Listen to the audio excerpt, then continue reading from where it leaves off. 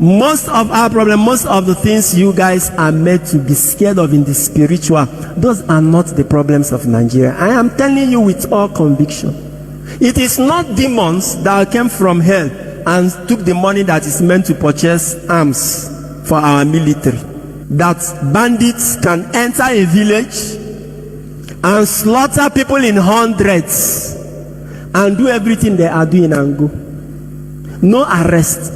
Have you ever heard that bandits were arrested and prosecuted in this country? Is it demons? Are they demons? If your destiny, you'll be busy binding and casting destiny, destiny demons, and I beg you, if I hear which destiny demon.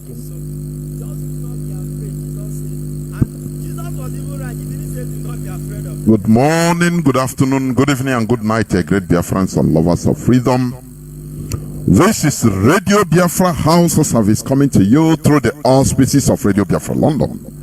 My name remains Mazi, Jonathan Chinedu from Olu province of Biafra land. We are here live and direct. Today is Saturday, the 30th day of July in the year of our Lord 2022. We are here live and direct. Today we continue on our usual discussions on religious matters. Therefore, as I have been saying, we continue doing what we are doing because the restoration of Biafra also involves the mental liberation first, in order for us to sustain our freedom in a positive way. We must first of all indulge in mental restoration, mental freedom, mental emancipation. If you don't do that, honestly speaking, the physical restoration will be worse than even the quagmire, the zoo we call Nigeria. Because you continue thinking like that. If you don't refine, we don't first of all refine the way we think. That is why our leader has been taking time hammering on changing the way we reason. That is the first thing. Do you understand? The way we reason is highly critical. It is crucial in what we engage ourselves into. Prior to the physical restoration, we must first of all restore ourselves mentally. And that part of it is the reason why we are doing what we are doing in this hallowed platform, in order to enlighten, in order to make sure that our people hear the reality, because what we preach here is scientific. Truth is absolute. It doesn't matter the language you use. Truth is mathematical. It gives you the same results, facts and figures. That is it. Therefore, I will be here with, as usual, Nwada who is already here with me. But before I go to presenting her, please let us pray. Our brother Mazi Sampe will lead us in a prerequisite prayer. Let us pray.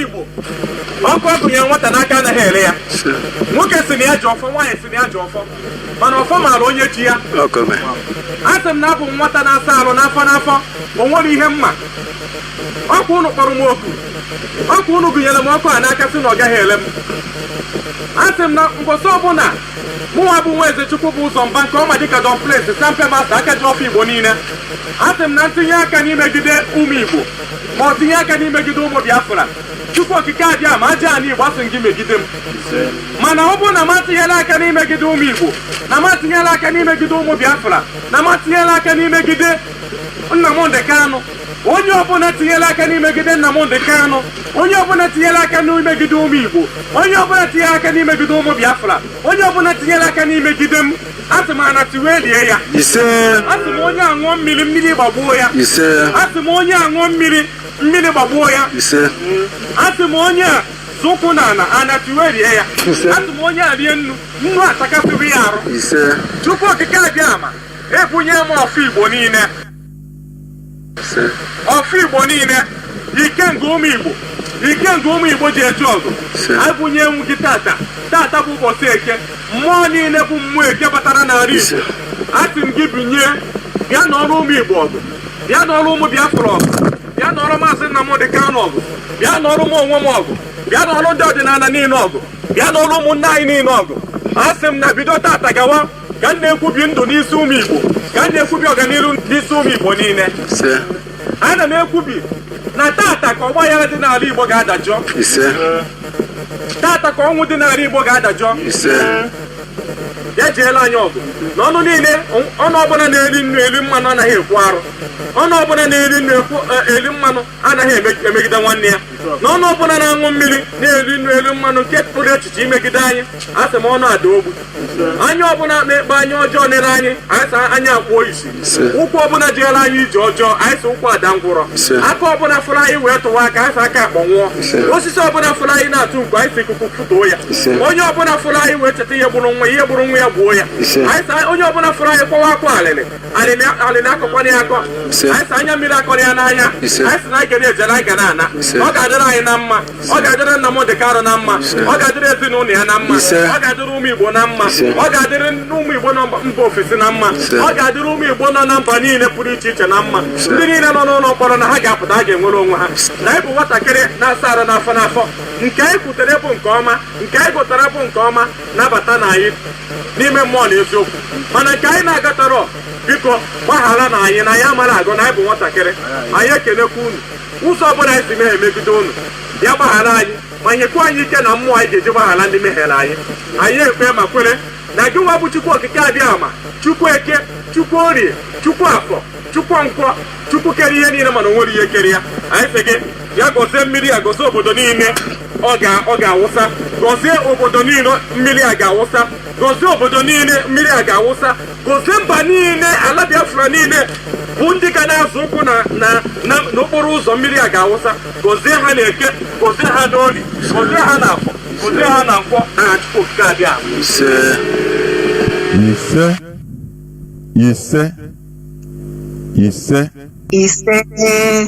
Once again, I welcome each and every one of you to today's edition of Radio Biafra House of Service, coming to you through the auspices of Radio Biafra London. Today is Saturday, the 30th day of July 2022, being the day we dedicated for the foreseeable future on discussions concerning religious issues. We will never shy away from it. You can remember even during the days of our leader, even earlier days, when he dived into religion, people were calling him, advising him, advice. Mazi, do you know, please don't dive into this. It will tear us apart. Let us focus on restoration of Biafra first. Now, when we restore Biafra, now we can discuss about it. Our leader laughed. He said, what is the restoration of Biafra? We can never talk about restoration of Biafra without talking about religion. If we have no-go areas in this restoration effort, then there is no need. It would be better for us to continue cooperating in Nigeria, so that in order to satisfy ourselves, or few of us. No, don't talk. Don't make sure. Please, you are provoking some people. Our advice. But we must continue what we are doing, because we have seen that this is one of the main causes of our sheepishness, of our docility, of why we are becoming cowards. Igbo race, Biafrans that are offsprings of that came from the lineage of brave Ekumeko. We are turning into cowards because of what they pump into our brains religiously. That God will fight our battles. That miracles, just pray and expect miracles. Today we are going to dissect some issues that you will hear and understand. Therefore, before I continue, I will bring in Nwada, please, so briefly introduce yourself before we continue. Go on, Nwada, please. Good afternoon, Mazi, Jonathan. Good afternoon, my fellow Biafrans. How are you all doing? Especially those in motherland. I want to congratulate you guys, encourage you with the ongoing protests. Hopefully, you guys will stay in the trenches. It's a must do. We must bring awareness to the systematic killing of our youth, the heartbeat, the engine of who we are. So what you guys are doing is noble. What you guys are doing is recognized internationally by any civilized world, even the under-civilized world. So just want to encourage you guys that we're supporting you both in prayers, in any way we can. It's a noble cause. You know, there comes a time when something will trigger for us to take the bull by the horn. This is our moment. This is your moment. This is the moment to bring awareness to this extrajudicial, systematic destroying of our youth by Uzodimba and his cohort. So, before I proceed, I want to give respect, the utmost respect to our Hamadike wherever he is, that God will continue to protect and guide him. My name is Haider. Welcome to the program today. As usual, it's about religion, spiritualism. Where are we? What do we need to do? This, you know, the trauma we have been through, we must get to the root, unravel them, so that we can be able to move forward as a group of people. Thank you all for your listening today. Once again, welcome to the program, Haider. God bless. Do not forget that our leader, Mazi is still in the enemy dungeon in the DSS, Nigerian DSS. He is our leader. There is no other supreme leader we have other than our leader. In his absence, or temporary absence, I should say, the DOS is in command. Whether you like it or not, there is no other person. Onaronoka paracetamol is not paracetamol. That is it.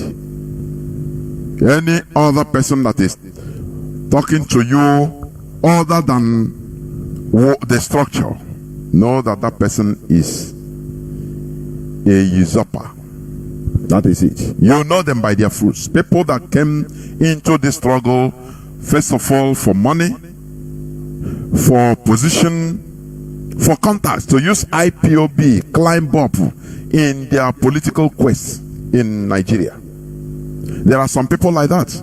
Maybe as a principal officer, you know, you will, before you know, you will get in contact with one Nigerian politician. They will contact you, and boom, bingo, bidozie.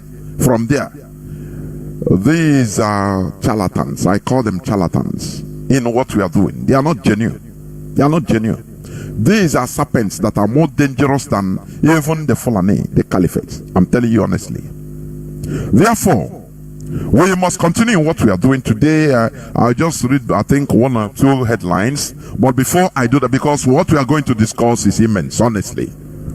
We are loaded in order to unleash facts and figures. Today, in this religious discussions on religious matters, we are going to discuss on a topic that says forced religious conversion. That is simply the topic. Forced religious conversions. That is it.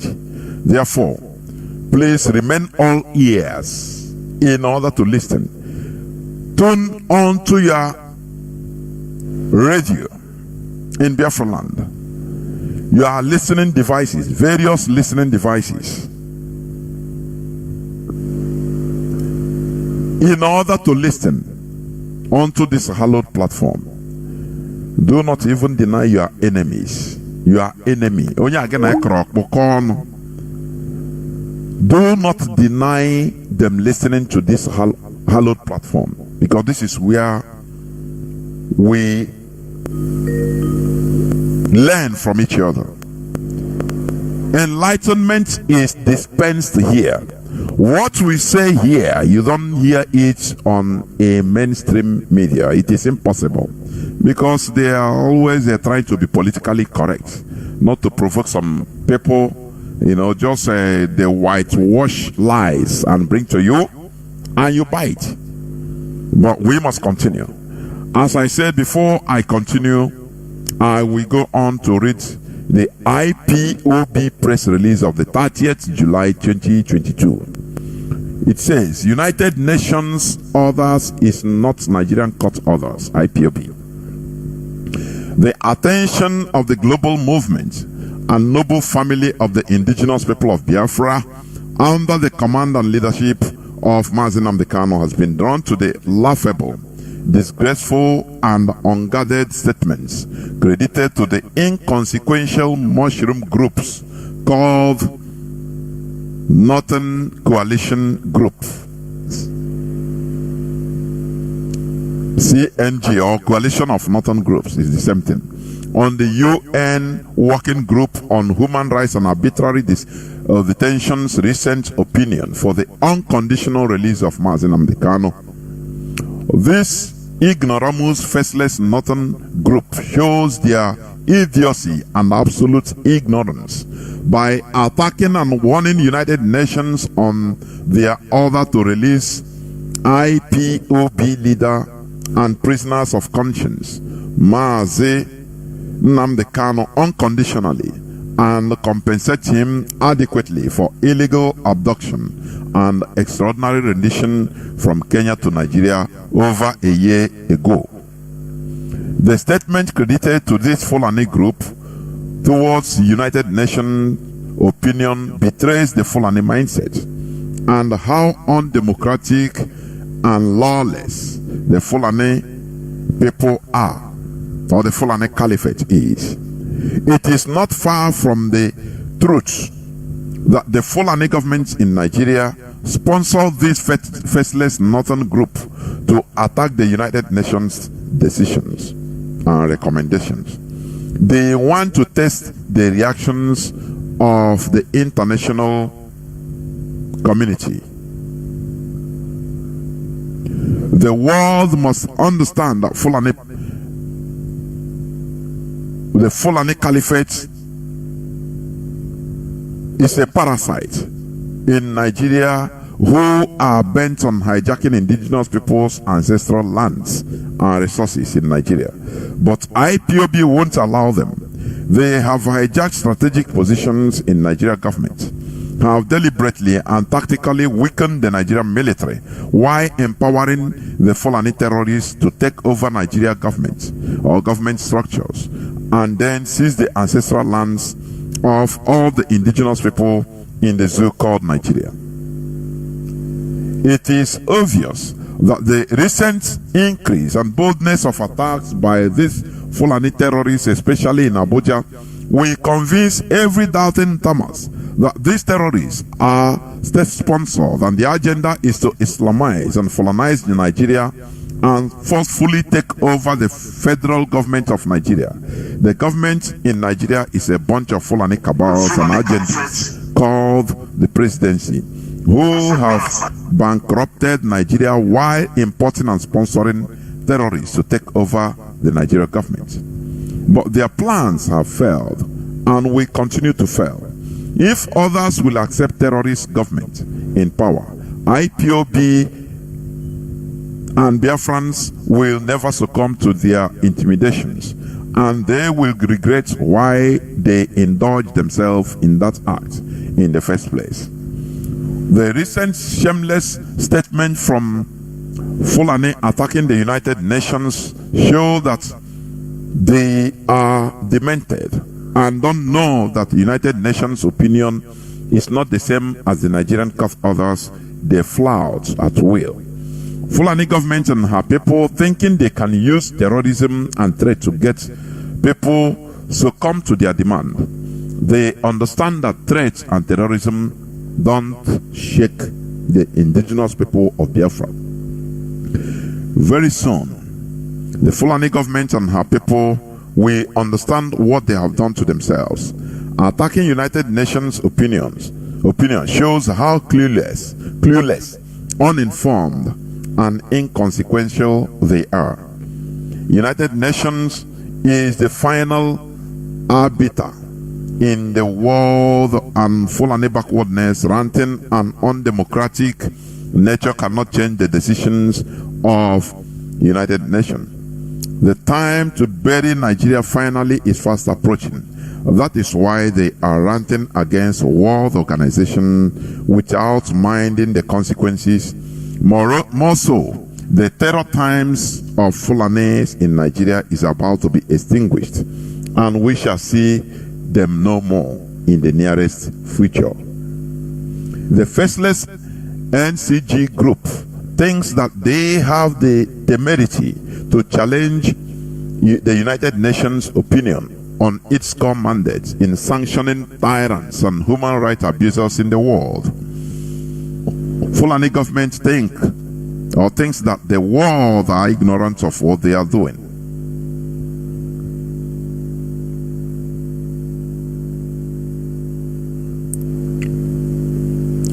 Fulani government,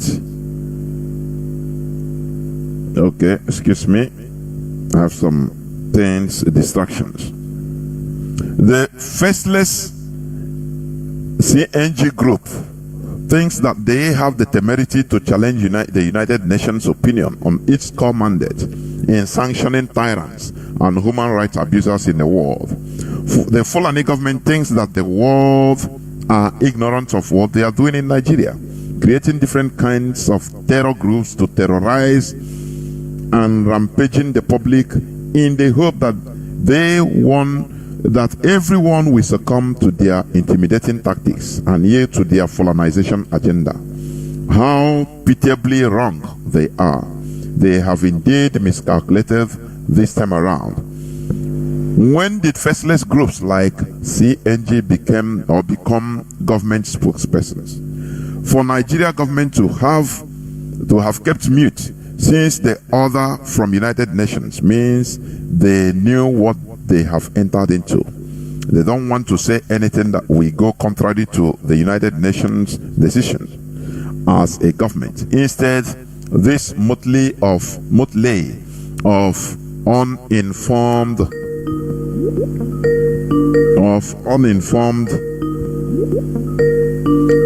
northern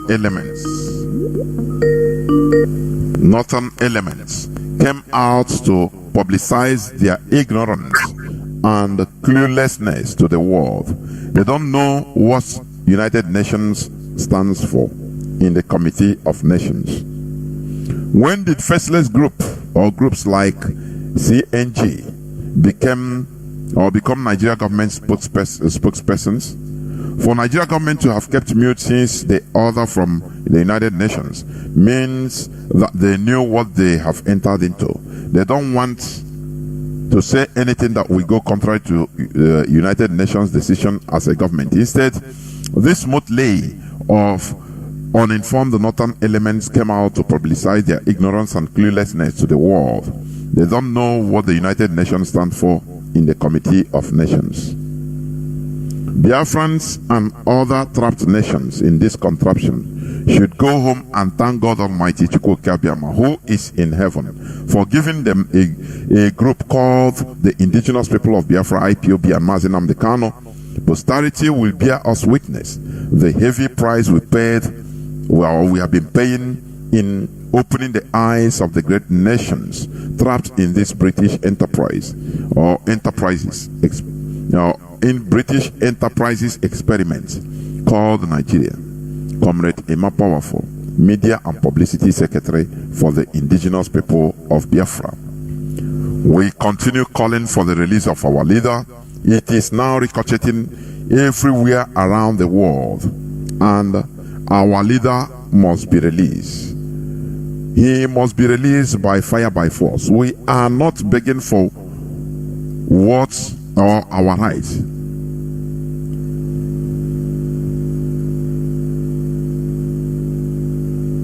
I need to clarify something. Okay. We must continue.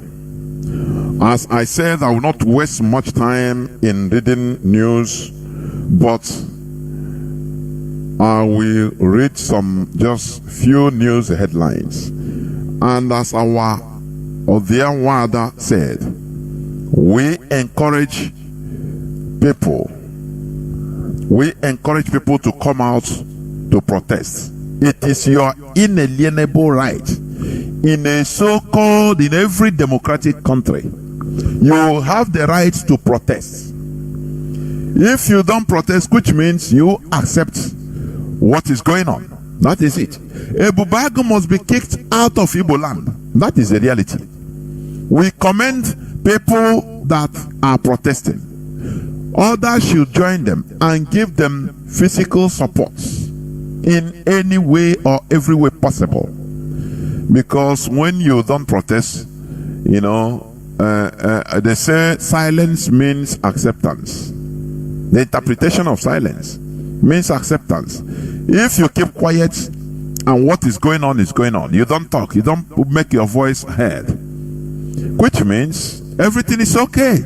That is the reality. When you see the developed countries, what they are doing, just like the Prime Minister of Austria has resigned, he stepped down. That young man, I call him a young boy, has stepped down. Why?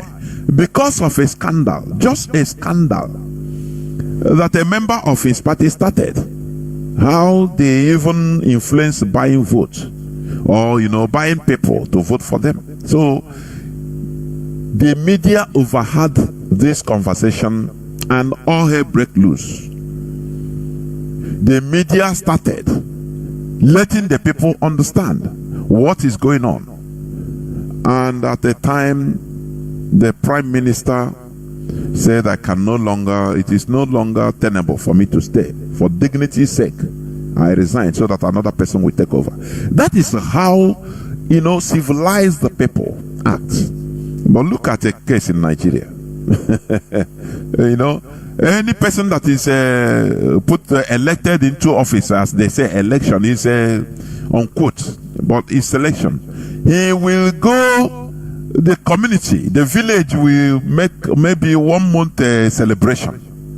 That their time God has finally answered their prayers for their son to enter there and loot. That is what it means. Because if you are there to work for the people, why will you celebrate? You go to church and mosque and celebrate, and you buy drinks for people, food, cooking. Everybody is eating. Because you entered into a political office, a public office. Does that make sense? We must continue. The World Igbo Congress suggests impeachment proceedings against Uzodimma. It is long overdue. You understand? He must be kicked out of office. The World Igbo Congress has said it. It is long overdue because that man, the stooge, the Fulani Caliphate stooge, that Fulani Caliphate stooge, he shouldn't be there. He is there from behind. He entered there through the window. He must be kicked out anyhow. Therefore, you are encouraged to come out in order to protest. Look at he scammed the innocent of billions of naira. Bring cars, innocent manufactured and brought cars to him. And he celebrated, he bought cars from Innocent. Today, he didn't pay, he never paid a dime. Today, Innocent is suing him so that to pay him his money. This is the type of system you have, where everything is rotten. We must continue. Another news headline says, Buhari not aware of threats to kidnap him until I told him El Rufai. Do you see how they make light of issues? You know, El-Rufai is a sitting governor. He's a current one of the commanders of Boko Haram, of all these terrorists. Everybody know that. Anytime he's coming out to talk against, his lip service against the terrorists, against Boko Haram, it's just to play politics, lip service to cover up his crime. Now he's saying it's him that informed the impostor that, oh, terrorists want to kidnap you. Be careful. Even I myself have taken care. Look at a government like Nigeria with the resources. Now they are making light of it. Imagine that it is another, maybe, I will not say Biafra, so that you will not even, think that. Imagine that it is Odua, OPC, that threatened to kidnap Rufai, the president. What will happen? Carpet bombing. They will carpet bomb everywhere. Talk less of Biafra. Saying that, if you don't give us Biafra, we kidnap you. Look at, they will not, they will blow it, and before you know, bomb is, they will take it to the whole Western governments, United Nations, and look at, these are terrorists. Just, that is why we need planes, more planes and equipment to bombard these people.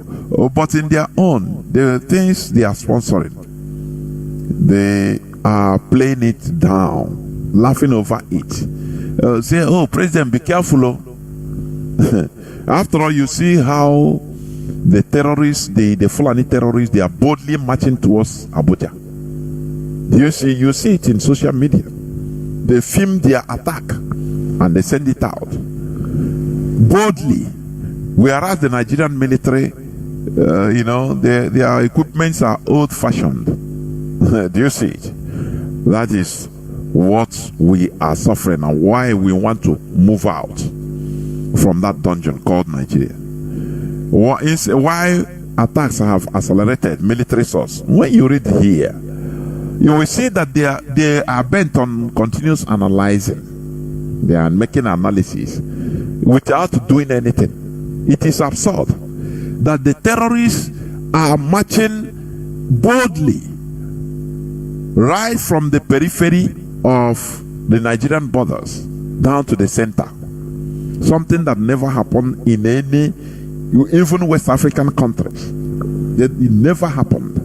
In Mali, they have been kept at bay in the border areas. In Burkina Faso, the same thing. They never go down to the capital. But remember what Pastor Emmanuel Bosun said, Abuja Declaration 1989. That tells you all you need to know. The Islamization or Fulanization of Nigeria through Islamization. That is when they hatch the plan, practicalize it. When Babangida puts hands into the coffers of Nigeria and paid $21 billion, not 21 billion naira, to the OIC to Islamize, to Fulanize Nigeria through Islamization. This is what is playing out today. Before people can say, no, it cannot happen. It's propaganda. We are safe in Abuja today. Are you safe? Are you safe? I'm asking. The answer is no. We must continue doing the needful. Nwada, I don't know whether you have anything to say before I continue to the main topic of the hour. Yes, Mazi, I have one or two things to add to the Please go on. News making headlines. I think I monitor the same news. You're talking about where they were making light of El-Rufai, talking about he told the president. When I saw that, then it was really shameful. It's a shameful news. Why do I say that? So now is that trying to say El-Rufai trying to say that the president is not being debriefed of the security status of the country? That's what it means. Because one of the major daily briefing of any president of any country is the security briefing of that country, so that the president will know how to strategize, move things from one into the other, because his main job is to protect the people and the property. So if this president we have seen on social media gallivanting from one country of West Africa to another to Europe, is not even being debriefed. To the extent he didn't even know that there was a threat on his life. So all these people, these all one Nigerians that are believing and depending on the government apparatus, the government military security outfit to protect them. How can they protect you? Because it's this guy you call your so-called Buhari, whether he's dead or alive, is the commander-in-chief. He is the one that is going to give instruction. He is the one that's going to give directives to go and protect you or not. He himself didn't even know there was a bounty on his head. That is how bad things. It was a shameful thing. Another thing I wanted to bring, I monitored that news like I said earlier on. There was a guy, I don't know whether it's the same news or another news. This guy was trying, they were, these so-called crazy media presenters. They are the worst. I've never seen anything like this, Mazi. There are these guys, I think it was on that program the question was, what do we do now? And the guy was hashing out how it all started. You could see the presenters trying their possible, and most of them are from the South, their possible best to hush him down, to say, where we are now is not what started it. We are not here to blame anybody. Where we are now is the solution. In my head, I'm like, how are you going to get to a solution of a problem where you don't even know how it all started? Why? Because they don't want the truth to be told. They don't want any false name to be mentioned. They don't want Buhari's name to be mentioned. They don't want anybody to remember all the statements Buhari made before he became a president. Even El-Rufai made one of his tweets where he said that if anybody kills a Fulani, that they will always remember, they will revenge. They don't want to hear things like that. So how are you going to bring wholeness? How are you going to bring this so-called one Nigeria where you are not ready to face the truth? That is where people are. So the argument is this: Nigeria is done.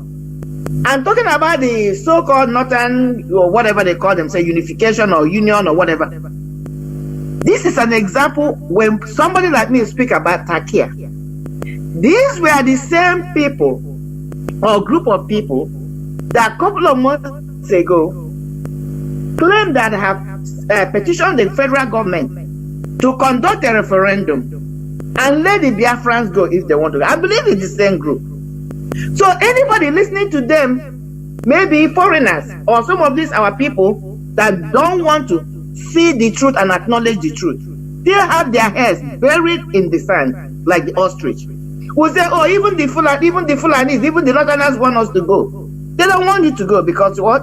We are the lifeline of that country. We are the lifeline in every ramification. We are the life wire, whether we acknowledge who we are or not. There are the same people now saying Mazi should not be released. Okay, Mazi should not, even though that statement from me, I'm happy the way my powerful answered it. It's a non-starter because they are non-entities. That's who they are. Who cares about them? What are they trying to say? They may be able to influence what is happening in Nigeria. We're talking about war stage. There are nobody. The opinion carries no weight.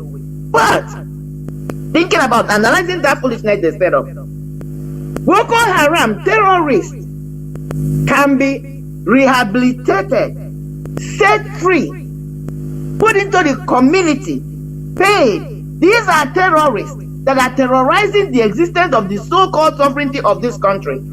That even the president has been shot at twice, him and his convoy, whether he was there or not, have put a bounty that they're going to arrest him and the stupid El-Rufai. This is a group we're talking about. They are worthy to be rehabilitated. But an innocent man who is just exercising his inalienable right cannot be released. And somebody is listening to that. That is why I said it was a non-starter for me, that because they are non-entities. So issues like that, I'm glad, brother Ima Powerful, comrade Ima Powerful said it, because there are some of us who, for some reason, it doesn't matter how much you try to minister to them, talk to them, they are not getting this story. They are not getting the picture of what is going on. So these are the people Ima Powerful, I believe, has ministered to, spoken to, and I hope they get it. These guys are non-entity. We are not dealing with them. We didn't petition in their court. We did not petition to them. Your opinion should not matter, does not matter, will never matter. So that's the where things stand. So this is one of the things I was going to bring in, Mazi, as we continue to proceed to the. But Nigeria is really done. All those people who think they can hide in Abuja is not safe anymore. So my question becomes to them, even the Ohaneze is talking about that, whatever they're saying, I don't even trust them. All of them that have been advocating, thinking they were safe in Lagos and Abuja, let them wake up and smell the coffee. So where are they going to run down now? Somebody like this stupid nose of them, he's ruling from Abuja. Let him go home, because the time will come when Abuja cannot accommodate any one of them. Because you know what? The fire is already on the mountain. It doesn't matter what they do. This is how these people operate. They're already in Abuja. There's nothing you can do. And I want to use this opportunity. Then I will get into the main topic, Mazi. I want to use the word to call other West African countries who are sitting quiet. Just like some of us are sitting with what is happening in our Igbo land right now, especially in Imo State, thinking that, oh, it's an Olu affair, it's Imo State affair. Every Biafran, every Nigerian should rise up for the killing of this, the murdering of this, cold-blooded murdering of this 14 innocent youths. It could be you tomorrow, it could be me tomorrow, it could be your child. But the same, I'm extending the same call to West Africa in particular. What these Fulanis, what these terrorists are trying to do, Nigeria is strategic for them. If they can get hold of Nigeria, if they can capture Nigeria, which they have set their eyes on for many, many years ago, and they said it when they were coming, they will use it to launch attack to every other country in West Africa, especially the nearby ones. So what am I saying? They should rise up and make sure that these people are checkmated from every angle and blow them into oblivion. Mazi, I'm going to segue for now as we continue. Thank you very much. There were Mazi, and there were Nwada. I think, this terrorist threat is a script they are playing against the so-called president. They want to find a way in order to discard the impostor. Maybe tomorrow, they will have a so-called cinema as exchange of gunfire. Oh, Nigerian president has been kidnapped. Oh, he has been killed. That is, they are looking for a way in order to move out, in order to move out of the quagmire.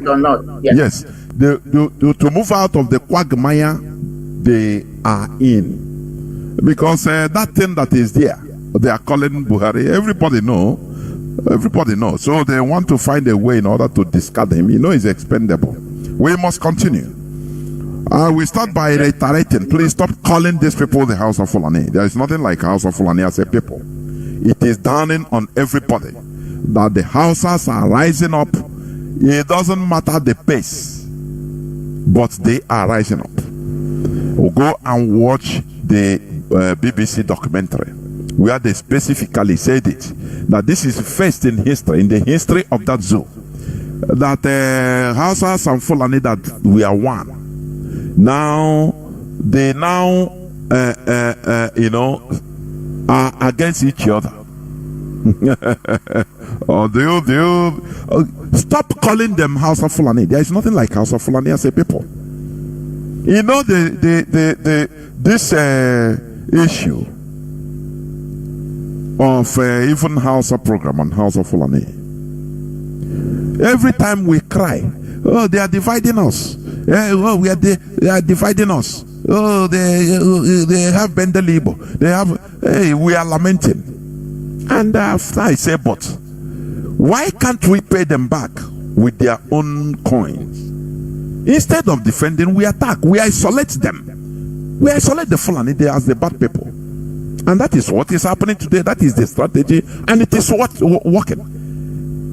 So we must continue in what we are doing, because it is working. Today, the Hausa, they are rising up. Do not forget that there are people that are in the midst of the Fulani and Hausa. Like there are people that have both parents, mixed parents. You understand? The same way we have in our land. So it is not going to be easy, but it is not impossible. In our land, we have mixed multitude, and that's why one of the reasons we are suffering from sabotage also. You understand? Because we have mixed multitude. You understand me? So it is not going to be easy, but don't say that it is impossible. Oh, instead of like, nah, let us continue classifying them together. No, that is a very wrong notion. Stop calling them the house of Fulani. We must continue.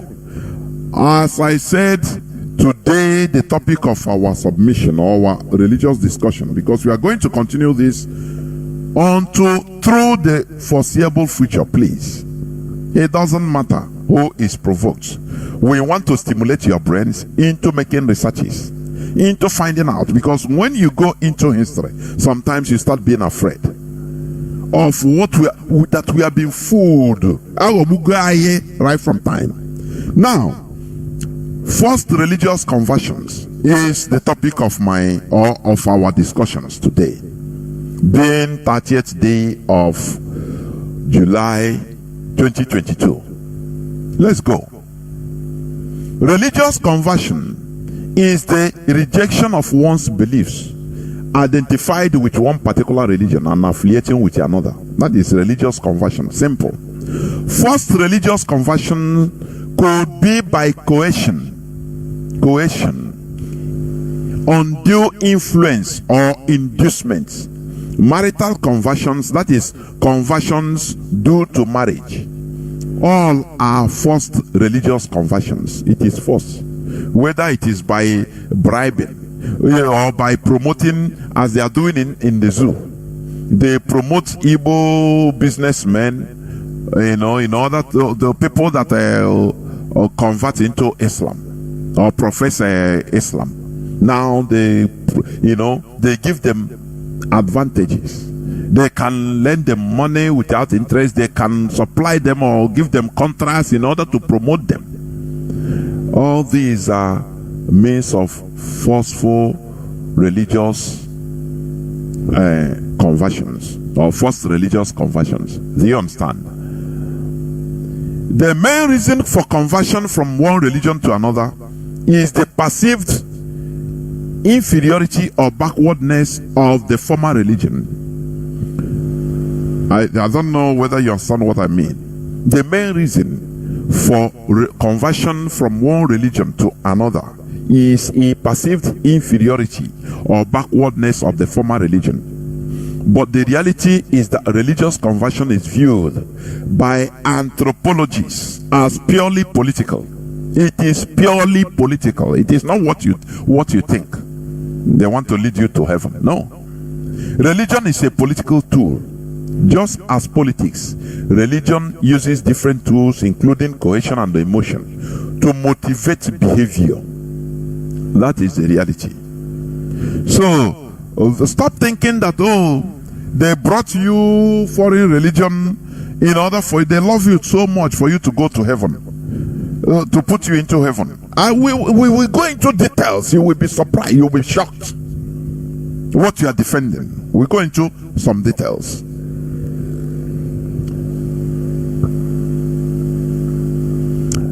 Historically, first religious conversions are mostly carried out by Christianity and Islam. Historically, the first religious conversions are mostly carried out by Christianity and Islam. Why? What is the reason? Due to colonization, for colonization, dominance, and easy political manipulation. That is the truth. Let us go into a bit more, just little bit more, in order to buttress what I am saying. I want to go into a little bit more. Okay. We are talking about first religious conversions. Now I'm reading from just first conversion. It's the same thing, religious conversion. Listen.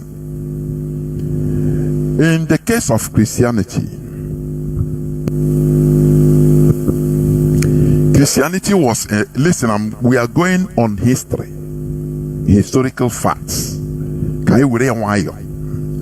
Christianity was a minority religion during much of the Middle Roman classical period, and the early Christians were persecuted during that time.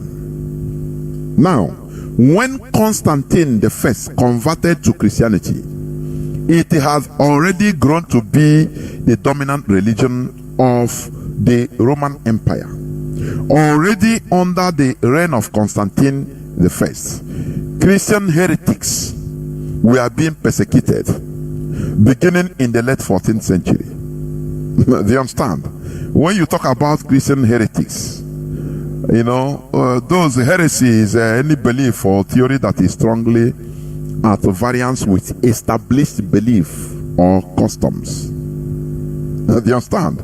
Established by human being. Listen, you will hear. Christian heretics were being persecuted beginning in the 4th century.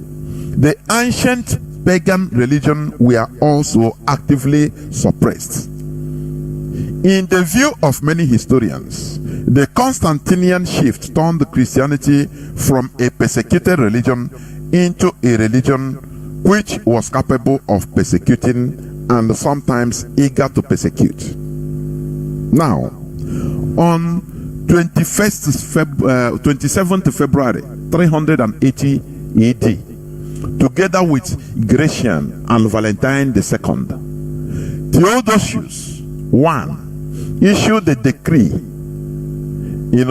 the so-called Edict of Thessalonica, recorded in the Codex Thessalonius. This declared Trinitarian Nicene Christianity. It described it here, Trinitarian, that is Father the Son, God the Holy Ghost, God the Father. These are human concepts. I'm coming, please. It's human, what human beings think. Oh, this is how it should be. Now, when they concluded, they smartly put it in the Bible you are carrying today.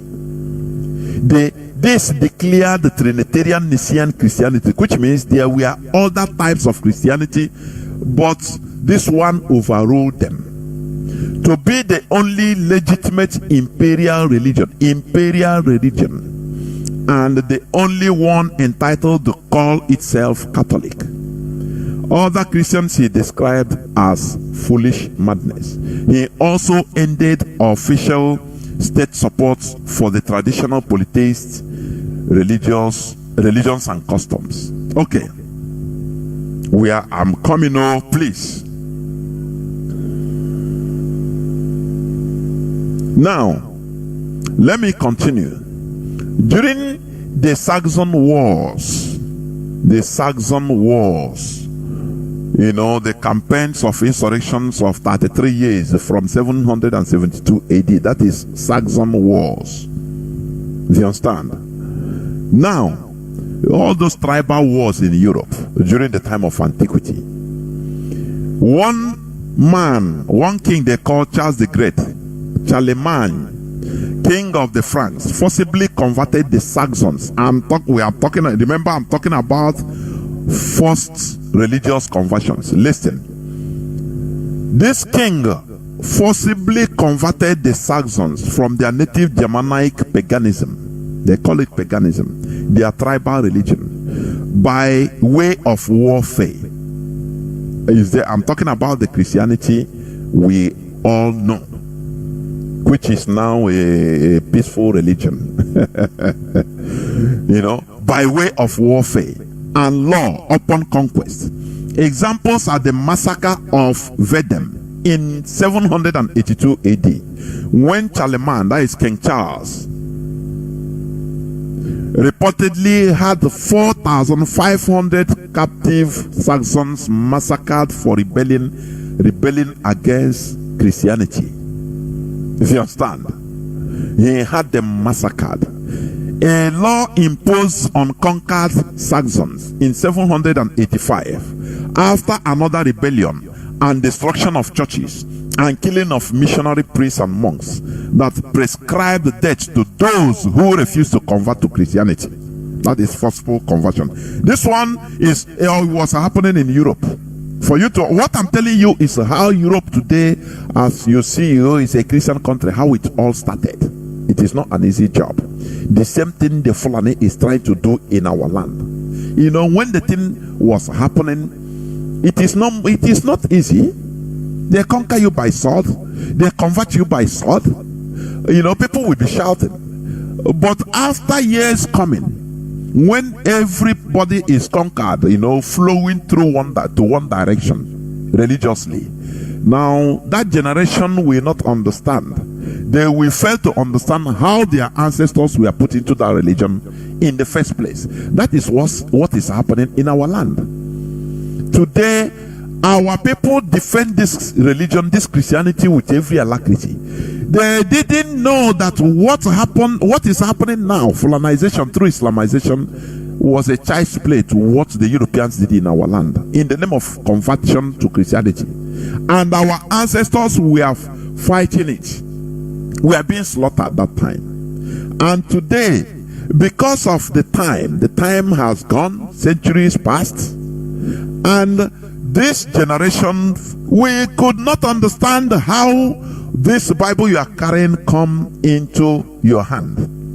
That is how European religion was, you know, smoothly unified through conquest. I will come, I'm talking on a European basis. I will come to Africa, please. Listen. First conversion that occurred after the 7th century generally took place during riots and massacres carried out by mobs and clergy without support of the rulers. In contrast, royal persecutions of Jews from the late 11th century onward generally took the form of expulsions, with other exceptions such as conversions of Jews in southern Italy of the 13th century, which were carried out by Dominican inquisitors instigated by King Charles II of Naples. Jewish were forced to convert to Christianity by the Crusaders of Lorraine on the Lower Rhine, in Bavaria and Bohemia, in Mainz, and in Worms. You understand? Pope Innocent III pronounced in 1201 that if one agreed to be baptized to avoid torture and intimidation, one nevertheless could be compelled to outwardly observe Christianity. I'm telling you some of the heinous crimes and atrocities committed by Christianity. What you are seeing today in our land is a child's play. Do you understand? All this they did in Europe, in tribal Europe. Then talk less of what happened where they have the same color. Talk less of what happened in Africa. You will see it. And Pope Innocent III in 1201 he said, those who are immersed, even though reluctant, do belong to ecclesiastical jurisdiction, at least by reason of the sacrament, and might therefore be reasonably compelled to observe the rules of the Christian faith. It is, to be sure, contrary to the Christian faith that anyone who is unwilling and wholly opposed to it should be compelled to adopt and observe Christianity. For this reason, a valid distinction is made by some between kinds of unwilling ones and kinds of compelled ones. Thus, one who is drawn to Christianity by violence, through fear and through torture, and receive the sacrament of baptism in order to avoid loss, he, like one who comes to baptism in dissimulation, does receive the impress of Christianity and may be forced to observe the Christian faith, as one who expressed a conditional willingness, though absolutely speaking he was unwilling. This Pope was explaining the details, justifying the massacre, the forceful conversion of people into Christianity. If you don't believe, they will kill you. that is history. It's a historical. These are historical facts. We are not making them out or making them up. Do you understand? Now,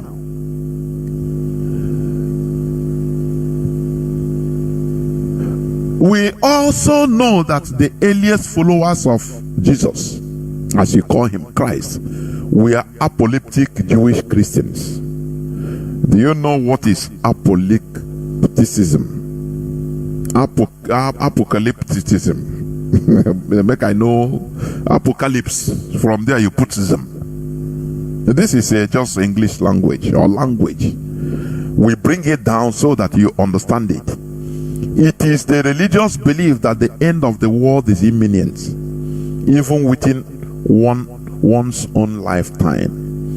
You know, even according to the writings of the Bible, the early Christians, the apostles, the disciples, they were inside the house always breaking bread.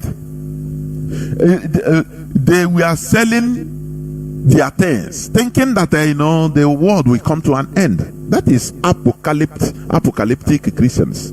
That is how they believe that this world will come to an end. That is why, even when you read the book of Acts, I think chapter 8, or if I'm not mistaken, about Ananias and Sapphira, have you forgotten? Others were selling their own things. Nobody compelled them. And they sell their land, Why are people selling their things? Coming to the church, to the gathering, in order to, because they believe that no need of having all these things, because the world is coming to an end. As of that time, more than 2,000 years today. Do you understand? Do you see how things are? Till today, the world is still existing. When Ananias and Sapphira came, they were, according to the record, according to the story, they sold their thing and brought and hid some part of the money. And you know what happened according to the story.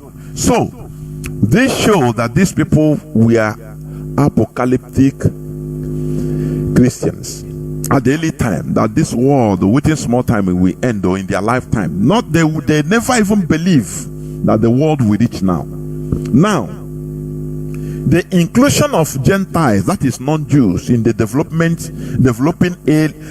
developing early Christian church caused the separation of early Christianity from Judaism during the first 2 centuries of the Christian era. Do you understand what?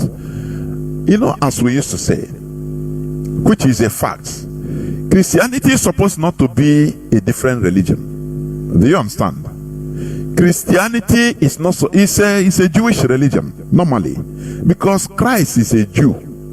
He's a Jewish man that he practiced Jewish customs and prayers and everything. But after his departure, the way one usurper called Paul just came into being and started saying that no, we have to give a gap. He come for Gentiles. That is non-Jews. Gentiles are simply non-Jews. They are Gentiles. They are known as Gentiles. Now, when these people, of which even historically Peter was against it, he said, no, this is our religion. Why should you open it to every other people? It's our way of life. Paul said, no, I saw a vision and this person God come from heaven and touch me. This and that. Who saw it? Peter said, you. I was with this person you say you saw in dream. I was with him physically. I drank with him. I ate with him. I did everything with him. He never told us to carry this thing that I wish this thing extended to the Gentiles. He said he come for the Jews. Now you are bringing your own thing. That is where they separated. Peter went his way. And that is why, the Council of Nicaea saw Peter's teachings as highly against the tenets of the Roman ruling class. It's highly radical. So, in the Bible, they removed all Peter's texts. Only 1 Peter and 2 Peter. Only. All others are the teachings of Paul. When somebody, I was in the dream and this and that happened, and now everything was focused on Paul, because he was teaching something that is good for the Roman Empire, for them to be able to manage people. Do you understand? That is how it is. So, the inclusion of non-Jews in the development of developing early Christian church caused the separation of early Christianity from Judaism during the first 2 centuries of the Christian era. In 313 AD, the Roman Emperor Constantine I issued the Edict of Milan legalizing Christian worship. I think I've said it. Do you understand? Now, what I'm coming, listen to me. You know, here we come from up or down to up for you to understand, or from up to down, depending on how you see it. Okay. Various Christological debates about the human and divine nature of Jesus consumed the Christian church for 3 centuries. And 7 ecumenical councils were called to resolve these debates. Note, it is humans that resolve these Christological debates and not spirits, as you sometimes are made to believe.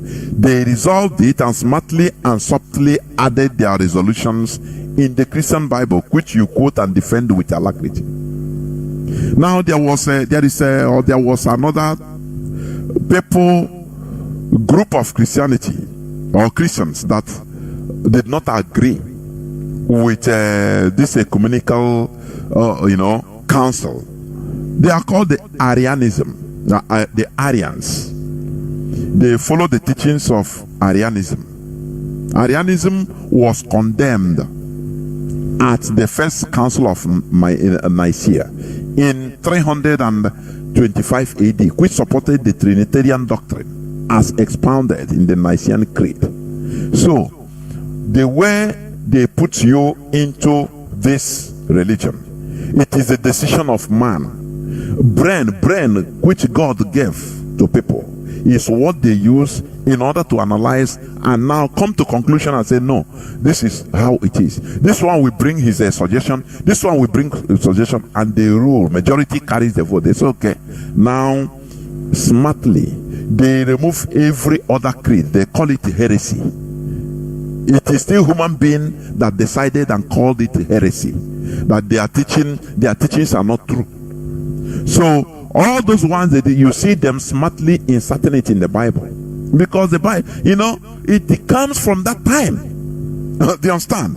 So, but this man Arian, he disagreed, but they pushed him aside and ordered politicians, the rulers that time, they ordered that this is what we have decided, and cure ED.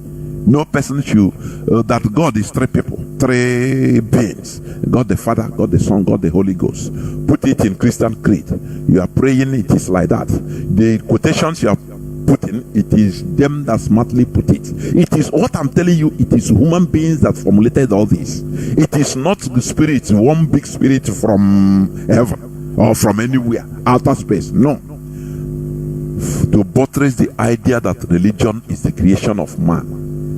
Christianity is or was part of Judaism, but the Jews now removed themselves when they found out that, look, non-Jews are included in this, which is against their system, because it is their way of life. Do you understand? Now, what am I trying to say? You see that forceful conversions is done even in this Christianity we are talking about. All these historical facts indicate that the imposed Christian religion underwent several human ideological reformations. Human ideological reformations.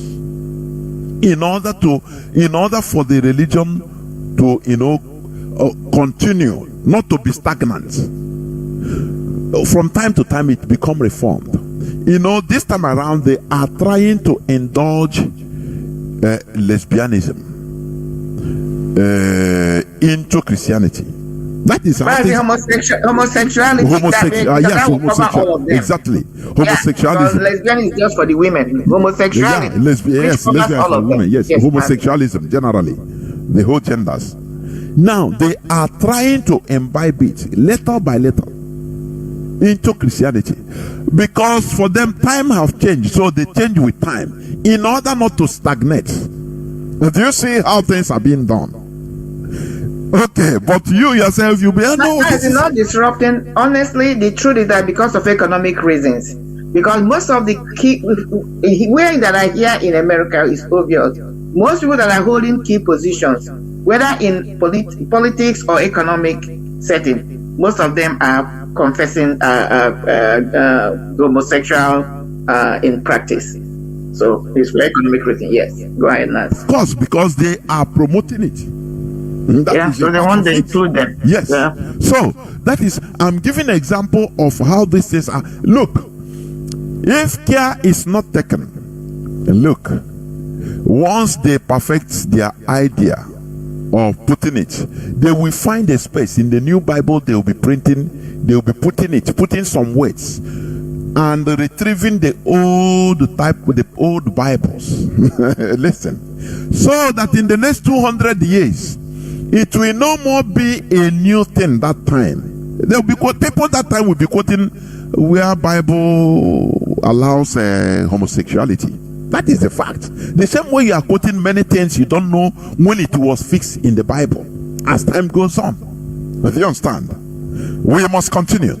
Now, as I said, the same thing happened to Islam, and that is why that is human ideological reformations, not a spiritual reformation.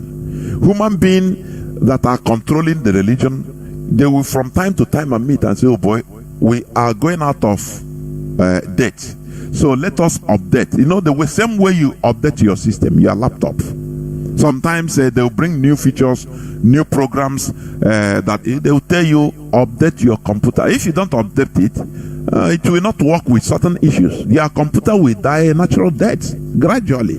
You will not be getting many apps. Do you see it? Just like your mobile phone. That is the reality. So all these things are updated by human beings. The same thing happens to Islam, and that is why there are several denominations in Islam also, which includes the Shia, Ibadi, Ahmadiyya, Sufism, etc. Therefore, the same human reformation should be happening to our indigenous religions in order to keep it alive and to meet up with the present time. Do you understand? You know, as I used to say, the problem with our indigenous religion, that it was not updated. So it stagnated and started smelling. That is why when you talk about today, when you talk about our indigenous religion, Omenalai, immediately people will go back, their mind will go immediately to, killing cows and goats or killing a bullet, doing bad things, because it was not updated. It was stagnant where it was being left since the conquest of Christianity in our land. Do you understand? This happened also in Islam.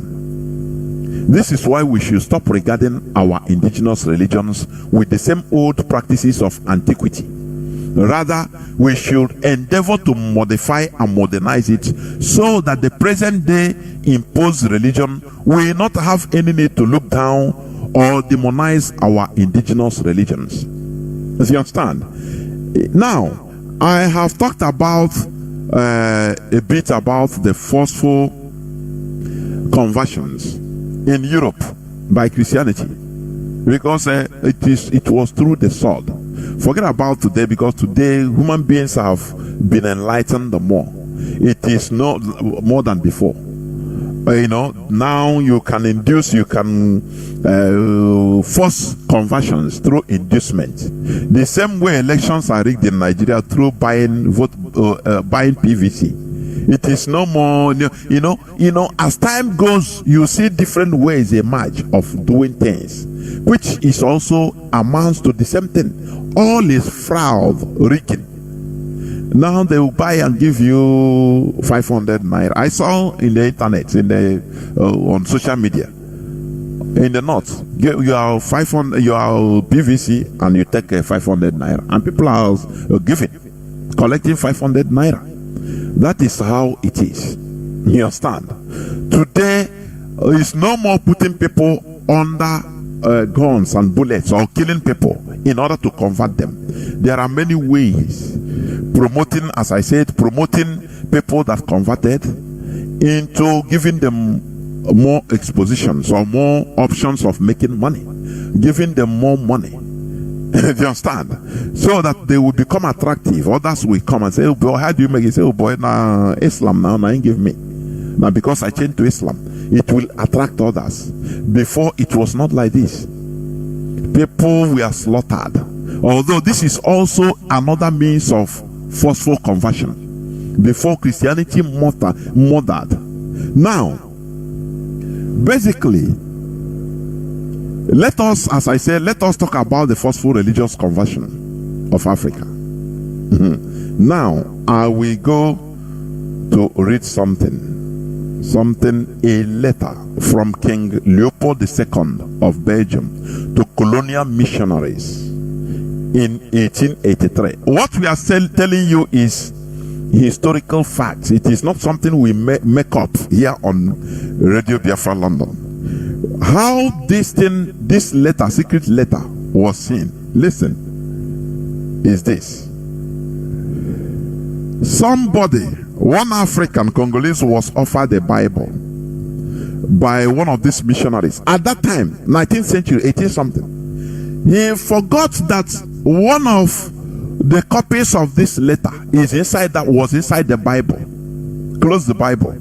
And the man took it, very wise, as the man is, or as the man was, because it was during the old time, 18 something, with the Christianization of Congo, of Africa. When the man he took the Bible from the white missionary, and after he opened to read, he saw these pieces of paper inside the Bible, and he was shocked. What I'm going to read for you. He was shocked. He started reading it. He was shocked. Now, this is a letter from King Leopold II of Belgium to colonial missionaries in 1883. The letter says, Reverends, fathers and their compatriots, the task that is given to fulfill is very delicate and requires much tact. You will go certainly to evangelize, but your evangelism must inspire above all Belgium interests. Your principal objective in our mission in the Congo is never to teach the niggers to know God. Listen. Are you listening? He says, let me reiterate. You will go certainly to evangelize, but your evangelization must inspire above all Belgium interests, which is not sending you. Their interest is not sending you to heaven as you think. It is their interest, number one. Your principal objective in our mission in the Congo is never to teach the niggers to know God. This they know already.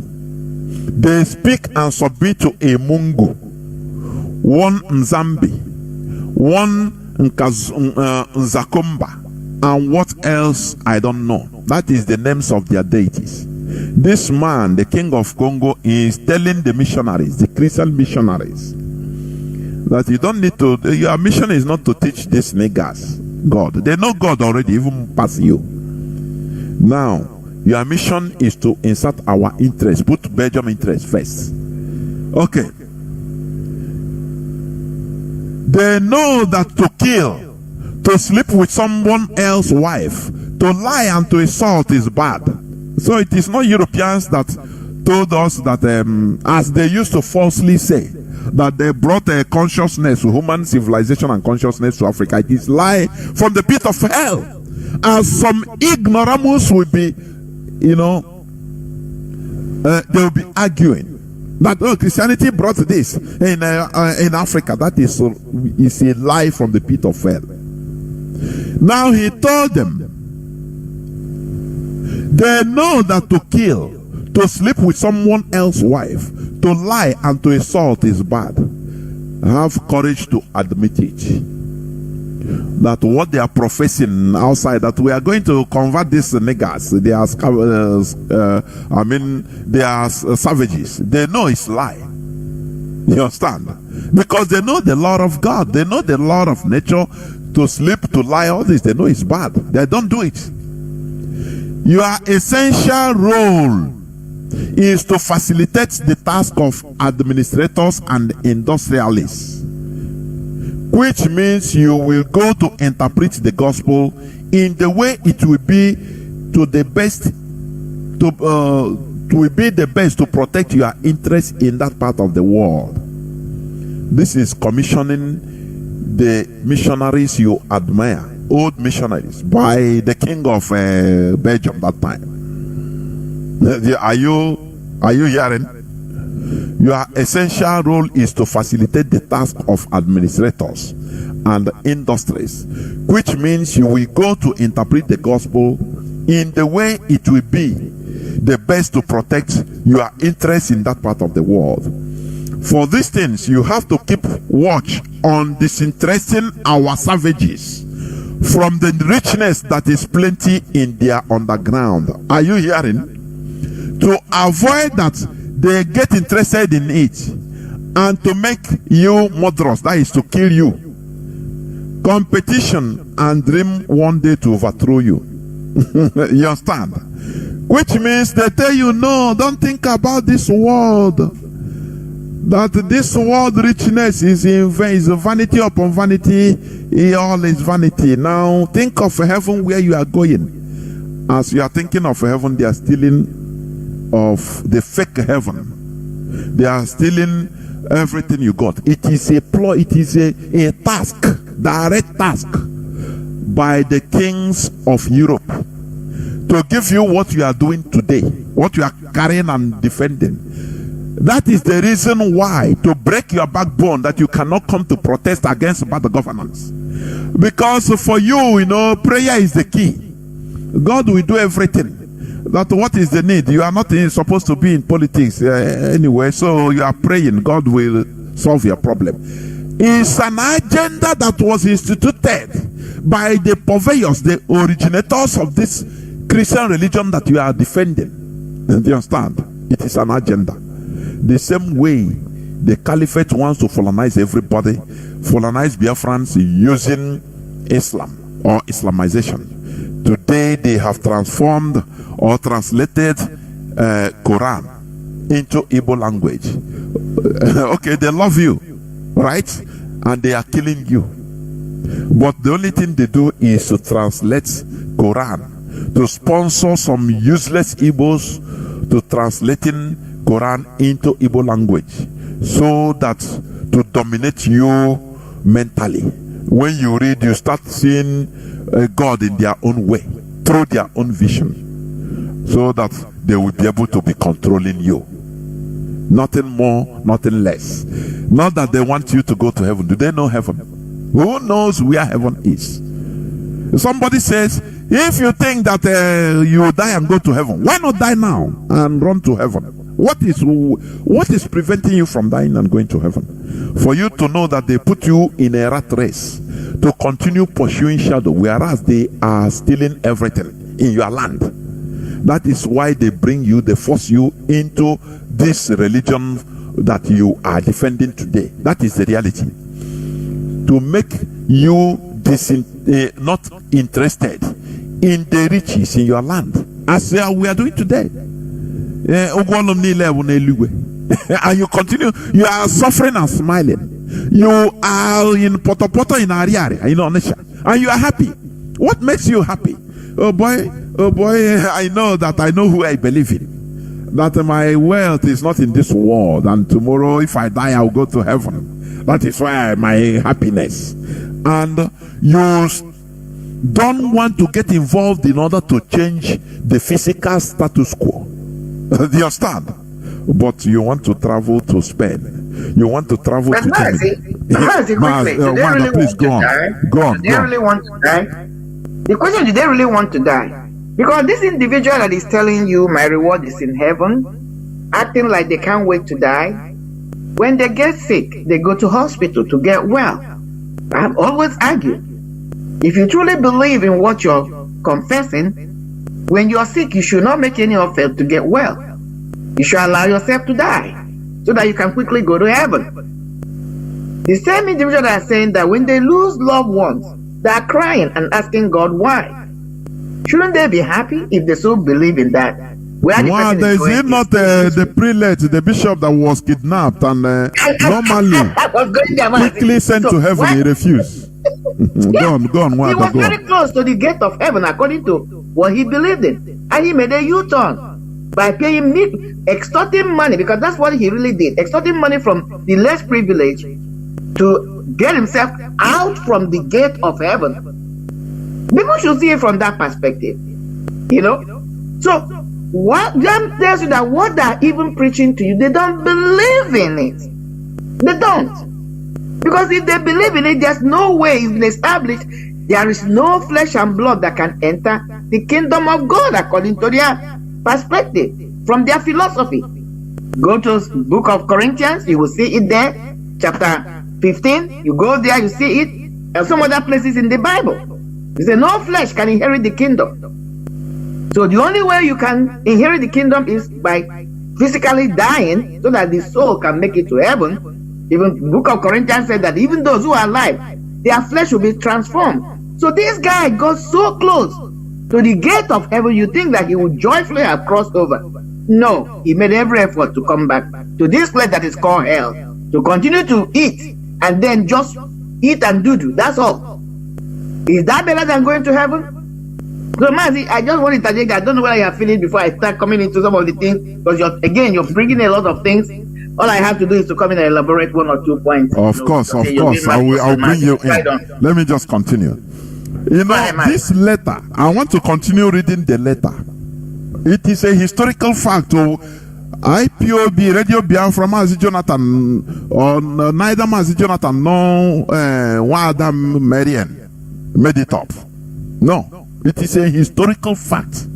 You can see it. Google it, you can see it. Letter of King Leopold II to the missionaries, 1803. You see it. You understand? He said, your knowledge of the gospel will allow you to find the texts ordering and encouraging your followers to love poverty. Like, happier are the poor because they will inherit the heaven. And it is very difficult for the rich to enter the kingdom of God. Do you see? So that you love poverty. Is it not what is happening in our land today? They have destroyed our mindset with this false religion. I'm telling you. They converted everybody, converted our ancestors by force. And because the time they have died, all of them that are converted, they have died, because they cannot, none of them is living to tell the story of what happened. They bear children and their children bear children, and where we are today, we forgot.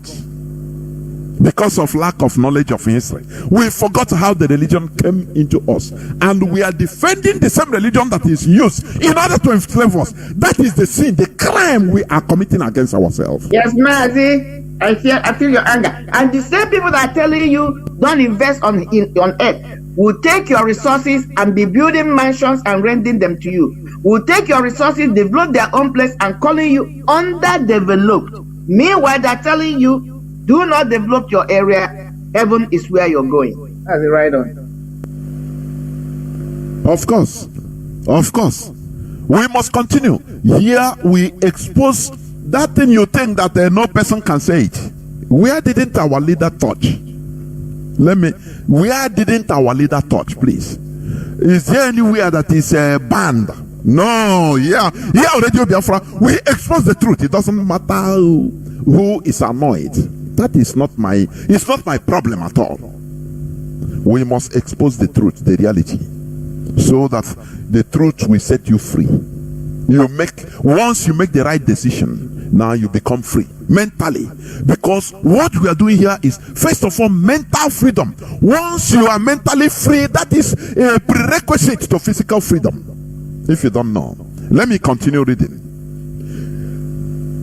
King Leopold, he ordered his missionaries, Christian missionaries. He told them, your knowledge of the gospel will allow you to find texts, that is text in the Bible, ordering and encouraging for your followers to love poverty. Like happier are the poor because they will inherit the heaven. And it is very difficult for the rich to enter into the kingdom of God. You have to detach them, or you have to detach from them, and make them disrespect everything which gives courage to affront us. That is why they made us start demonizing our culture, our traditional religions, calling it all is devil. It is absurd. Today you are hearing it direct. It's a historical fact. Because they know that once we go back to our traditional way of life, that we confront them. And they know that we pursue them. So they have to break our backbone. They force us into the fake concept that they call their religion in order for us to forget who we are. And today, are you not seeing it? Are you not seeing it? Now, the same Christianity makes everybody go and look for money. That is why you have that the Jews making money. Have you seen politicians against them? Because they tell them, be doing your business, I beg. Do your business as long as you are not opening the people's eye. How many times in Nigeria have you been hearing, oh, let's pray for Nigeria, let's pray for Nigeria? Instead of let's protest, let's go out and do something against what is happening in Nigeria. Because it is our duty. Can your religious leaders tell you something like that? That is why everybody is zombie in Nigeria, both Islam and Christianity. I'm telling it unequivocally. I don't have to be apologetic to you. I don't have to be apologetic, because when they were forcing us into this rubbish they bring us a religion in order to conquer us, to put us in the mess we are today, they didn't come with apology. Look at what the king was telling them, the missionaries. You revere. Who did they say that stopped the killing of twins in Marie Celeste? It's in history. That is what rubbish you study. You don't know what happened. You don't know what happened, because that is what they program you to be in this time. Here on Radio Biafra, we are giving you bitter pills. It is bitter, but it heals. Nwada, before I continue, because I will read this letter in 3 pages. Nwada, please come in, if you may. Come in before I continue, please. Let me come in, Mazi, and expand on. That's what I'm just going to do. Expand on the bring more clarity to the things you have said, Mazi. Rightfully, you touched on the key points. One, because when you send this topic that we're going to do it, I went and did a little bit of research. I won't call it in depth. One of the things you have showcased us here are these. One, Africa, the whole world, every community has their own indigenous religion. Because if we can think back, or rightfully, there are only 2 so-called religions that are creating commotion, mayhem, that have been designed to gain power and control people. The 2 major ones are what? Muslim and Christianity. These are organized religions. When you take the 2 away, every society, before the organization of this particular 2 religions, had their own religion on the ground. That's what that man that was mentioned, that king mentioned there. They already knew God. They were having relationship with God. They were worshiping God, including our people. They knew, because I tried to find out what was it that made this our people. How were they able to penetrate and get this Christianity gain momentum in our place? They didn't come by force in the first place. They came with coercion. What you're reading now. Go there and deceive them. Deception. That's what really he was saying there. Find scriptures in the Bible you can use to convince them. The argument becomes, why did they believe it? Because even the Judaism you reverence, in those days, people were not loading their religion onto anybody. People had their own religion because it was their way of life. Nwada, please, before you continue, also touch this. The way, because when you talk about Judaism, it becomes very far. Some people will see it very far. In Africa, before the advent of white people, Europeans, no African tribe, no African nation has ever tried to lord or put their religion, impose it on, force it on others. It is not our way.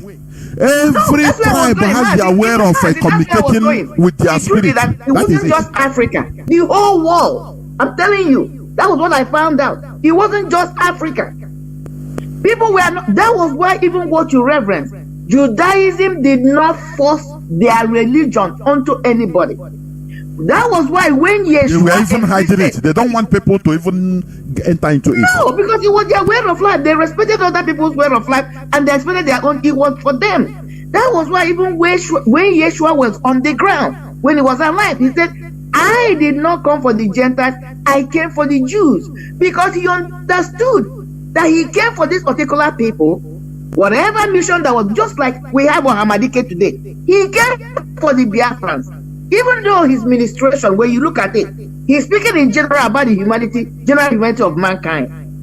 Because if you are into the spiritual realm or control, or you have what I call a touristic behavior, or you can check it out in the dictionary, this will have a lot of empathy.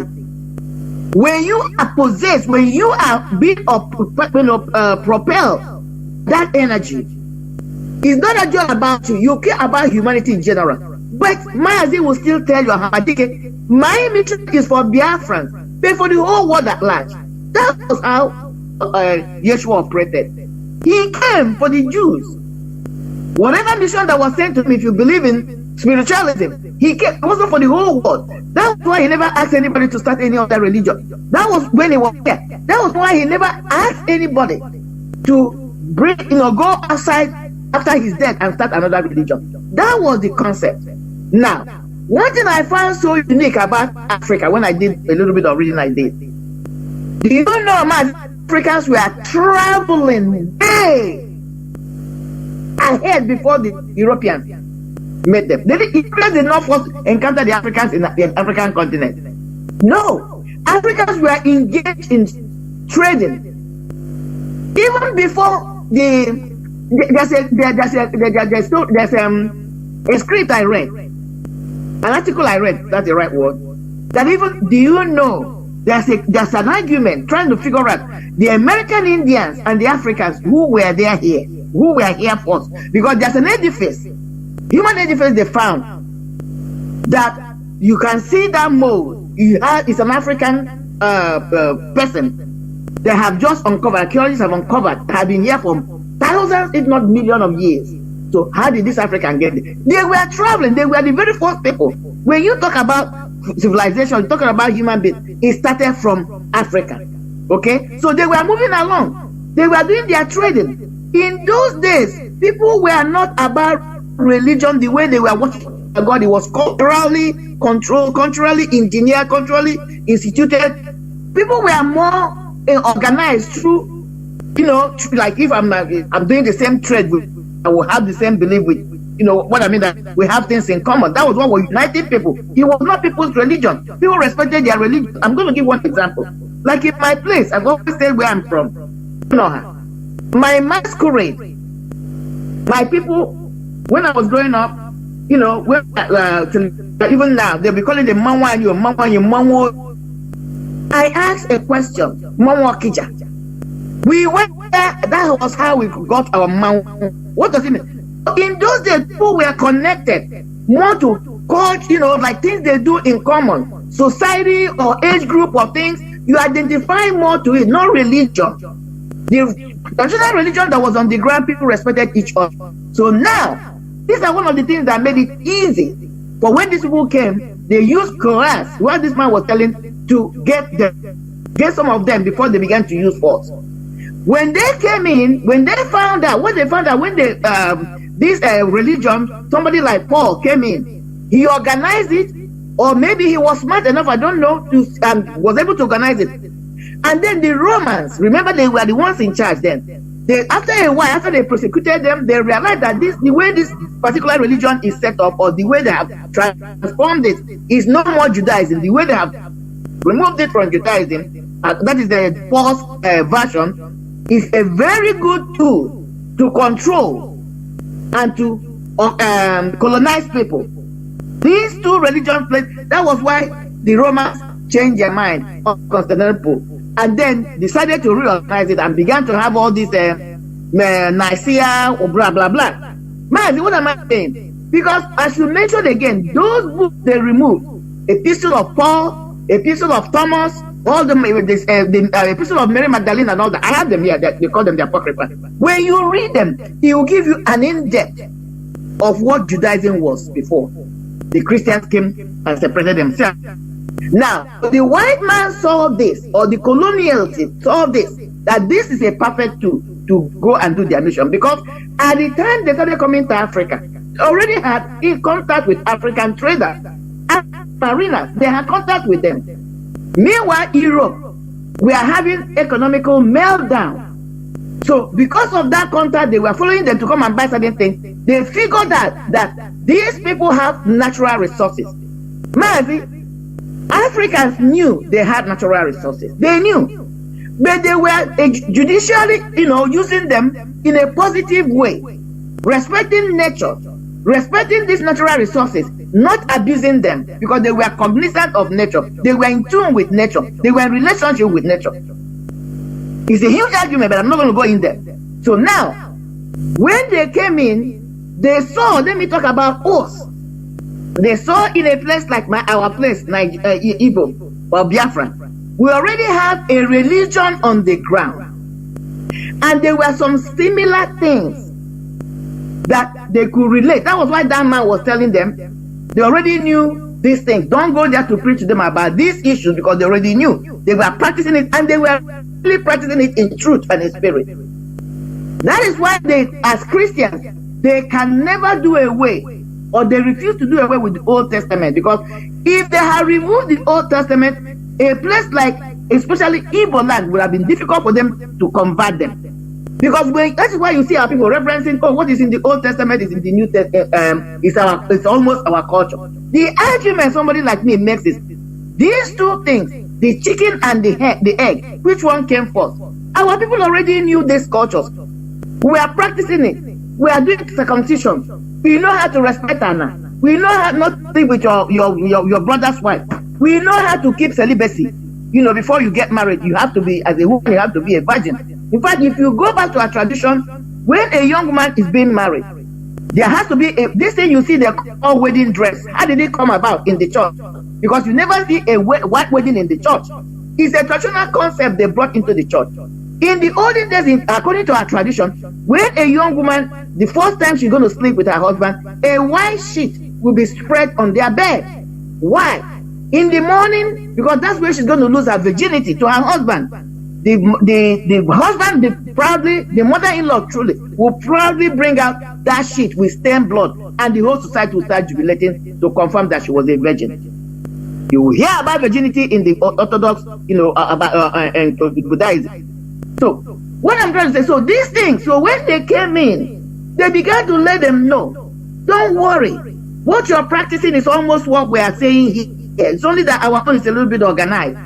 Our people knew how to respect Annie.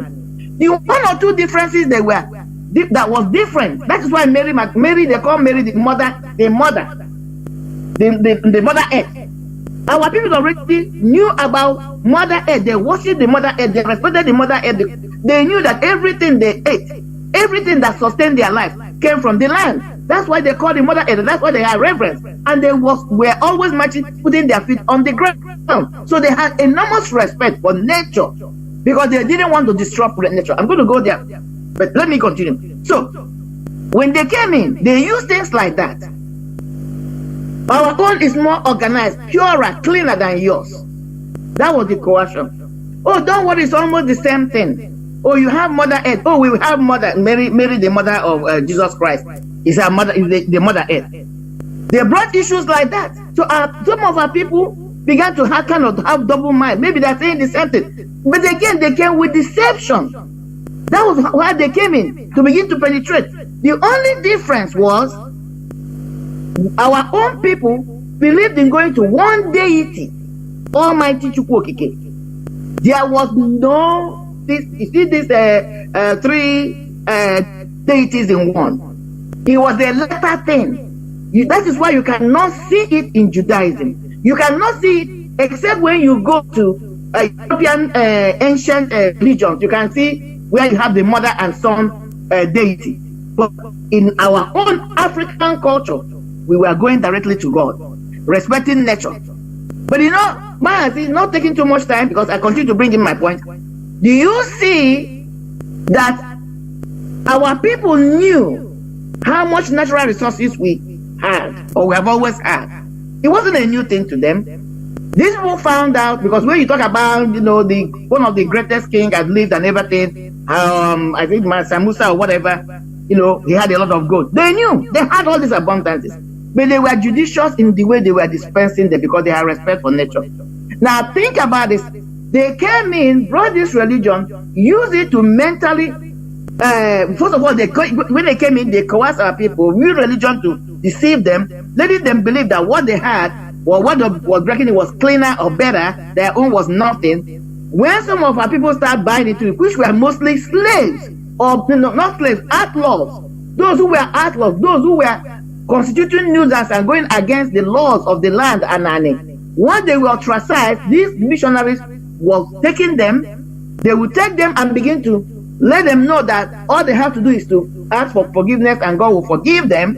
And then, you know, these people now, instead of going to jail, not just what is happening with this Boko Haram, instead of now sending them to jail, you're telling them they have repented Boko Haram, you put them in the midst. Now they begin to turn against the society. That is how they all started. These our own people began to turn against our own people who were still indigenous to the religion and the way of life. Over time, the whole thing began to cave in. Now, this is when they begin to, now as our people continue to resist, those who are resisting, that's when they came into forcing them through slavery. Began to encourage those people they have gotten to go and be creating wars. Some of them were installed as chiefs, you know, all these warrant chiefs, made them warrant chiefs, just like what they did with those of them. But what I'm trying to bring out now is that history is trying to repeat itself, and people should be wide open. That this is how these things start. At the moment he came, he didn't come peacefully. He came with deception, through deception. He came through by force. He came through by, finally, the slavery of the mind, which is what we are trying to disentangle from our people now, disengage from our people, which is through psychology. Now our people are the ones defending it. The deity of Christ and Mother Mary and God the Father was a recent thing. Even the older Christians were not in this thing. They never believed in these three deities. It was later on, just to make the story, package it well, to look well, for them to use it to continue to subjugate the people. That is how they came about the history. People should go and Google this, go and read it. I didn't write it, you didn't write it. These are history, archaeology showing it. So, but when I hear my people, some people want to defend the deity of Christ, telling you, even sometimes you talk to them, they say, oh, please, please, please. That is not true. It's a concept instituted by man. It has nothing to do with spiritualism. You will never find it in the Old Testament that is supposed to be your base. You will never find it in the ancient religion. It's a new thing because they package this religion to continue to subjugate, to continue to intimidate, to continue to dominate people. So people must rise up and understand that we have been mentally caged. That's what we're trying to unclog. And now you have the new one that bringing in Muslim in our land. That is really where my head is, because this is how it started. If you look at the whole element, it's playing out again. If we are not careful, in the next 100 to 200 years, our children will be defending Muslims. Look at the amount of people being slaughtered every day. None of the Fulani is trying to, bring in, Fulanize everybody. People that look at our elders, keeping quiet because they have been compromised. Exactly, if you pay attention, what happened when they brought Christianity. The variables might sound a little bit different, but it's the same thing. Translation of the Bible into dialect English, teaching our people English so that we can buy it hook, line, and sinker. That's what they're doing with this Muslim thing now, Mazi. I'm going to pause here as we continue to exploit this. But it's like, this topic, I don't think, Mazi, we can do it in one segment. Of course. Honestly speaking, because there are many things in it. Remember that we are talking, the topic of our submission today is about forced religious conversions. Now, let me continue reading the letter, the order of letter from King Leopold II of Belgium to colonial missionaries in 1883. Do you understand? Let me continue. He is ordering the missionaries, Christian missionaries. Before I do that, there is something I remember. I say, look, even in the Bible you are reading, in the Old Testament, the stories you are hearing, have you ever read where God ordered through the prophets, as the records say, ordered the Israelis? They say, oh yeah, go when you conquer, for example, Assyria, make sure, in order to impose Judaism, your religion on them, make sure to keep. No, never is never. Because it is their way of life. Their way of life must be there. Anytime, I'm going to this Bible story now. He will say, God said, their sins have reached me. Therefore, he will send the Jewish, the Israelis, to go and conquer them because of their sins and punish them. He never. Why is it their sins? Because in their own personal way of life, their religion, which is not Judaism, I mean in the other people, they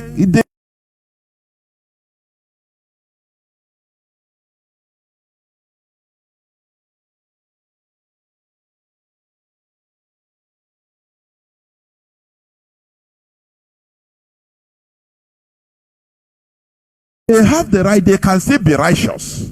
Do you understand? I don't know whether people are what. I don't know whether you understand what I mean. Because it is not always that they say their sins they committed as a people, which are non-Jews. Now he will order maybe David or other Israeli king, say, go and I will give them to your hands because they have sinned against me. Which means it's not always they have been sinning. And they were not, Jews. They were not practicing Jewish religion. They were doing their own thing, which means God recognized it. Just the same way that the Jews, sometimes they say, God said, you have sinned. That is why I give you into the hands of the Philistines. So, any people with their own religion, they can sin because they have rights. God is hearing everybody. If you put it like that, the God is central. It is not something that could be manipulated. God is not an entity that could be manipulated by one religion or one country. No, it is universal, for goodness sake. It is only mostly these two religions that are tormenting the world, Christianity and Islam. I'm telling you honestly.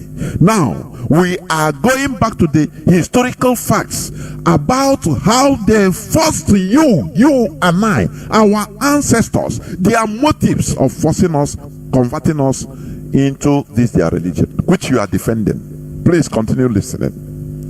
Now, King Leopold he wrote to the missionaries also, he told them, your knowledge of the gospel will allow you to find texts ordering and encouraging your followers to love poverty. You see, don't you love poverty in Nigeria? Don't you love poverty in Nigeria? That is why when they tell people to come out to protest, to chase all these politicians into oblivion so that they will understand that what they are doing is bad. No, you say they'll use Bible to defend them. No, Bible say, I am of this world, but I'm not for this world. There's a way they put it. Vengeance is mine. Vengeance is mine, says the Lord. My reward is in heaven. So there's no need, because it will be very hard for a rich man to enter into the kingdom of God. So why am I? You see the person talking this, he have no electricity, he doesn't have even any program of the next meal. He's in Potopoto in Ariaria, being happy. One avoiding sickness, one curable sickness will infect him or her and kill her. But she is quoting you Bible. The Bible, what they put you, they want originally the Europeans, why they bring you, force you into this religion.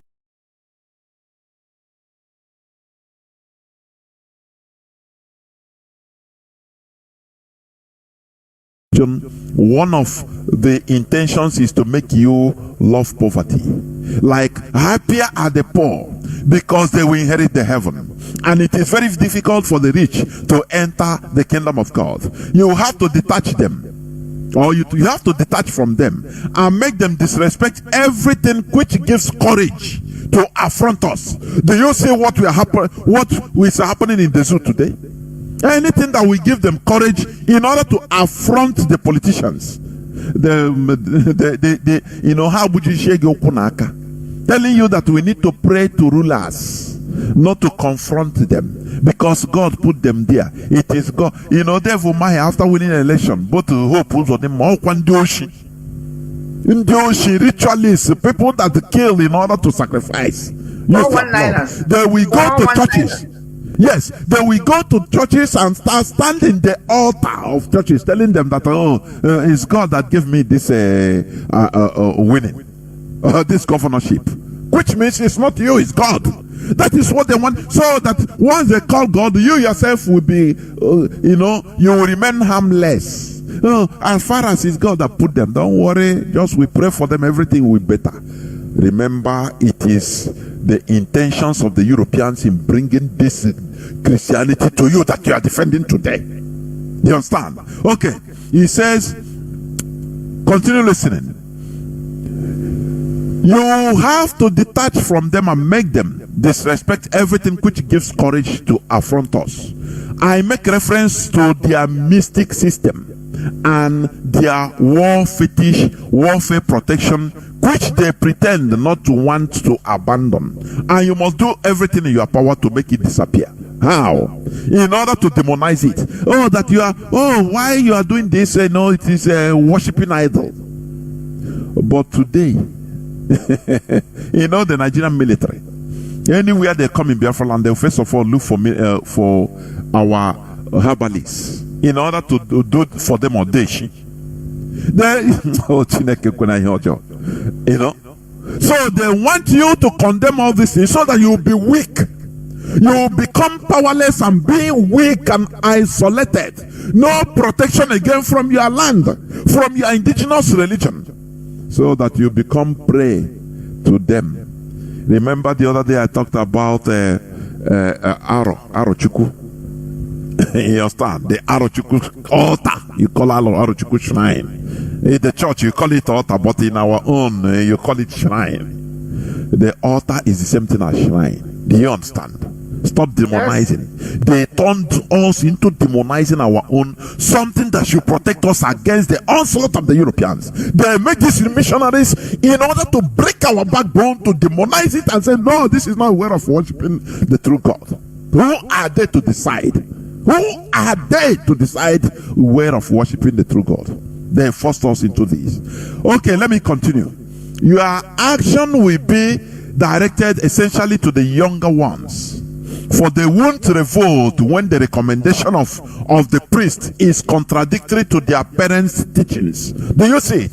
The children have to learn to obey what the missionary recommends, who is the father of their soul. They must singularly insist on their total submission and obedience.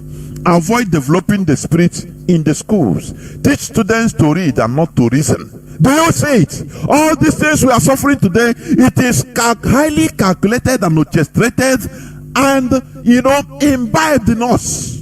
It is an agenda. And that is why when they see us doing all these things, defending what they give to us with bad intention, they are laughing at us. Do you understand? They are laughing at us. This is why we are calling for us to go back to our roots.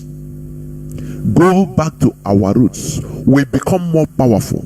We become more impregnable. We become more invincible. Do you understand? The Europeans, they understood it. That is why they first of all try to detach us from our land, so that our land, our land will be annoyed for us. Now they can strike and get us. That is it. Now I continue reading, please. He said, the children who have to learn to obey what the missionary recommends, who is the father of their soul, you must singularly insist on their total submission and obedience. Avoid developing the spirit in their schools. Teach the students to read and not to reason. The way the black people reason today is to read. The Bible says, you quote from Genesis to Revelation. You cannot reason nothing.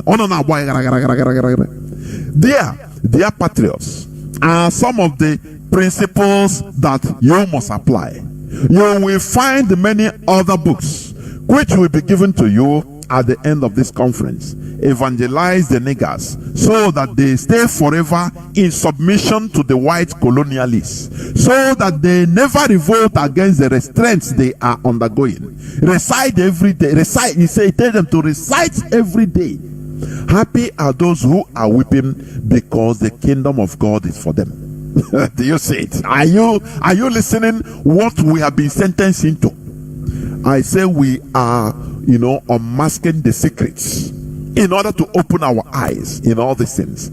Convert always the black or the blacks by using the whip. That is using the cane.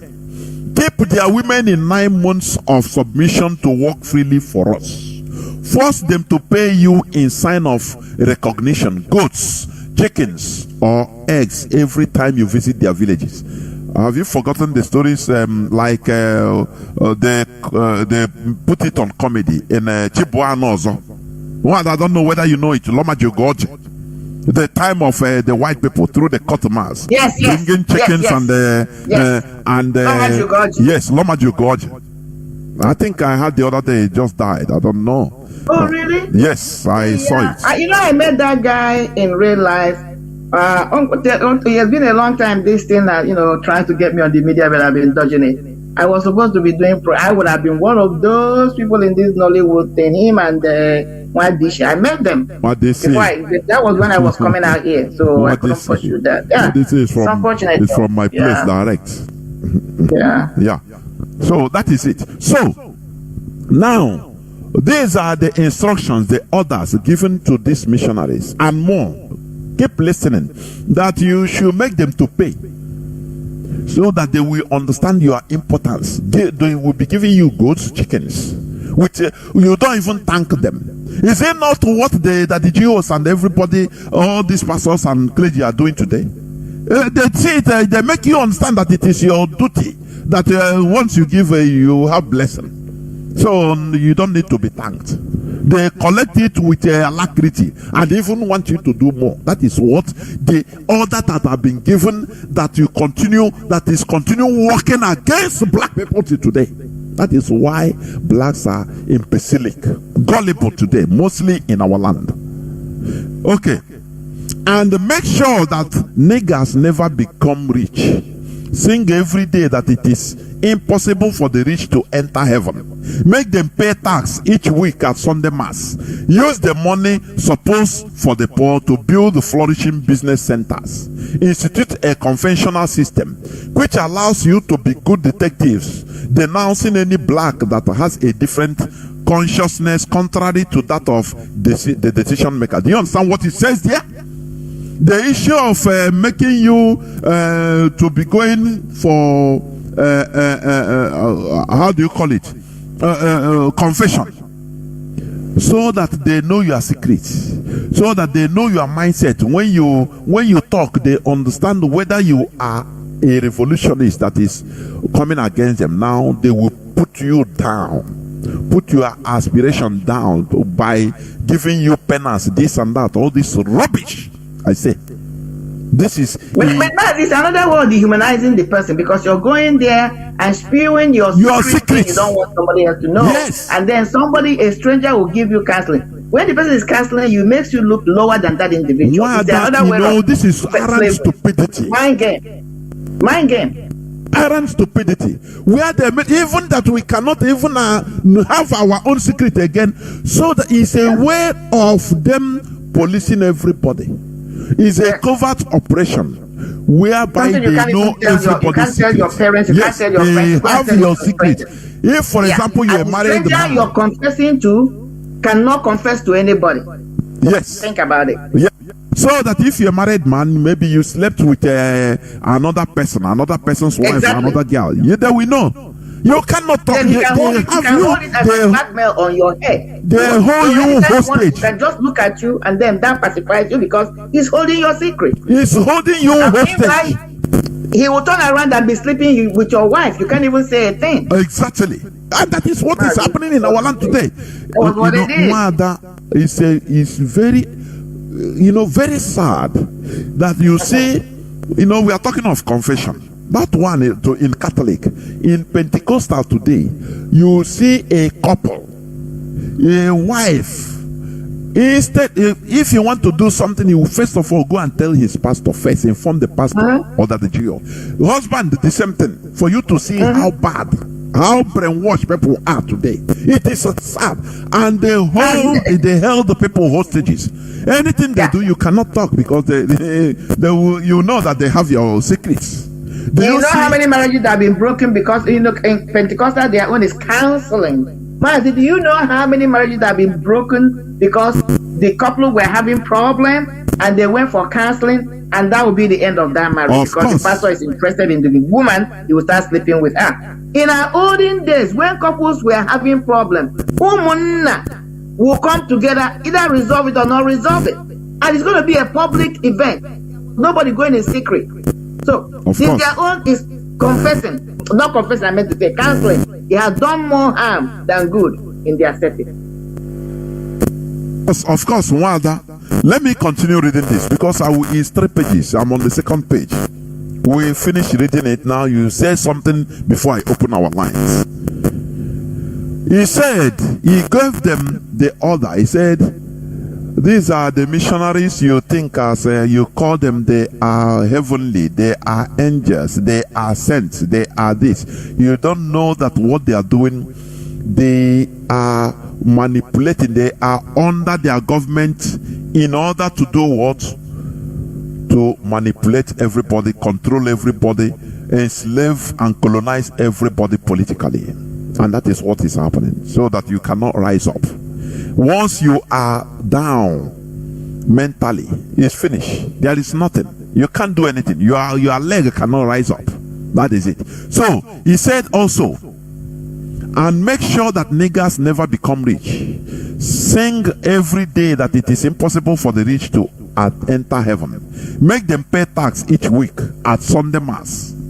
Use the money supposed for the poor to build flourishing business centers. Institute a confessional system which allows you to be good detectives, denouncing any black that has a different consciousness contrary to that of the decision maker. Teach the niggers to forget their heroes and to adore only ours. Saint Matthias Diaso, Saint Peter. Whereas no Kechuku,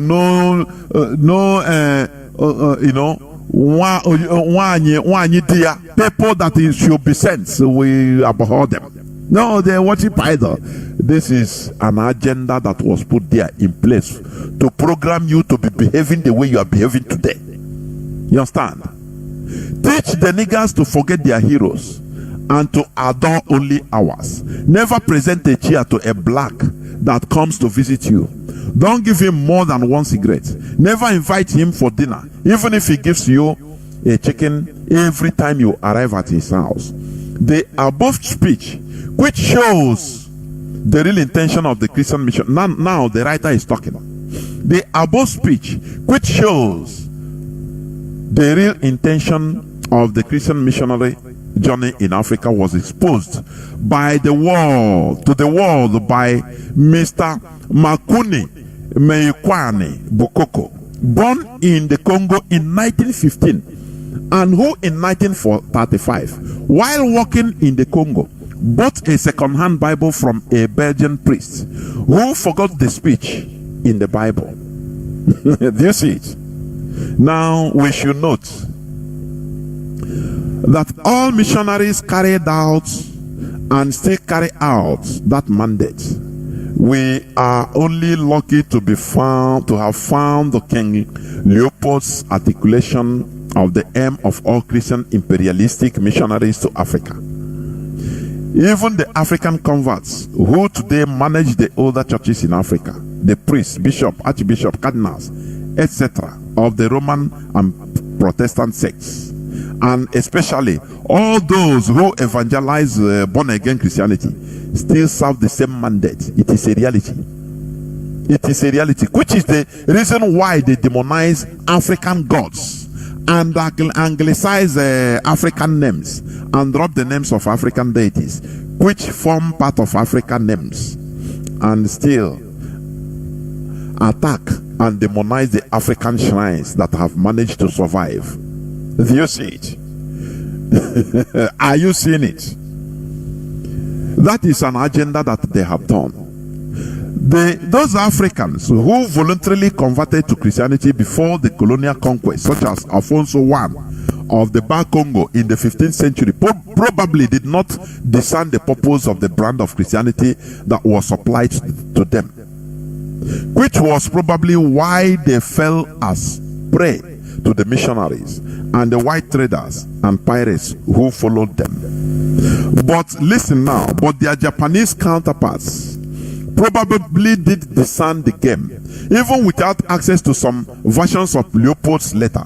But even if the Japanese shoguns did not intuit what Leopold makes explicit, they clearly realized the danger of Japanese converts to Christianity forming a fifth column within Japanese society and the state. A fifth column loyal to the co-religionists in Europe. To rid Japan of that danger in the 16th century, I have been saying this every time here. To rid Japan of that danger in the late 16th century, the shoguns began their expulsion of Portuguese and Spanish missionaries on the ground that they were forcing Japanese to become Christians, teaching their disciples to wreck temples, their Japanese temple, indigenous belief, to wreck temples the same way they did in our land. They are still doing it, vandalizing and burning our shrines in the name of that demons live there. Do you see it? But Japan stopped them. They were forcing Japanese to become Christians, teaching their disciples to wreck temples, taking and trading slaves, etc. Then in 1596, it became clear to the Japanese authorities that Christianization has become a prelude to Spanish conquest of other lands. And it quickly dawned on them that a fifth column loyal to Rome and controlled by the priests of a foreign religion was a clear and present danger to the sovereignty of a newly unified Japan. So after the persecution and suppression of Japan Christians began, early in the 17th century, sensing the danger from a creed that taught obedience to foreign priests rather than the Japanese authorities, all missionaries were ordered to leave and all Japanese were ordered to register at the Buddhist temples. Do you see that? Their Shinto religion, they made it official that every citizen must go to the temple and register. Do you see it?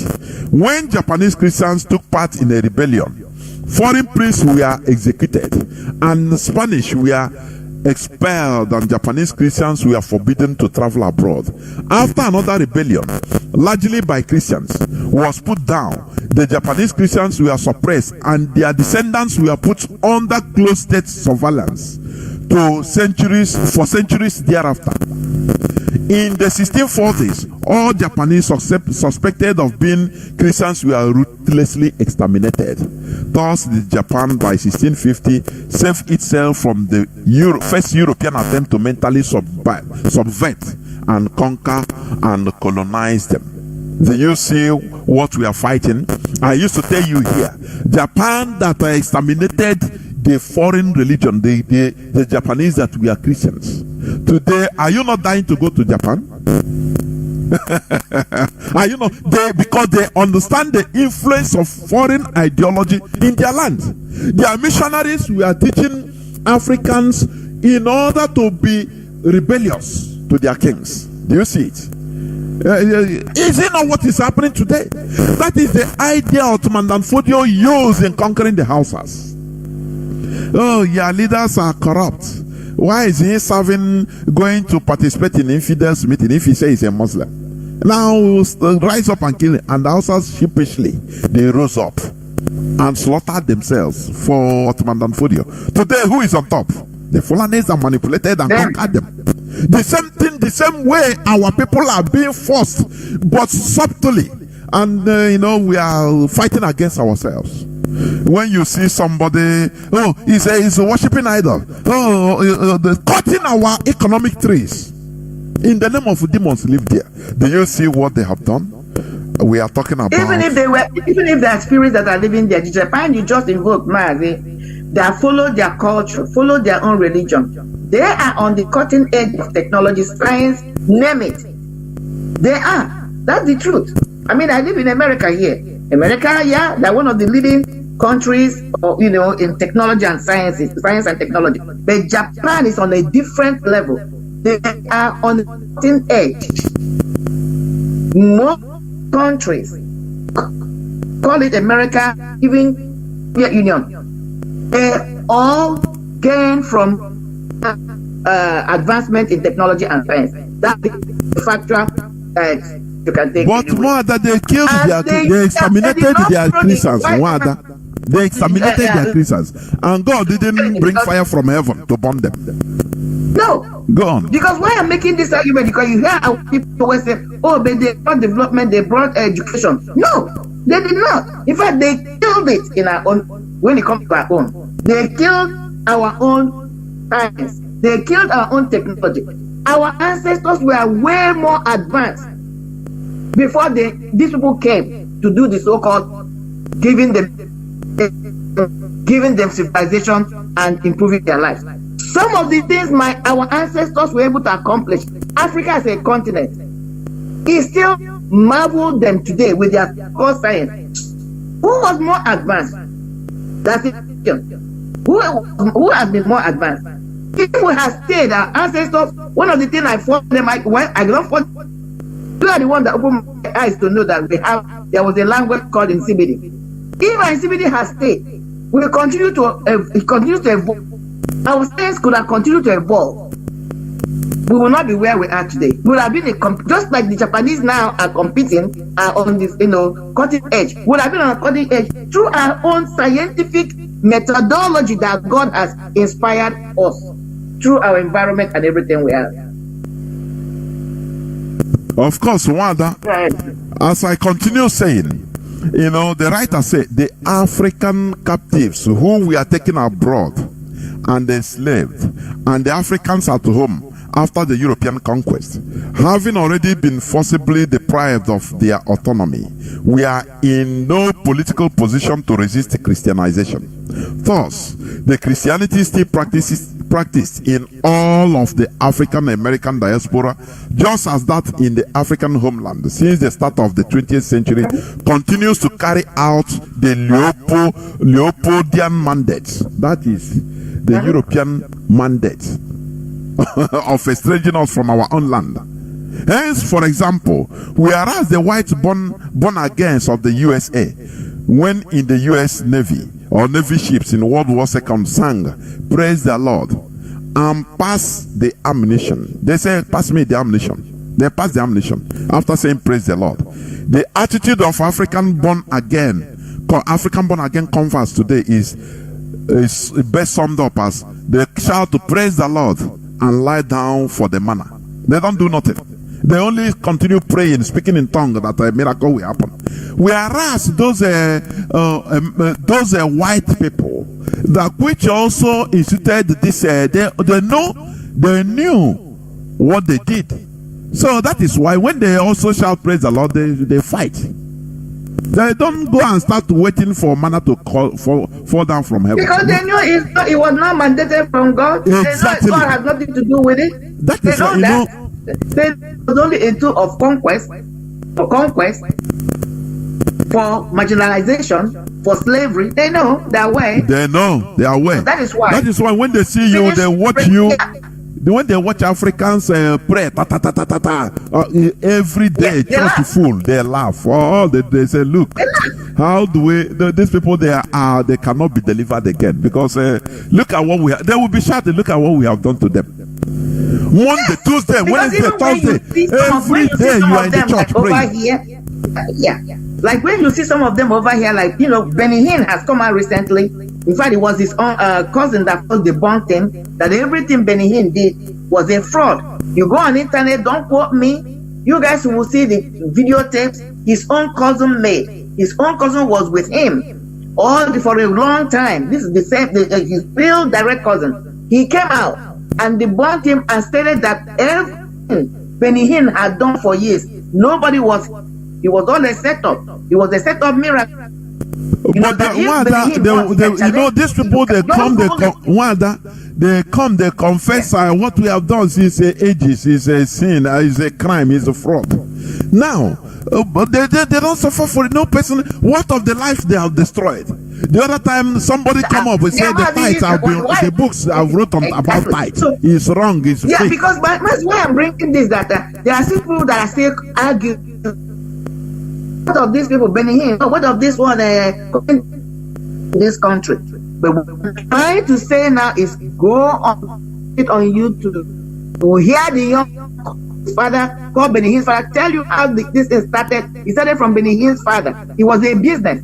Benny Hinn's brother is in Canada. He had the same program. So Benny Hinn is the one that kind of brought his own to London. He said my uncle is very rich. He said that everything they did was just a set. He will tell you his life. Even when he called himself a catcher.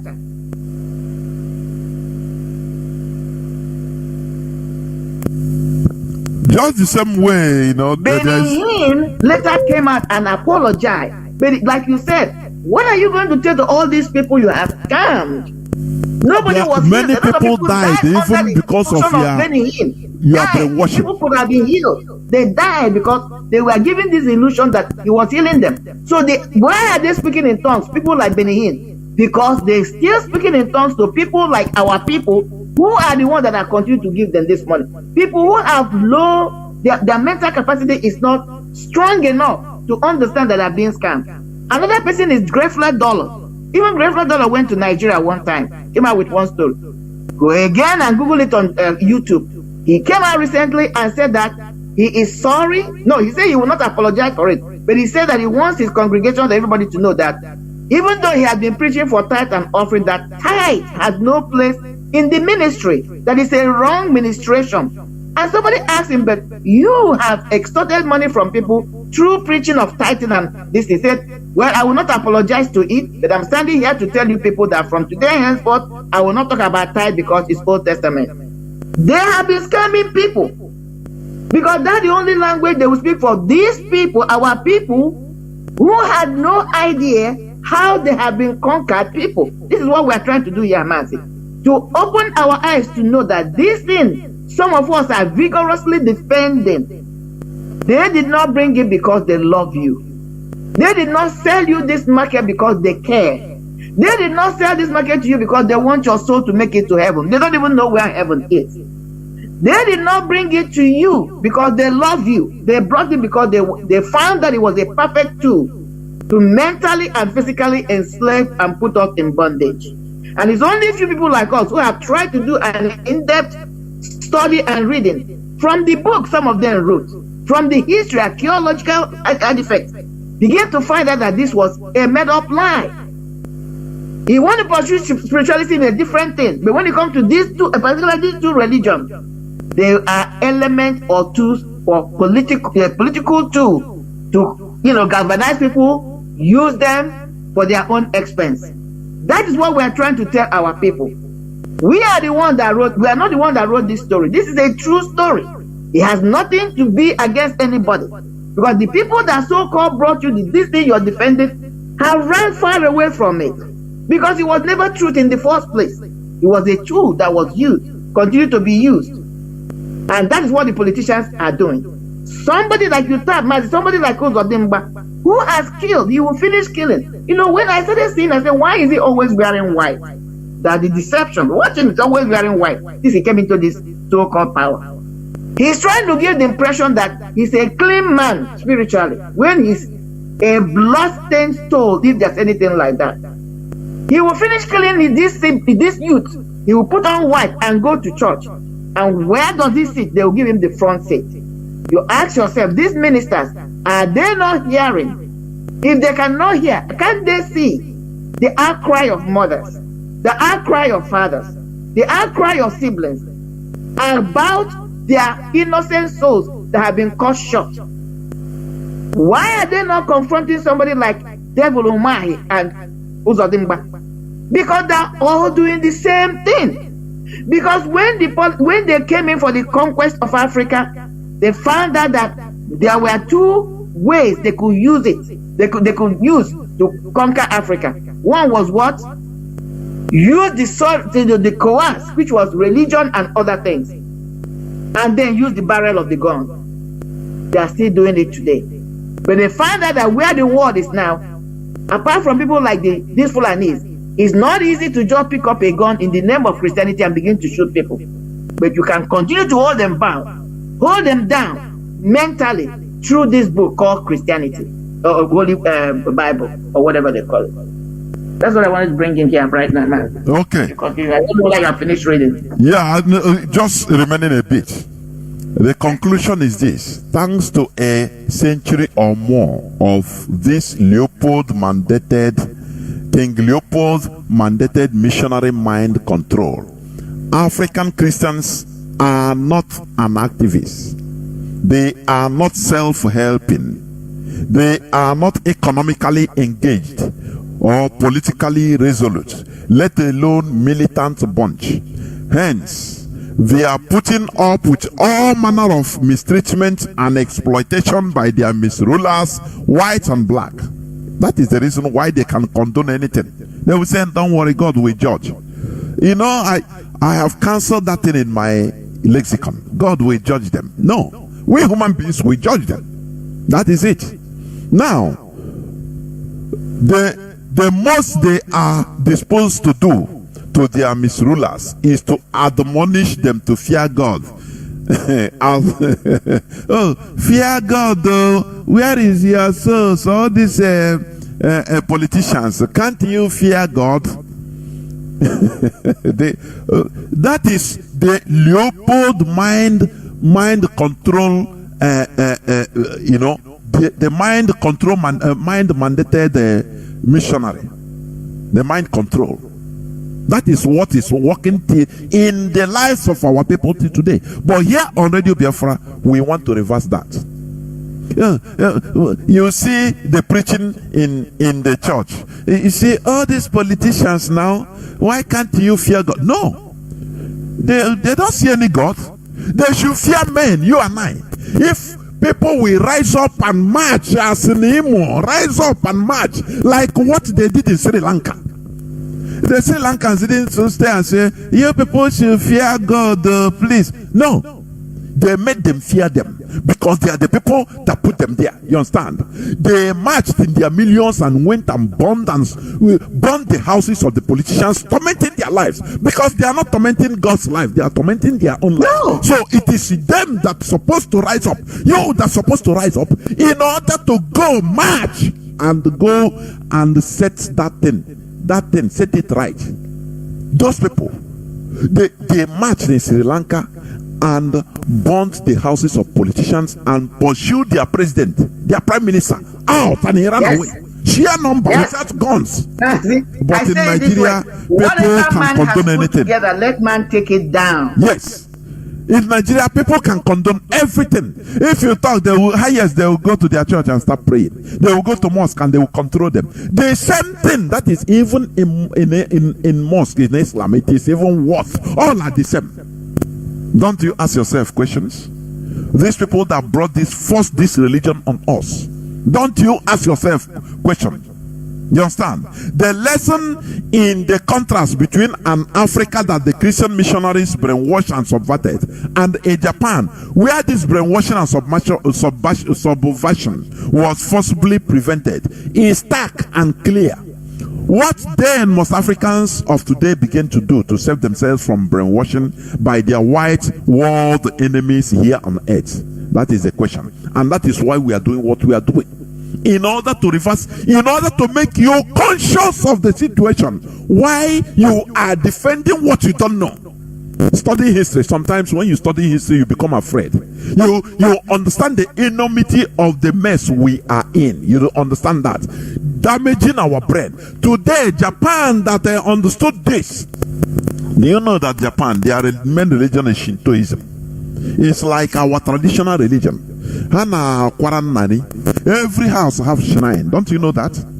They have shrine, but are they developed? The answer is It's yes. not just the house, Mazi. When you go, I live here. Where I live is highly diversified. I live in Maryland. Not even Japanese, every Asian house, call it India, who practices They have Buddhism, shrines. They call it Japanese, Chinese, Mazi, any of the, or even from Philippines, all those people, any of their store. I'm not even talking about house, store. You walk in their shop, they have their little whatever right there. Shrine. Burn incense, They are they God. burn They are candles, they do shrine. whatever there. Yes, they don't hide it, and they are prospering more than you and I. Who said that every Nwada. prosperity cometh from God through Jesus? Nwada, These do you people know don't that pay in- tithe, Mazi. in These our people don't land invoke today- Jesus Christ. They go directly to their God. Whatever they do, they have their own religion, which God inspired their ancestors. God is the author of, the giver of every tongue.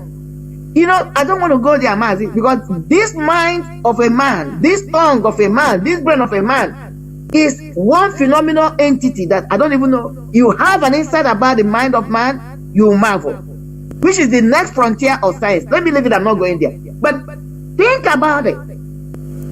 Anywhere you find yourself born as a child and you're in that environment, your tongue picks up that dialect. Automatic. So, what is he saying? And God is in control of every dialect. If you believe that this God we're talking about, there is anything like God, call it force of nature, controls everything. He has everybody in their own dialect. So he controls the dialect I speak. He's aware of the dialect I speak. And out of the sound that comes out of my mouth, through the formation of information that I retrieve from the universe, whatever you call it, that formed into my brain, then comes out, you call it my mind. All these values, all this, what we call culture, are formed. They are formed. So God is recognizant. He inspires people. Let me go into the spiritual, spiritual aspect of it. This God inspired every tongue. He hears you through your tongue. He understands your dialect. There is no dialect or language or God says that he says, you must use this. You call him in any language or dialect, he hears you. He controls it. Then somebody is coming to tell you your culture that is being inspired through your spoken words is not right. It's not the perfect one as far as God is concerned. That's when I ask the question. These Japanese, these Asians, they communicate to God through their own way. God has inspired them, values, religion. They communicate with him. They are one of the richest people. Let me speak about America. I live for more than 20 years. They are in control. After the Jews, the Asians are the next people economically that are controlling this country. They don't talk to they don't talk to you about Jesus and this thing. They don't pay tithe enough. So is God now partial? I want to ask these religious people. Because it has nothing to do with it. They don't sit down and just be paying homage to that deity they believe in, or spirit they believe in. They give they burn incense and all that. They burn the incense, but they're active people. They walk. They don't sit down. When danger is coming to them, they take care of it. They run away from it, or they defend themselves. They don't just sit down and keep certain, however they hum, because they will die right there. This is what we're trying to make other people to understand. Nobody's against you practicing whatever you believe in, your religion. Because that's it. For me, I believe that philosophically, there is a place, it gives people some level of comfort, emotional comfort. But that should not negate reality. That when things are coming to you, or that you want to achieve something, you must get up and get action, put action in place and get it done. We're talking about protest. We can shout all we want. These 14 boys that have been killed, untimely. If we don't rise up and show people how mad we are, why would I expect somebody else to come and carry my cross? That's what we call it. Or somebody else will come from another place to march for me. But I'm staying here, and I've seen when the same Igbos, especially Igbos, let me call them, so-called Christian, let me call them out, during Trump's election, they were in Nigeria supporting, doing a protest or a march or whatever solidarity march for a man that doesn't even give a hoot about them. Trump doesn't know them. Trump cannot impact their lives. He's an American. He's an American president. Whatever vote he takes is what to protect America, not to protect Nigerians. But my people were there. Their churches organized them. They came out that day in solidarity, said they were supporting Trump for him to win. I'm not against that. But I'm asking them, where is that energy? They will be there. I remember when Floyd was killed in Baltimore here. Nigerians were over there, especially our people, because I don't see Hausa people, Fulani people, getting into this kind of protest. It's our people. Black Lives Matters. Black Lives Matter. They were something that happened in America here. But this is our 14 youths. You know, these children. One of them could be the Steve Jobs of tomorrow. This cell phone everybody is carrying. It was not done through prayers. It was a human being that came up with the concept. If Steve Jobs was killed when he was young, you and I will not know anything about cell phone today. Not even the way we know it today about Apple. Everybody wants to carry Apple. If Microsoft was cut down when he was 20, Bill Gates, we will not know anything like Microsoft today. Let's begin this into reality. To our people to know the potential that have been deprived us from. Even the Yeshua, Jesus Christ, let me use the word they call him, that they invoked that will take them to heaven. If at the time, according to the biblical story, that she got, the people found out that she was pregnant and they wanted to stone her to death. If according to their Bible, God did not visit, or the angel did not visit Joseph in the dream and advised him to make sure to protect Mary, because God was responsible for the pregnancy, however you want to qualify it, Jesus Christ would have been killed as the mother was being stoned. And there wouldn't have been any Jesus Christ that following now to take them to salvation. These children are potential Jesus. These children are potential Microsoft. They are potential Amazon, John Bezos. They are potential Mazi Nandekano. They are potential you. They are potential me. They have been snatched away from our society. A blessing God gave us. We have no idea whether these are the people that will take us to the next frontier of life. We have cut them short. And people are acting like it's nothing. One life lost is more than enough. Because you don't know the potential of these kids. And who are the people exercising these heinous crimes? Encouraging them. Old bags who are 2 feet away from their graves. Most of them have expressed all their so-called potentials or inability to express them. We know who they are. We know what they have been. Just like somebody like Kozodimba, 419er, criminal. What has he achieved? Nothing. We know his full potential. Nothing good can come from him. But these are kids that are yet to express their potentials. And every day you're praying to God to bless you. And probably, most likely, God has sent blessings through these children.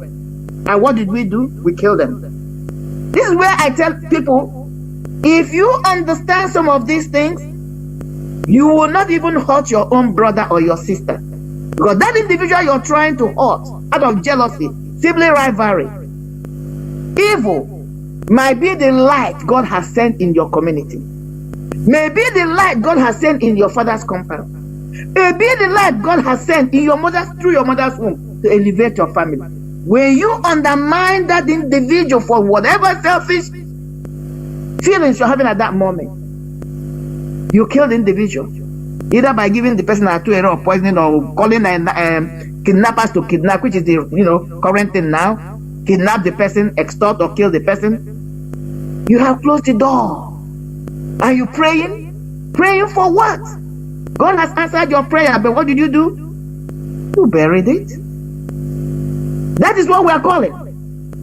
We must rise up when one is crying. We must rise up as a collective, as an individuals that are collected in one goal, which is Biafra. Stand up, get our freedom. Mazi has come as a vessel God is using to give us freedom. Look at what we have done. We have not done a good job. And every day they go to church.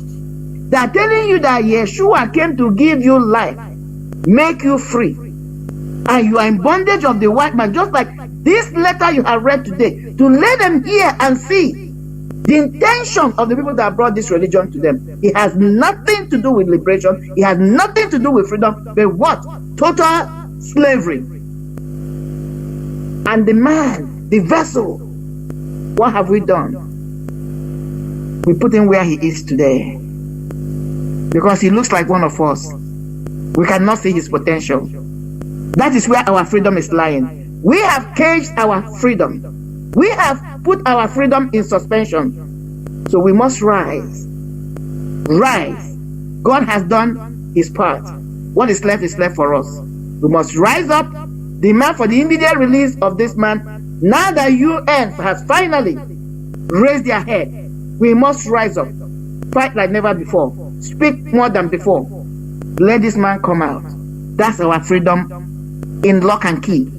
We are asking for freedom. We are asking for self-determination. We are asking to be able to go from one end of the country to another. We are asking for be the people God has blessed us, be able to express our full potential. We just lock that up. Let's be mindful of that. God has answered our prayers, but we have locked it up. Mazi, I'm going to use for now and see how you go.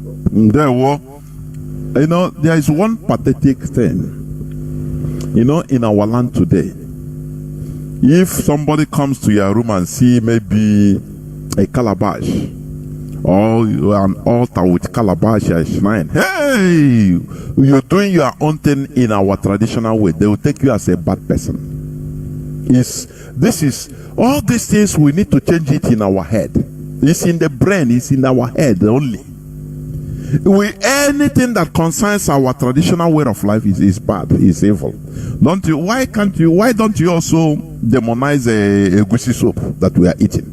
Because it's part of our lives, it's part of our way of life. That's it. Now, in conclusion, basically, people are not forced into religious conversions out of love or passion. People are not forced into religious conversion for you to go to heaven. That is, it's an illusion.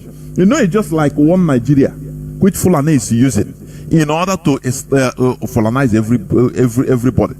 Anything you want to remember Nigeria unity. Remember, for the sake of one Nigeria unity should not be discussed. We have to maintain it. They build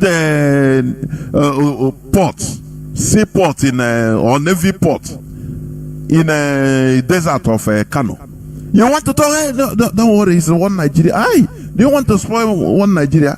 In order to one Nigeria now, you see it. Everything, every user, they bring you that illusion. That is exactly the same way. You want to miss heaven? Obey. He's a man of God. He is a clergy. He is an imam. Go and expose yourself in order to go to heaven. It's the same thing. So that you don't mind what is going on in your own world. The world God will bring you out in order for you to cater for. You don't mind. They focus in heaven. Those that are pointing for you to go to heaven, they will reach at the gate of heaven, they run away. They say, no, instead we pay 100 million in order to save ourselves. Because of what you exactly. You understand? Exactly. That is very big, the highest deception and hypocrisy I've ever seen. I'm telling you honestly. For you to know that all these things are made up, they are make-ups. They are illusions they use on you in order to make you focus on illusion, whereas the main thing is going on. The white people, they have understood it. They know all the secrets. That is why they develop their world, they develop their entity. And you are dying to go there. You that wants to go to heaven, do your own thing nowhere, but you want to go to white man's place where that is developed. Yes. That is rubbish. It's brainwashing, mental enslavement.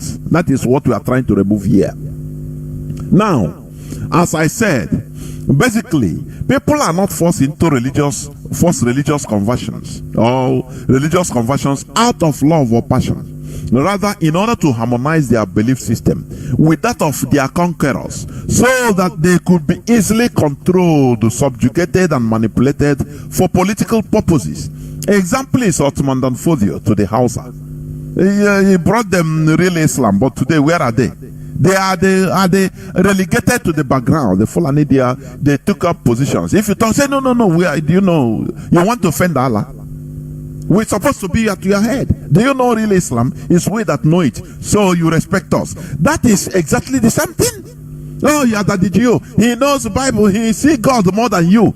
So you have to tell him your secret. You don't know that all touch these not things my are, anointed. touch not my anointed. You will see him. He will be shitting everywhere. And no, don't talk. He's a man of God. Please, God will judge you. God will kill you. All these are mind controls, brainwashing. We should emancipate ourselves from all these shenanigans. That is what is keeping us aground. Do you understand? That is why, people in Nigerians are gullible. Because their pastors and their imams will tell them, pray for Nigeria. Everything will be okay. Miracle will come. Don't worry. God is in control. All that, it is our sin. That is why we are suffering. So once we do the right thing by praying and fasting, now He will give us a good leader. All these are bunkum. You must fight for good leadership in your place. The same way the French Revolution rose up by themselves and blood was shed everywhere in Europe. The people rose up. If you fail to rise thinking that God will fight for you, you are on your own. Your ass is grass. I posted something that somebody wrote. He said, when it comes to religion, Africans, Nigerians fight for God. But when it comes to their own rights, they leave it for God to fight for them. It's really horrible, honestly. So, we would say that the Europeans forcefully, or the European forceful conversion and imposition of their Christianity upon us was for us to be separated from our indigenous way of life, which paved the way for their easy political manipulations, resulting and leading to colonialism and neo-colonialism we are suffering today. If what we are saying is not truth, why did the Pope Francis apologize to the indigenous people of Canada? The church, as a leader of the church, they understood the evil they committed against the indigenous people. Because the indigenous people, they have been fighting for this apology. They recognized, they understood that they were wronged, that they were manipulated, they were slaughtered. That is why they were demanding for it. But it's a pity in our own land. Our people never even understand that, what happened to us. The religion they gave to us was through force, manipulation. But Mazi, do you know? I don't know, because there was this book I read. One of my when I did personality adjustment. It's called. You will be fascinated to you if you read it. It's very cheap. You can get it on Amazon. I think even $3. Man's Search for Meaning. It's about Jewish Holocaust. There you will see that even during that time, Germany was killing the Jews. That the Pope then was in support, because Hitler wrote him a letter. And he acknowledged, he encouraged him to even go hard on them. And even the slavery that was going on in Africa, West Africa, they were asked to target and search out for the African Jews. Man's Search for Meaning. Anybody that can read? I read it in my personality adjustment, and I did a thesis on it. Powerful book, very small but very powerful. So what am I saying? Even what is happening now, we are supposed to be Christians. Majority of us, Biafra, majority, at least 70 to 80% Mazi, I said, Nwada, like what you said, You know, they will wait until they start slaughtering us. Now they will start bringing help. We are giving them aid. Even the help they will bring, what help? Why not stop that thing? Why not stop? Come now and look, these people, what they are saying is right. These are people, you people are telling us to convert because the infidels are going to, the unbelievers are going to hell. They are the ones now slaughtering your so-called Christians that are supposed to go to heaven. You converted them. You made them to leave their indigenous religion, to follow you, believing you that you are the one that have the right key to heaven. Okay? According to you. You are the one that changed their culture and everything. They are following you. They contribute money. They send to Rome. They contribute money. They send to Canterbury. None of these two countries or these two entities have even issued a statement. Even as their own clergymen, their own representatives are being beheaded and slaughtered by these people.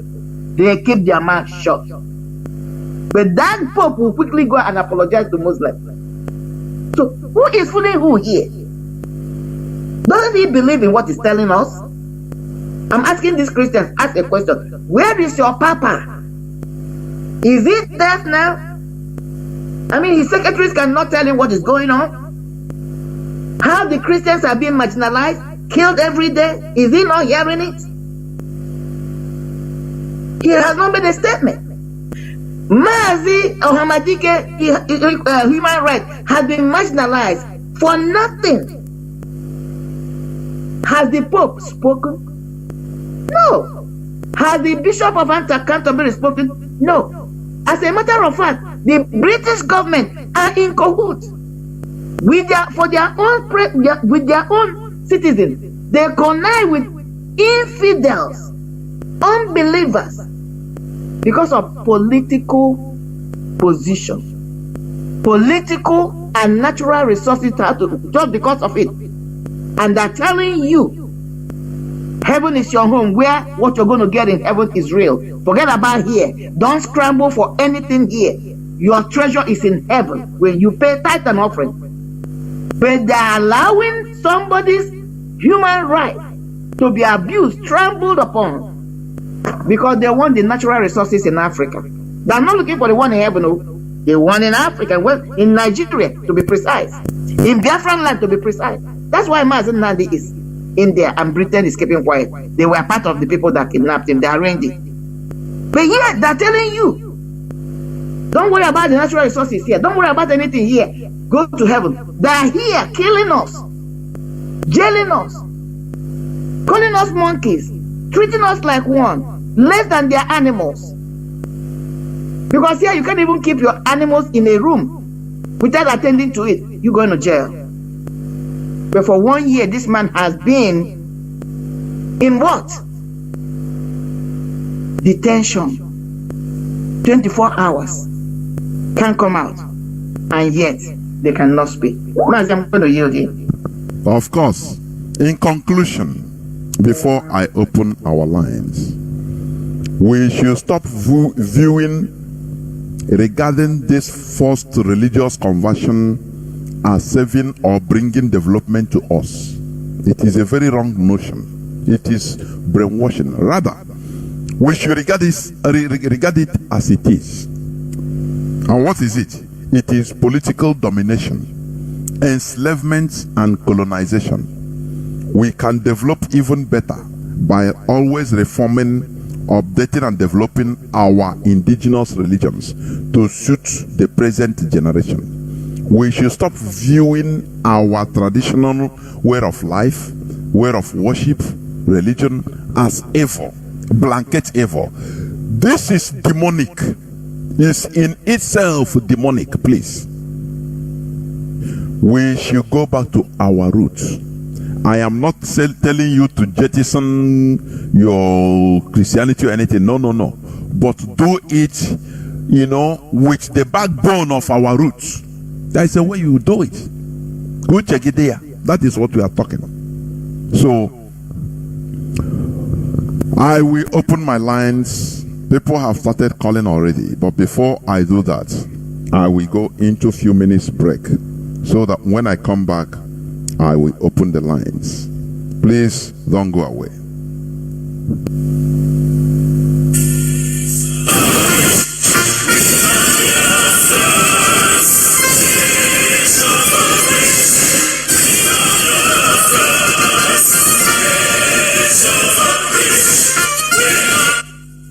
Biafra, worldwide phone call campaign alert continues. BBC, a propaganda machine and racist media set up by the Great Britain to oppress the oppressed people of Biafra. BBC, your media war propaganda of 1967 that led to the genocide of over 3.5 million Biafrans, men, women, and children, did not stop us. Do you know why? Because we are the sons and daughters of the great lion from the tribe of Biafra. Our minds are made up. Your shenanigans, antics, and fake gutter media will not stop us either. We must and shall restore Biafra. Biafra worldwide phone call campaign alert continue. Now pay close attention. Be polite when you call BBC and use the following prompt when you call. Hello, my name is. You tell them your name. I am calling to ask about BBC policy of propaganda against the victims of genocide. Since you are obsessed with telling lies about Biafrans, here are 5 more questions to consider. Now, this is the question to ask BBC. We are witnesses to BBC racist coverage of terrorism, implying that black Africans' lives don't matter. Yet the same BBC rallies the whole world at the slightest terrorist incident in the United Kingdom. Here is the second question. But when it comes to Nigeria, BBC not only hides terrorist killings, but they slander the victims and survivors of terrorism and genocide. The third one. When will the grand patrons of lies and hypocrisy, the BBC Fake News Network, make a documentary about the daily slaughtering of Nigerians by Fulani terrorists and the government of Nigeria, whom you protect so that London may plunder Biafran's resources? The fourth question. Is the oil and gas of Biafra the reason that BBC is obsessed and terrified by the agitation for freedom by the victims of 400 years of British colonial thievery and crimes against humanity? And the fifth one, we call on the good people of the world to ask BBC and UK government why it aids and abates the genocide in Nigeria by spreading lies, propaganda, and disinformation against Biafran freedom fighters.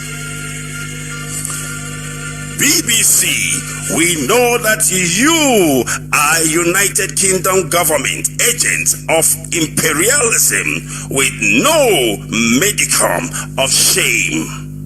Take down your wicked fake documentary against the victims of genocide and stop your sadistic meddling in the lives of black Africans. Now pay close attention. This is the time to call BBC. You can call them 9 a.m. to 5 p.m. Biafran time. Date 4th of July to 30th of September 2022. Now grab your pen and paper and pay close attention. You can call BBC switchboard on this number +44 2087 438,000. I repeat, +44 208 743 8000, or you tweet Welcome back. This is Radio Biafra House of Service coming to you through the auspices of Radio Biafra London.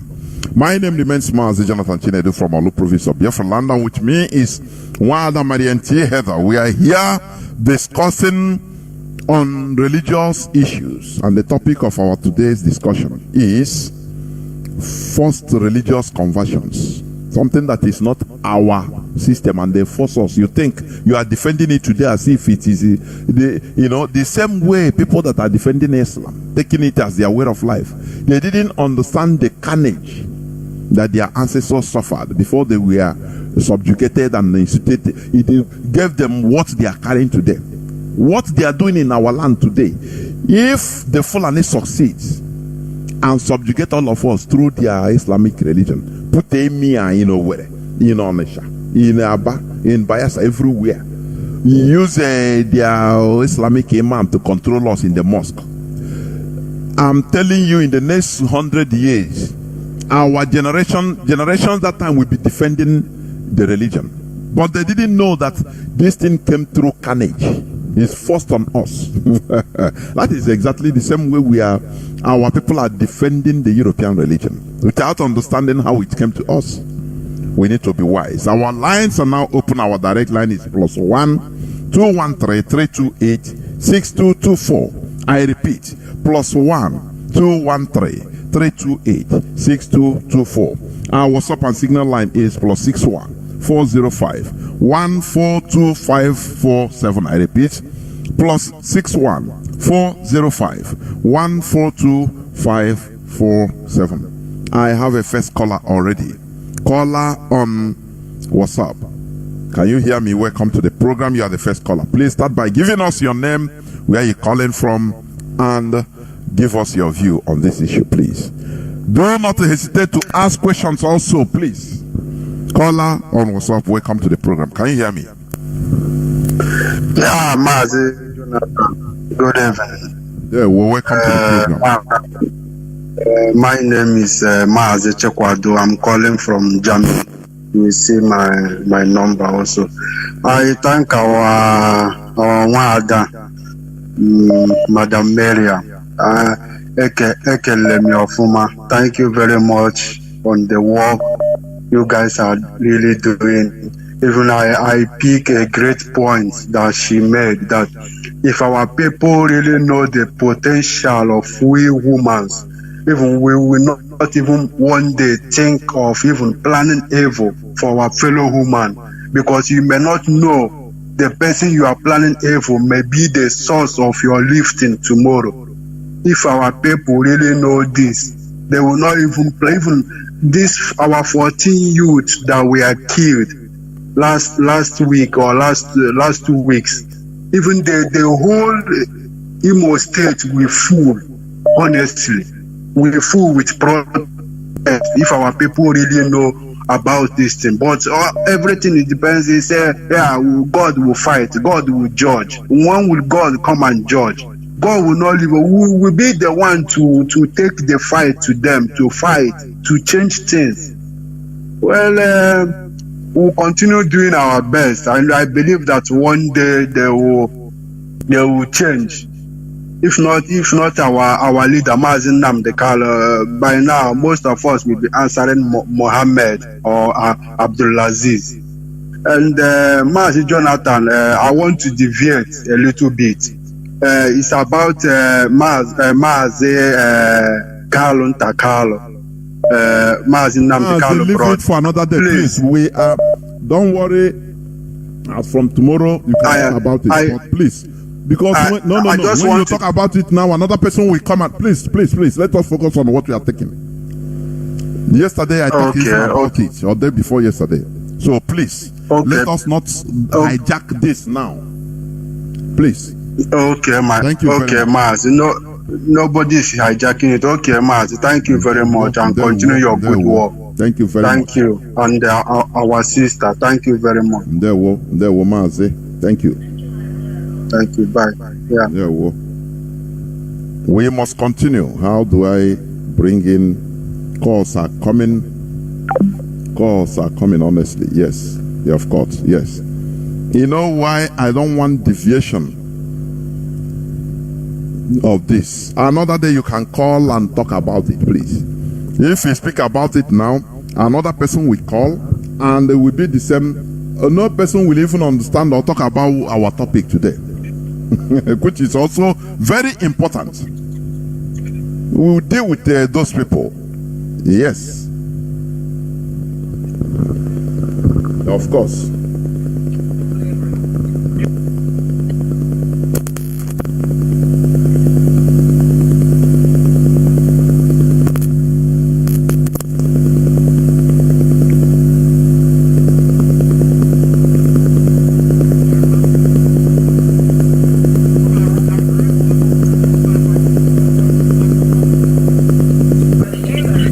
Nwada, I'm trying to get you to come there.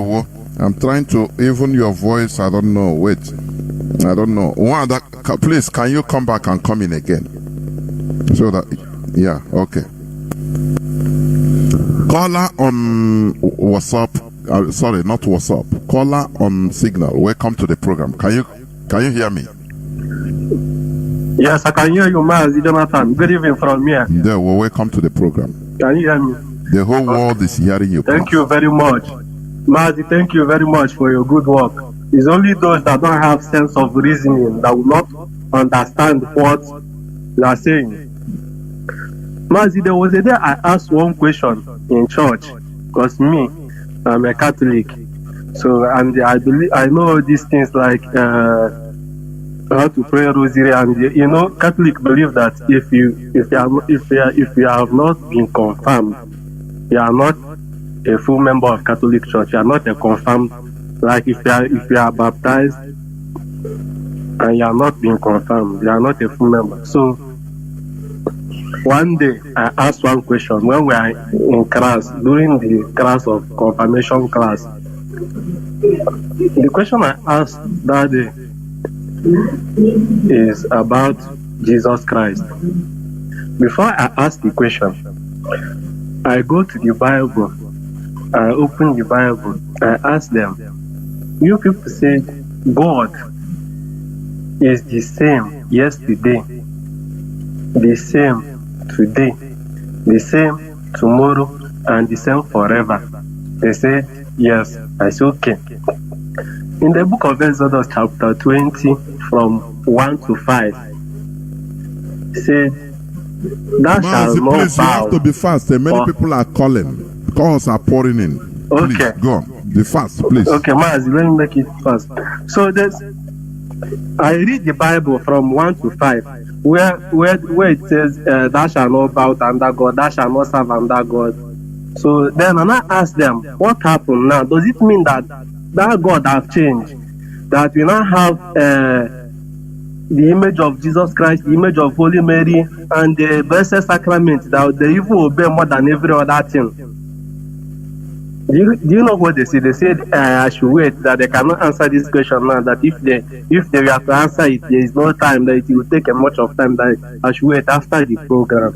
They will call me private and answer the question. So I waited. When the program closed, they called me. They said, the reason that I should not let people deceive me with all this kind of saying. The reason why we have the image of Jesus Christ, the image of Holy Mary, is because when your father died, you keep his image to remember him. So that is why they have all these things. That is why they bow to it. That is why. Since that day, that is when I begin to realize there is something that people don't know about all this religion. It is now that I'm beginning to understand, because I've been listening to you. Only time that you are preaching about this religion, I always pay attention. So, Mazi, thank you very much for your good work. That is all I have to say. There were Mazi. Thank you. The issue is they will not answer you, you know. When they see your own, you know, in traditional religion, they call it every bad name. But they brought their own. That is, you know, what they are doing, manipulation. They subjugate you mentally so that you believe their own, because it's white. They paint it white. That is, all these are, what we are doing here is to make sure to poke your brain into asking questions. Stop going and behaving sheepishly. This world we are in, it is only we humans that can build it. God will not build another city, another world and throw for us. Stop this stupidity and gullibleness. Hold people accountable. Those that merit holding accountable, hold them. Stop believing about when you are the DOs or pastors or imams. We say, don't worry, leave it for God. Pray for them instead. It is written here, this. Tell the person, go to hell. That is lie. In this world we are, it is we human beings that should build it. That is why America is built. And you want to go there. It didn't fall down from heaven. Dubai of yesterday is built. And people are rushing to already made. They didn't pray and they fell down. Any person that is telling you to condone evil, pray for corrupt and criminals, we call politicians in Nigeria, tell the person you are even demonic like them. That is it. Caller on WhatsApp. Let me see whether I have call on direct line. As usual, calls on direct line have stopped until somebody start talking and they will start calling. Caller on WhatsApp, welcome to the program. Can you hear me? I can hear you, Mazi. There, well, welcome to the program. Thank you very much, Mazi Jonathan Chinedu. Nwada Miriam, thank you, my dear sister. Thank you. I thank Chukwu Kabiam. Thank you very much. I thank Chukwu Kabiam for this day. I thank Chukwu Kabiam for the coming of one leader, Mazi Namkano. And also thank Chukwu Kabiam for the coming of Radio Biafra.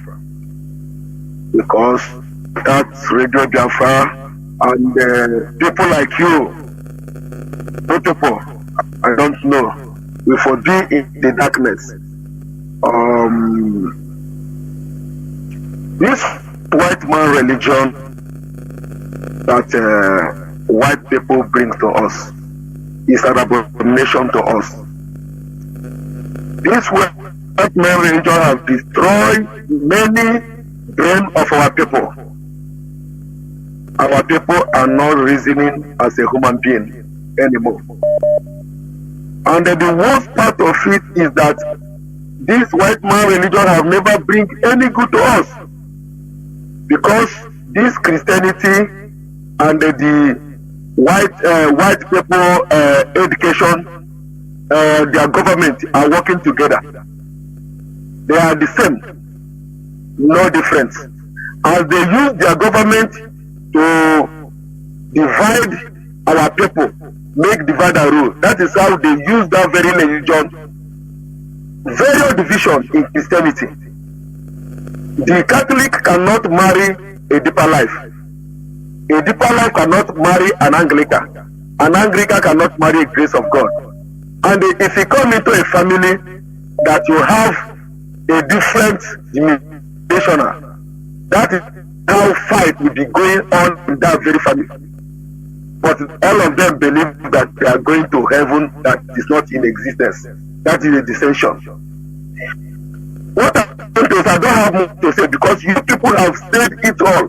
And I'm begging that this broadcast should be repeated without number, so that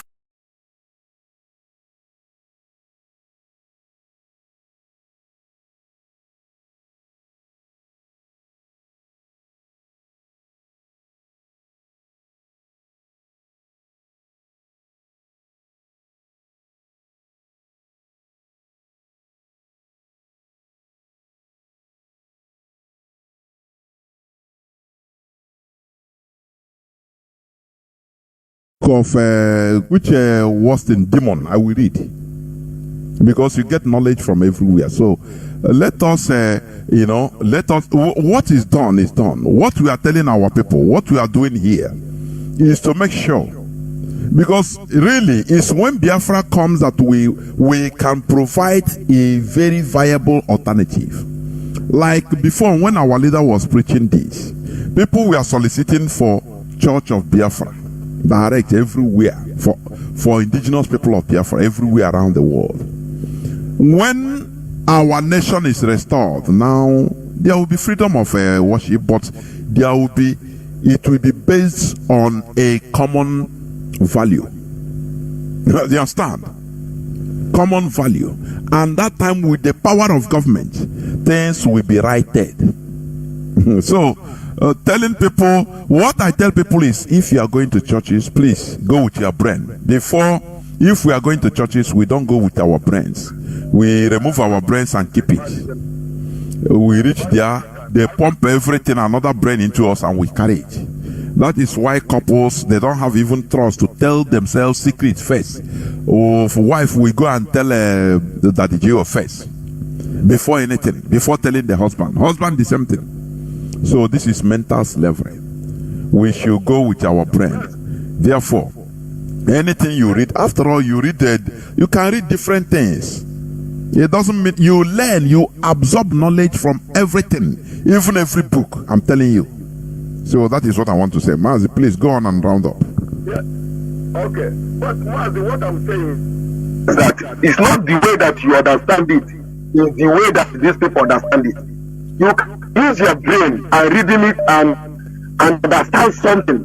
But people put their life on this slave book, they put their life there. But I tell you that our people have starting to rise up against this abominable religion that white man bring to us. But what I want to say, my last word is that our people should start now teaching our children the way of our forefathers, our dinala. Our parents should start now teaching our children the way of our forefathers, the way of our ancestors that we used to worship Chukwokika Abiyama. Understand? Because if they start to teach our children this slave book, this thing will sink inside their brain, and they will continue to be slaving our people mentally, because this is what I call mental slavery. And the mental slavery is worst slavery that you can slave anybody. White man religion is an abomination. Our people should stop going to church. Church is an abomination. Thank you, Mazi. Here we don't talk only out of emotion. We bring facts so that people will decide by themselves. That is what we do here, please. For your information. That is the thing. It is for you to make your personal decision based on what we are saying. It's not that you are forcing or telling, oh, stop doing it. No. We are learning. We are learning by the information you need to know, so that you make the right decision. That is it. So that people will not misunderstand us. I have a caller on direct line. Caller on direct line. Can you hear me? Hello. Caller on direct line. Please go on. Go on. The platform is yours. Go on. Caller on direct line. Hello. Mazi Chinedu, good evening. Nwada, please go on. First time caller, started listening to Radio Biafra last year. Okay. And I'm happy for Ohamadike. About this religion of it. Today, Pope have not said anything concerning Mazunam de Canon. And I could remember when this brother from Anambra that is in Rome, that was talking about you have not seen the war, that during the war we do not know what happened during the war.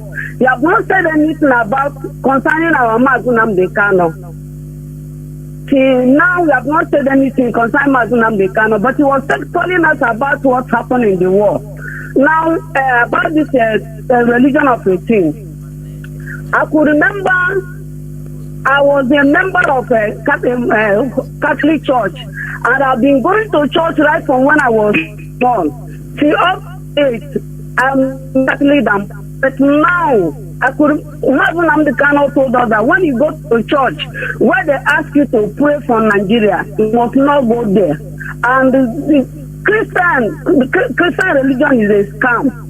See, today they've been telling us about how to worship Jesus, how to do this, how to do that. Till now, telling us about the Jesus Christ, and they've been telling Christians in this place, and the people that brought the religion to us have not said anything. I'm talking to my people about how to listen to Radio Biafra, and see, today most of my friends are not talking to me. Those that I worship with in the church, those that I go to church with in the in Catholic Church, they don't talk to me. They are looking at me as somebody that they told me that anybody that is telling me about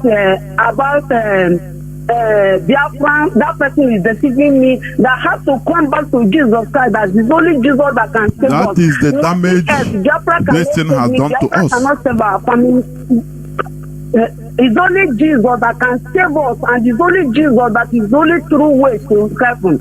So if I want to go to heaven, I must have to abandon Biafra. And I told them that Biafra is the only religion that can save us, and is the only religion that can make us free from this abominable contraction called Zoo Nigeria. And they're telling me that if I continue like this, I'm going to be perished. See, today all the people that I'm worshiping with in my home, in the church, they don't talk to me. They abandoned me, telling me that I don't know what I'm doing, that I have to come back to Jesus Christ for me to be saved. So this religion of a thing, you have to continue talking about it, and I've been telling people about it, that it's only Biafra that can save us from this thing that we are facing in this country, and the people here. So I want you people to continue telling people about what religion is all about. In my village, I have people that they don't go to church since they were born, and things are moving well with them, because when they go to see us, when they go Abacha, they will come back, clear the ram and the goat for the gods will accept it. If you see that they progress, they marry, they do everything, they build house, but we that have been going to church right from when we were small, things are not moving well with us. And they will be telling us that our own is the heaven, that we must not achieve something on this planet, that we're supposed to focus on heaven. And that heaven is what they are preaching us in the church. Can you imagine a priest that is a Biafran telling us that if you do not get your voter's card, you are not coming to church again, and that thing will be as you are coming to church, your voter's card will be your entrance gate. And I told the priest that for that reason I'm not even coming to church. Go with your mat and go with your church. I don't come to church any longer. And I was called from one of my brothers from the east. I'm in Lagos, and he told me that for me to say that I'm asking God for something, and I'm against the priest of God. I should not allow priest of God as a in Bible, that I have to respect a priest. He told me to teach that I should retrieve myself, telling that ask God to forgive me, if not that I have made curse upon me, and that curse will follow me and my generation. And I told that the person that called me that there is no curse will follow me and no curse will follow my generation. That Jesus Christ is not the God. Is not the Almighty God. It's Chukwu Okukadama that is the Almighty God in heaven. And by the grace of Chukwu Okukadama, no curse will follow me. And instead, the blessing will be upon me, and upon the Biafra, and upon Mazi Nnamdi Kanu, and upon the Jonathan, and every other person that is speaking about this Biafra. Oh, hey, Biafra. No, hey, Biafra. Do you see why we are... Do you see what... Yes. Okay, let me come in after you come in, just a little bit, because there are people lining up, waiting. Do you see why we are doing what we are doing? Do you see, because of religion, because of religious belief, which they impose on us? Some people see what we are doing as going against, their religion. That as you are doing it, you cannot go into the kingdom of God. because of you are exercising your right in self-determination. Do you see what? I want people that castigate. Do you see why we are doing what we are doing? In order to expose the facts, in order to make people start thinking. Otherwise, we are finished. They will tell them this is the King Leopold mandated missionary mind control. That is what is playing, so that our people can never resist. They can never rise up. Or, I used to ask, does our people have any red line? This is the reason why anything against our people goes. Only once that the Jew will call them and say, hand everything over to God. So don't go there to protest.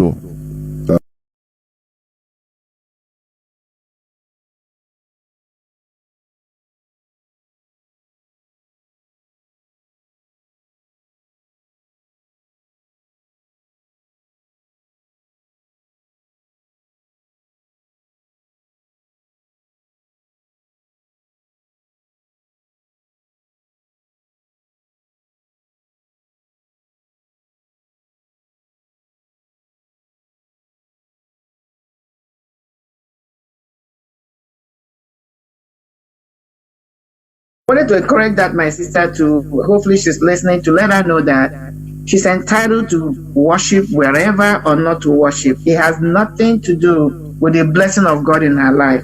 God has already positioned her, has already ordained whatever He wants to give her, whether she goes to a religious place or not. That is a fact. The PVC paper they're telling you, card they're telling you if you don't have it, it's a gateway to whatever. Who printed it? Was it printed from heaven? Was it done in heaven? Was it even done by a Christian? Most likely it was printed by an infidel. The machine that is used to print it by an infidel, a non-Christ confessing individual. That's what I'm trying to say. And yet, that's what I'm telling you now is the gateway to your salvation. My sister, please, thank God you started listening to Radio Biafra. You can replay these tapes over and over again. That is why we are doing them. A moment where you're feeling low or you think you're alone is a connecting point for you. You listen to it and you be encouraged. You are not alone. I am a living witness. God is real. Chukwu is real. You don't need any religion. It's your choice. Thank you. That's it. God bless. Nwada. Let me try to pick again. Caller on direct line. Please call us on WhatsApp and signal. Hold on. Caller on direct line. Can you hear me? Good evening, sir. I can hear you, sir. Please go on. Please go on. Yeah, thank you so much for giving me the opportunity. Honestly, I just want to thank you for tonight's presentation. Not too long, we in you and Auntie over there, we now find out that you are almost done with the presentation, and a friend who has been a good friend was the first time he's listening to our radio, and he was thinking it's a downloaded information. He was asking me, which message is this? Which preacher is this? And all that. I say it's Radio Biafra. He said, unbelievable. So I just want him to talk to you live on radio to find out that it's true, because he was demanding for the copy so that he can carry on the message. That's okay. Let me hand over to him. Thank you so much. Listen to him. Please do. We are live and direct. Please do. Good evening, sir. There what? Good evening, sir. Mazi, there what? We are live and direct. Okay, good evening, sir. Mr. Email on the line. There what? Hello, sir. Go on, Mazi, please. I don't need to interrupt you. We are live and direct. Go on, please. Okay. Mr. Email on the line from outside of state. Exactly, it's a Google government. And this is my first time of joining this preaching in this radio, and I love this so much.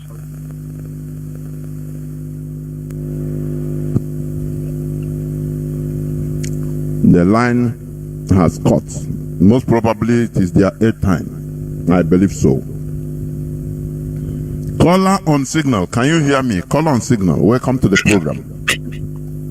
Yes, that download. Can you hear me? Jonathan, sorry, I hear this. And there, Mazi, go on, please.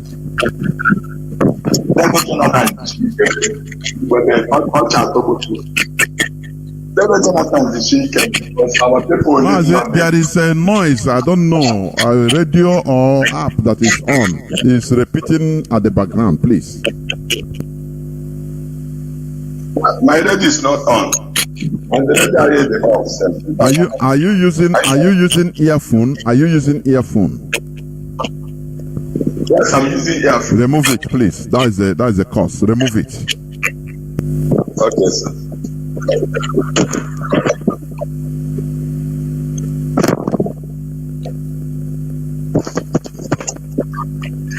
Okay, then Jonathan. Go on. Jonathan. Go on. Okay, sir. Then Jonathan, the shaker. When I say, me Biafrans, there is nothing anybody can do about it. We are going home. We are Biafrans. Find out for now.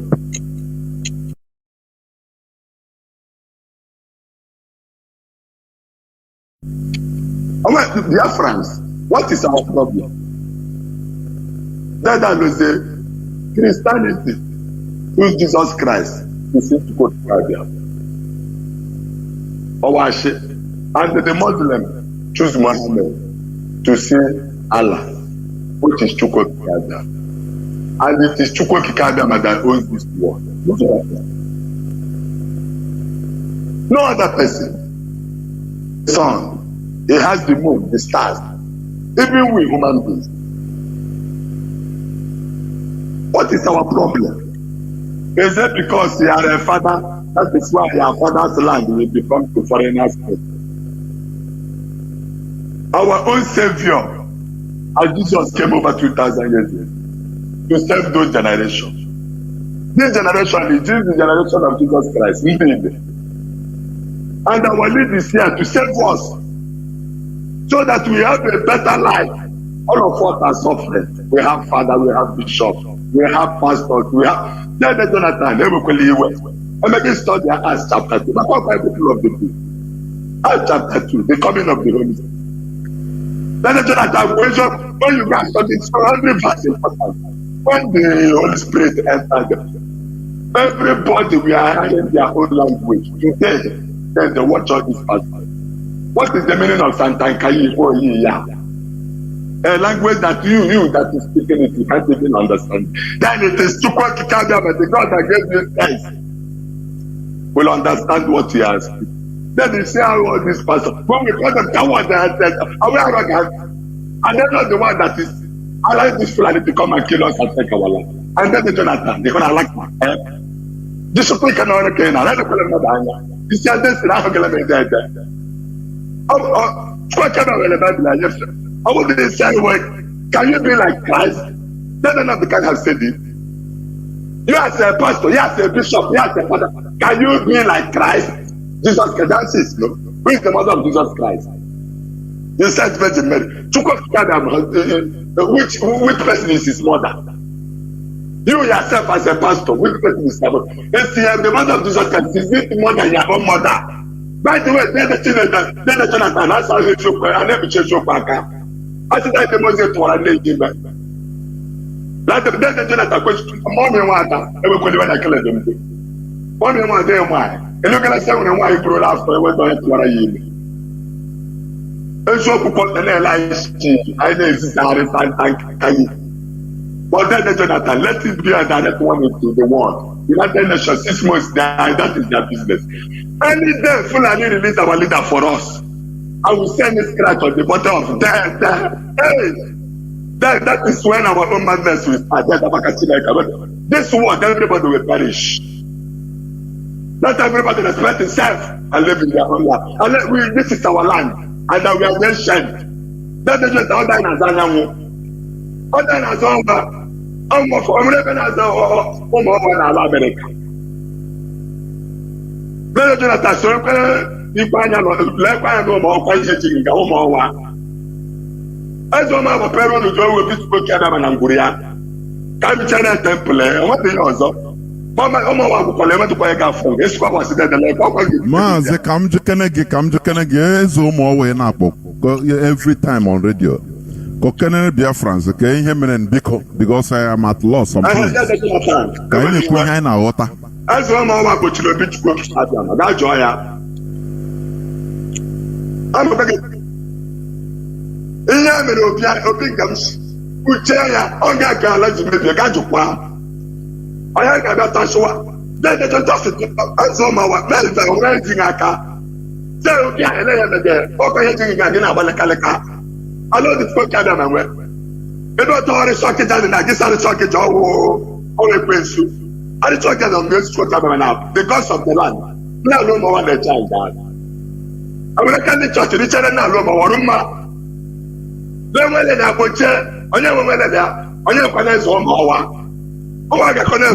Mazi, I think this issue you have to settle it privately, not every time. Please, caller on Ndewo, thank you very much.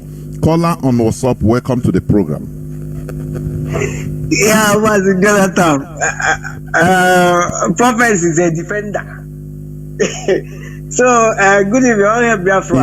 He have to say what people understands. And what makes sense? Yeah. You cannot maybe only go privately. Yeah, put on a radio Biafra now blaster the person. It doesn't make sense. Please, I don't condone it. Go on, please. It's true.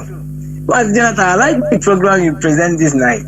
In fact, I try my possible best to listen. And I am local. Nappy. Suddenly, weather. Thank God for Mazi Nandikano. Mazi, this Christianity, they have done a lot to us. They have done it. I thank God for this. You are telling them and telling us too. You understand? So that they will know what they do to us. Mazi, you know that there is a testimony I want to give you. Because these people, they are very, very heartless and wicked. My wife was pregnant. Suddenly, getting to the deliverance time, my in-law called me. I see my wife, he started keeping quiet, doing as if something is bothering her. And I tried to know, she did not tell me. And he said, they went to one prophetess. And the prophetess prophesied that that her life is in danger. That they are prophesying that when he has pregnant, maybe they call her name. I don't even know. I just listening to this one. I just keep calm. Make I know where she's going to.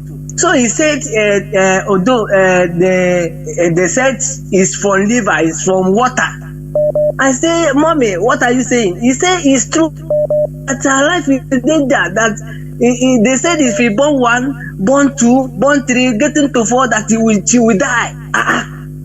I say, he said this is what they did. That at the end he said there is a big sacrifice that we will make. That the more get go take blood. Sacrifice go there at church, go there metal giving. Mazi Jonathan, thank God for Radio Biafra. I said, Mommy, what are you saying? I asked her, what did you say your forefather? Or do you know your forefather? Or do you read about your forefather? He said yes. I said, what is the God they are worshiping then? Are they in Christianity then? He said no. I said, why should you believe on all these things? So you people, I tell her, I say, why should you go to that woman? I'm mentioning my own family. The time you born your children, at least you have up to 5 children. The time you born them, did anybody come and tell you that when you born 1, when you born 2, or when you born 3 die? Did somebody tell you like that? He said no. Why should you? Mazi, you are calling on WhatsApp. Just hold on. You are calling from the Zoom, but you are calling on WhatsApp, so no problem. Do you see in this world, let me tell people that are listening, human beings have power, natural power, endowed power, until you discover it. That is why, whenever you believe in anything, you see it happens. You know, these people, it is psychological. They attack, they use fear to catch you, to grip you. And once they grip your mind and you start being afraid, it's finished. It's finished. That thing can happen. You just imagine, just practice this today. If early in the morning you are healthy, but you start pretending, say, believing in you that, oh, nah, I'm sick, oh, I'm sick, I'm sick. Before God and man, before 12 o'clock, you become sick. Real sickness. If you really believe it that you are sick. You understand? So, people don't understand that all these people, they use psychological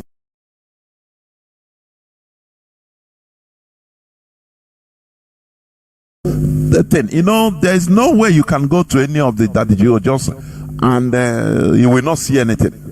You will first of all grab where, you know, when they go to Bible school, they train them on psychology, mind control. That is what they train them for, so that they will be watching you like this, and they will be talking something, putting one thing inside you, and they will know that they have grabbed you with that thing. And once you believe and continue, finish, you are in their palm of arms. And anything from there, they can be controlling you. Before you know, okay, I'll bring a bullet, or we go do sacrifice, kill it in Bar Beach. From there, you have become, you know, a tool in their hand. They can use you as they want. Any slightest, if you are walking or driving on the road, you see anything, ordinary snake that will cross the road, you will stop and call your mommy Gio, your prophetess. Hey, as I am driving, something normal, but he will say, yes, they are here, you see. Thank God that is what I did. From there, he will be making you and holding you hostage. That is it. Go on, please. So, if you see her anger that I should do something that I thought I want to die or something like that, say, calm down, calm down. I said I will call this call and you never call me again. Stop telling me about this. In fact, you will give me the number of that person. If anything happened to my wife, I will hold that person responsible. It started of course. Telling me, it's never it's like that. I said, what are you saying now? You are using death. I'm joking with me. I'm joking. The person you are talking about is my wife. I know her. You never ask her whether she belongs to River or not. It's your daughter now. You ask her. He said they said that they are not talking about, they will not talk. There's a secret. I said, then never you again to talk to that or even going to that place. If anything happen, my wife delivers safely. My wife delivers safely. What are they saying? They did not allow us to worship the God that when you olden days come to shrine. If you come to shrine, the shrine will detect you.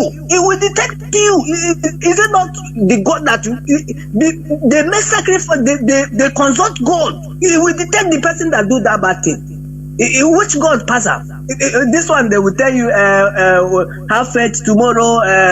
Pray to be better tomorrow. I see Peter be going to one place, they're laying hand on praying on the church. I say, these people are they human beings? Are they not resting? Are they even the people, the pastors? I know that they are real people. Read book, but nothing there for their head. Mazi, this Northern whatever that ritual statement is up to 24 hours, and Ohaneze never said anything about that, and we never see any person that come and condemn what these people said. It's only IPOB. We continue fighting. IPOB. We continue fighting. We don't depend on Ohaneze. We continue fighting. Thank you, Mazi. Thank you. Mazi, I want to give me that your Facebook. Is Raphael what? I don't forget. Jonas Raphael. Please inbox me after I will send you the link. Please direct. Okay. Thank you very much. Oh, Biafra. Almost Biafra. Thank you very much. We must continue. I have a caller or callers that are ringing. Even this one, the phone, I cannot even be able to pick because calls are flooding in. But I will. Okay. Caller on signal. Are you there? No. No, he has gone. Caller on WhatsApp. Welcome to the program. Can you hear me? Caller on WhatsApp. So, Mazi, I want to. Caller on WhatsApp. Off your radio, please. Caller on WhatsApp. Can you hear me?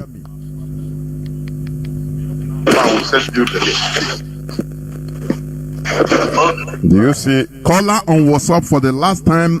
Are you there? Yes, I'm here. Mazi Jonathan. Mazi, when you call, please concentrate. I've been shouting. Go on, please. Okay. Okay. Can I go on? That is why I pick your call. Mazi, go on, please. It seems you are not listening. Okay, thank you so much. My name is Chinedu calling from Sweden. Please, first of all, I want to thank you for your good work and our dying one. We don't continue to then Mazi Jonathan in the name of Chukwu. He said, Mazi Jonathan, first of all, please, I want to plead you for one thing. You see that very letter, that very that you have found, that's what that is the main point of how to, if possible, how you can publish all this so that people can read by themselves. Yeah, even in WhatsApp, because this is the main problem we are having, that is so that people should understand why we should go to church with our sins. Because we have to pray to God. We know God before white man come. So I don't think our people understand. And the only way out now is in fact, I'm just thinking, but already that is the main thing. That very public, that's very founded, that's in Leopard. Is very, very important for people to read. That very document is the main problem we are having in as a black race. That is the main problem.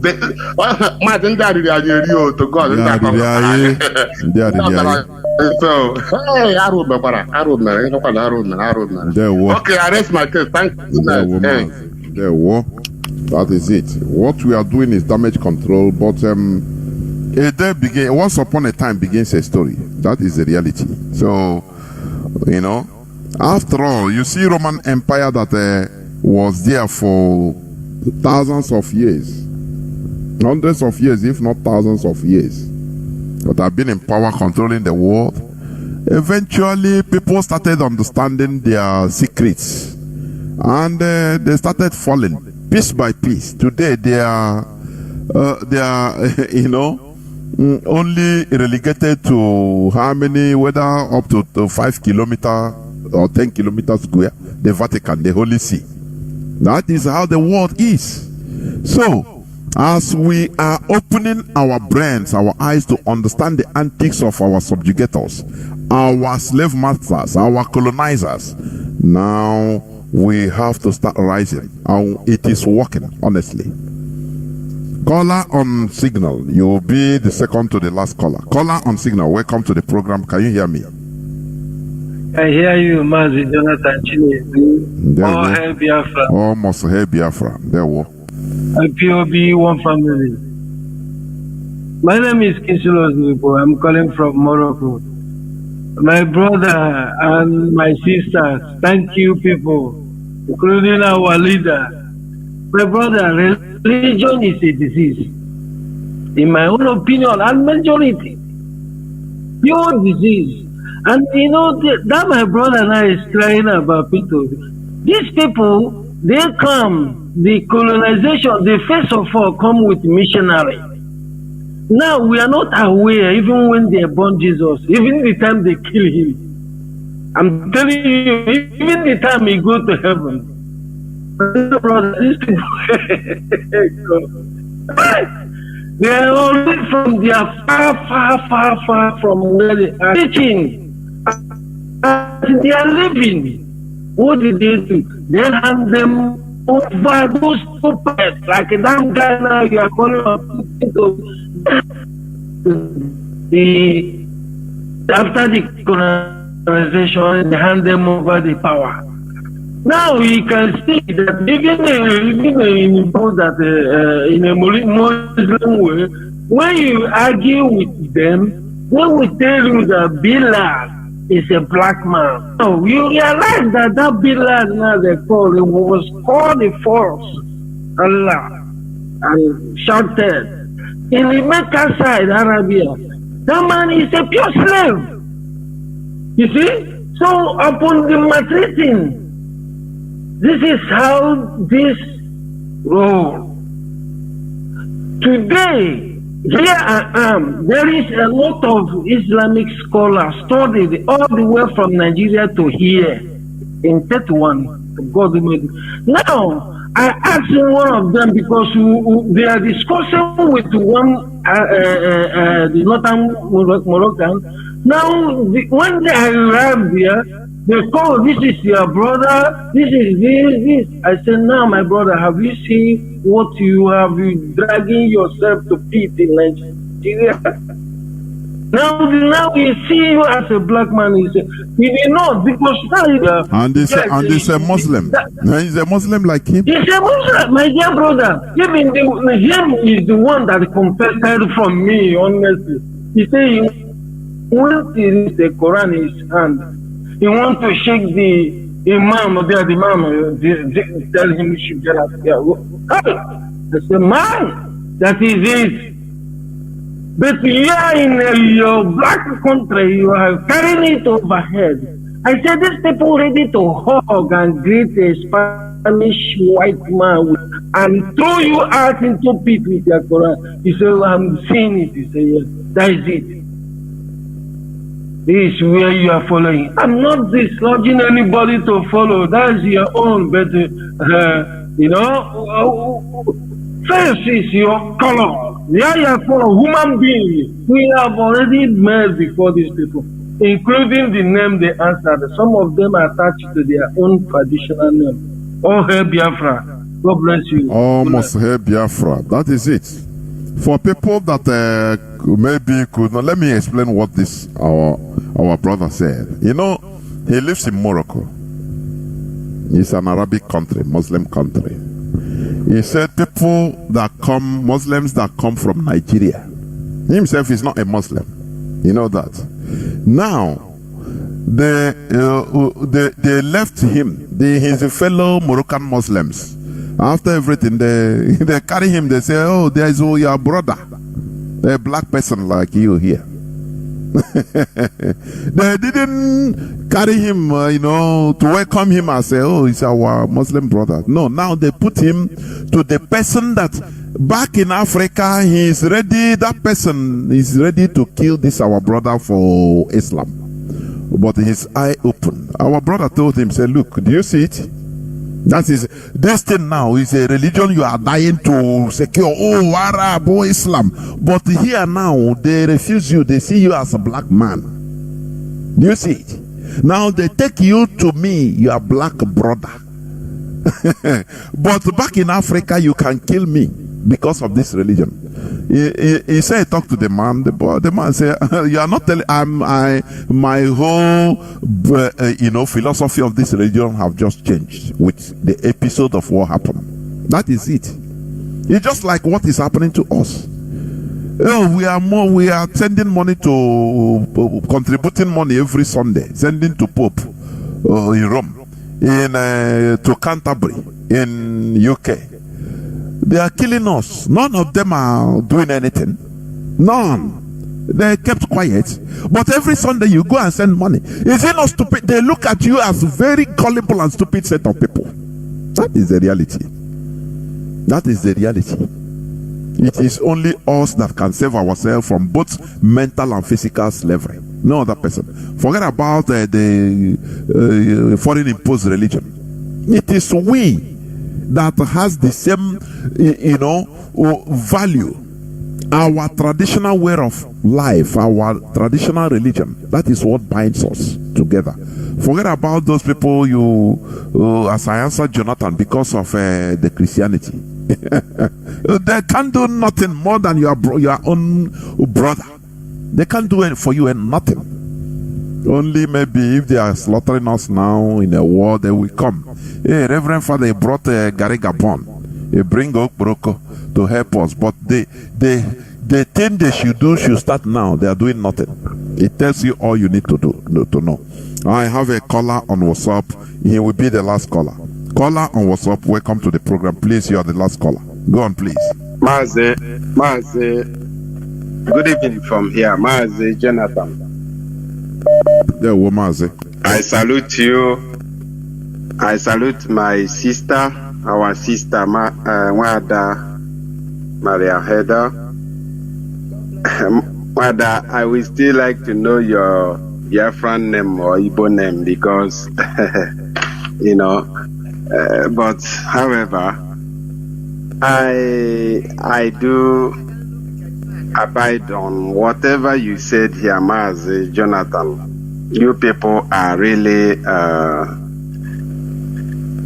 eye openers to our people and to all of us entirely. The fire must keep on burning. They can hold the messenger, but the message is already out there. And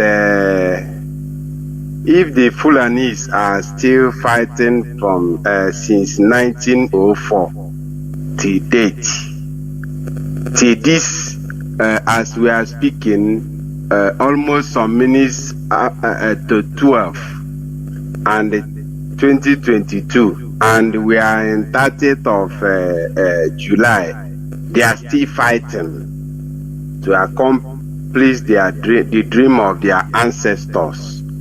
What makes us Biafrans to abandon what our ancestors has given over to us? Mas, the reason why I called this evening, sorry I haven't introduced myself. My name is Mazi Emmanuel. I come from Arondi Zog. And by the special grace of Chukwu Okike Abiama, I serve the indigenous people of Biafra as the Paris Zonal Coordinator. Mazi, the reason why we are, in fact, I want to quote the father of the person who betrayed our leader, which is Uhuru Kenyatta. His father, who is, I think, Jomo Kenyatta, he said that white people came into our land in Africa and they asked us to close our eyes, and as we were closing our eyes, before we open our eyes, they have possessed all our land. They have owned all our lands. And and they handed Bible over to us. And that very issue, or that very wealth, is very, very heavy. Because when you look at today, what we are passing through, especially in Biafra land, who can we ever tell in this very world that Biafra land is the land, only a portion of a land who has been feeding the whole world today? But you know, journalists and CNN and other newspapers, they can never talk about it because Britain never want them to say anything concerning Biafra or anything concerning our race.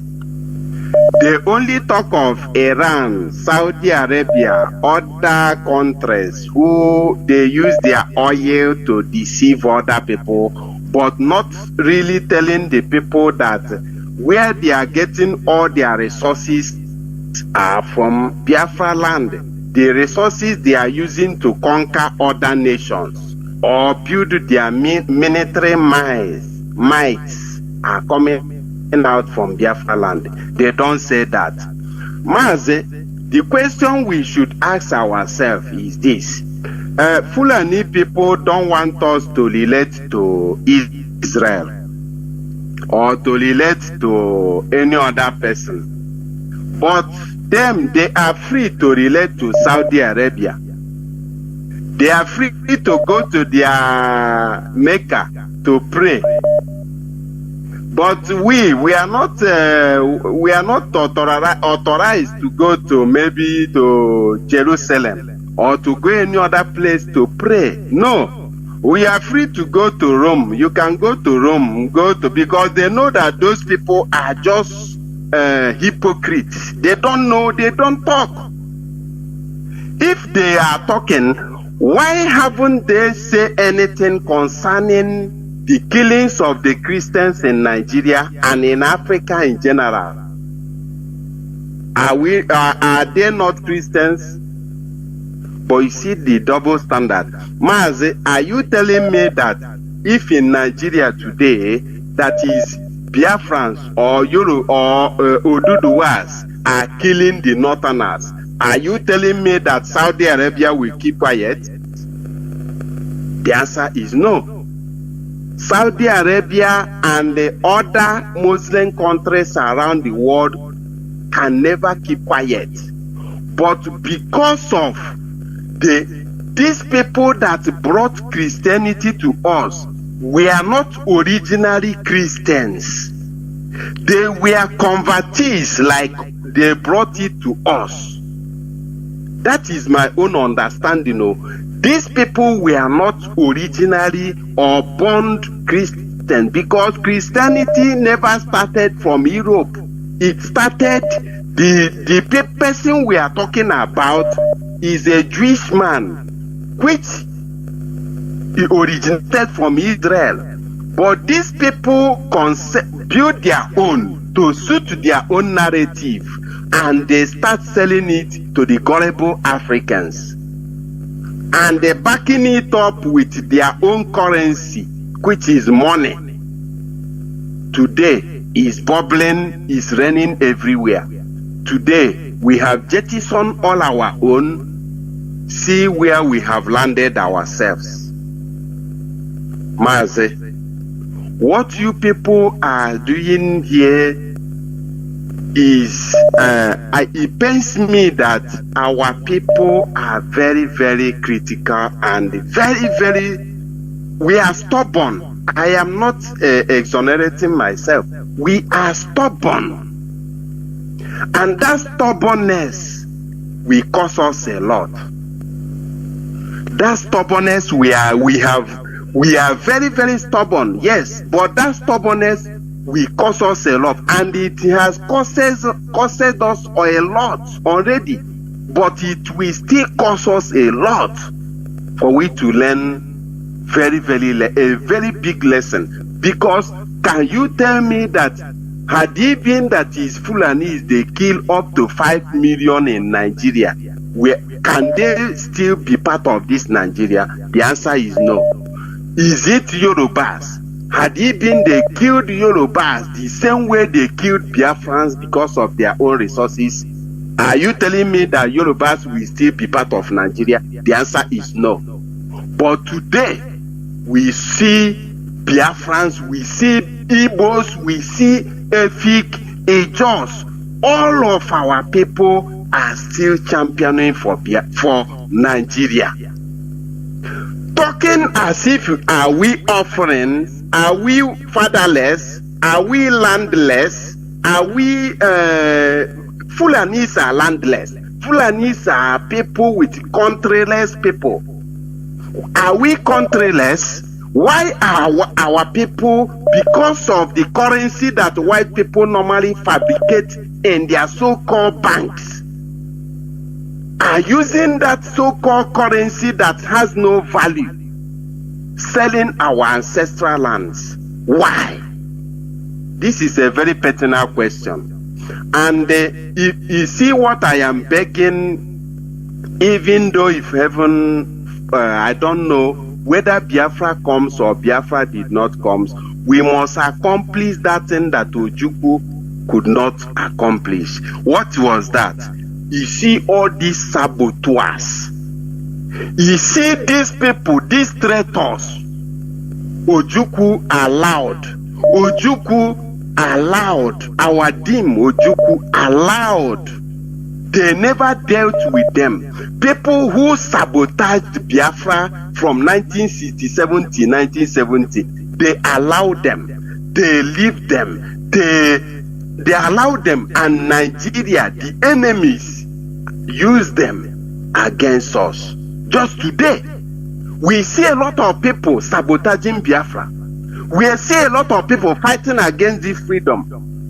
Because of what? They saw that the old ones, they never received any punishment. And to them, it's normal thing. They can just do, say, Biafra in the morning, in the night, they are one Nigeria. They can just say Biafra on the mouth, in their heart, they know that they are just there to sabotage you. You see, if we never achieve anything, these people, we must hunt all of them, wherever they may be. If it's only that we achieve, I will be very, very satisfied. Thank you very much, Mazi. Thank you. Let me say something concerning what our brother said.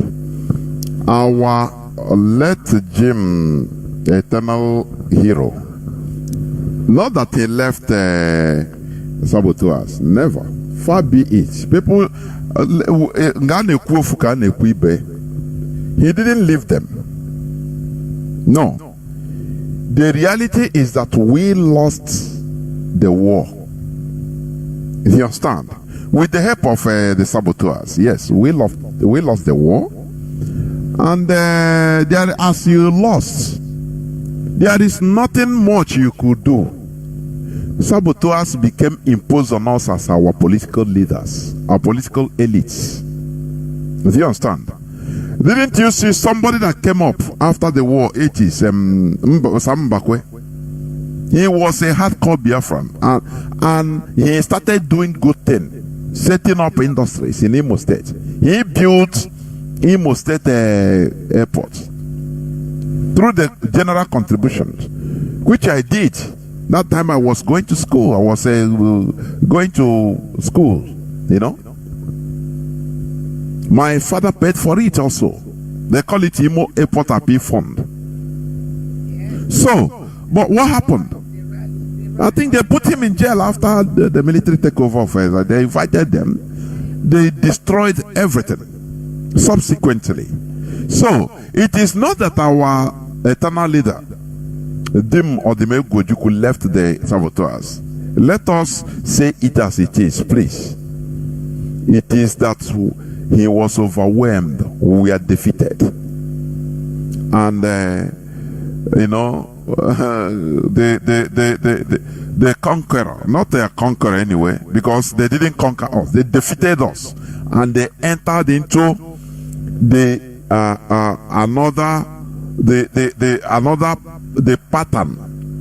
another pattern of real final conquest, which they have been since 1970 today. But they couldn't. It's late now, it's too late. So, in our own time, that is why I am soliciting as hardcore Biafrans. Do not come here to tell, DOS, we should give us order. All those non-saboteurs, anywhere in the world, you can take a wolf action. That is it.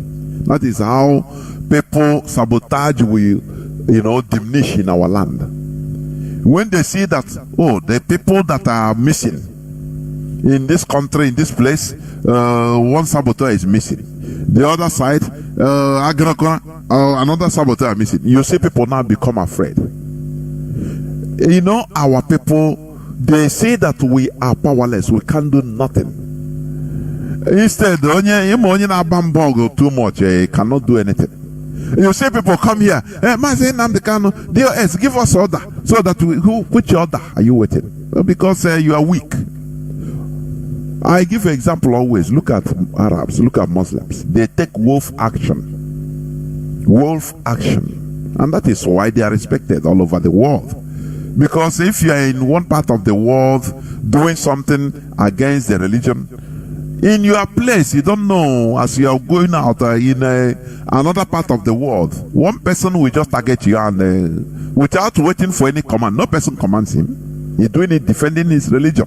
Biafra is our religion. Any person that is sabotaging this, he should be automatically sentenced. Do not wait or expect for us to come on air, for the HOD come on air and announce, oh yeah, this person. No. Because that is what our people should be doing. Wolf action. That is it. Nwada, I don't know. Please, you have to come in and make your departing remark. Many people are still calling, but I can no more. We are 4 hours plus. Go on, Nwada. Okay, Mazi, if you want me, then let me give. Of course, go on. Of course. Okay, Mazi. How I'm going to bring my come to conclusion today. I'm just going to give our people, or give us an idea how these people manipulated our people, how they took what we had, told us they were bad.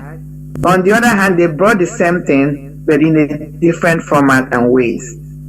Like, for example, when you started it, when you mentioned Mazi, you said when it comes to indigenous people, they will refer to our altars as shrine to make it look dirty, sound dirty, look devilish, But when it comes to Christianity, it will be called altar. They're all the same thing. When it comes to like our priests, which is whom people will find in the altar, our own, they call them, the way they call it, native priest. There's a way they call that priesthood. All these native priests, giving the connotation that all they do is do evil, devilish things. But when it comes to the Christianity or this Christian religion, they will call them reverend fathers, sisters, nuns. They are all priests. Whether they are traditional priests, they are altar priests. Altar is altar. Whether you call it altar or shrine, they're the same thing. You come to Ani or Allah, which is the Mother Earth. There we have, we believe the Mother Earth, that's why it's qualified as a she, because she's a bringer of what? The things of food, let me use the word food, that we use to sustain life. So invariably, Mother Earth is what sustains life, gives us life. Through Mother Earth, life is brought and life is encouraged. And then our people believe in Mother Earth, they worship Mother Earth. Ane is a powerful deity we worship. What did they do? Virgin Mary is a kind of Ane. She's a virgin. Through her, when you break her, you bring out life. Life springs out. That's what I'm telling you. Through her, a seed was sown, and this seed is whom you call Yeshua, according to the Christians, Jesus. And through this Jesus, true life, which is spiritual life, is given. Just like our people believe in Ani, through Ani or Allah, a seed, we sow seed, and through the seeds we sow to Ani, where life is encouraged, life is embellished, life is multiplied. So these are the things our ancestors were doing. That's what I'm trying to bring out. When they came out, they already knew these things. They knew we knew how to worship God. They knew what we're doing were not devilish. They were not that. I'm not saying everything. Most of the things we're doing, just like with every other culture. But just to bring in deception, they kind of change the format, change the names, change the scenario, the conversation to make our own look bad and nasty. So, but let's look at this. This is the kicker for me when I was writing this down. Now everybody's talking about climate change, greenhouse energy and all that, trying to combat climate change. The question is, what is it that brought climate change? It's Western civilization. That's what it is. But then look at that is Western science and technology. Again, I'm not putting it down, but the way they went about it is what is destroying the atmospheric air world. And then we are talking about climate change. We have to combat it. But because this earth we are talking about have been here for millions of years, Science is proving that human beings have lived or walked on this physical earth for millions of years. And our ancestors were part of those ancient people that lived. They have lived, they never violated nature. Rather, they respected nature because they understood that they have to work in harmony with nature. They had their own science. They had their own technology. Like I invoked earlier on, they were great navigators.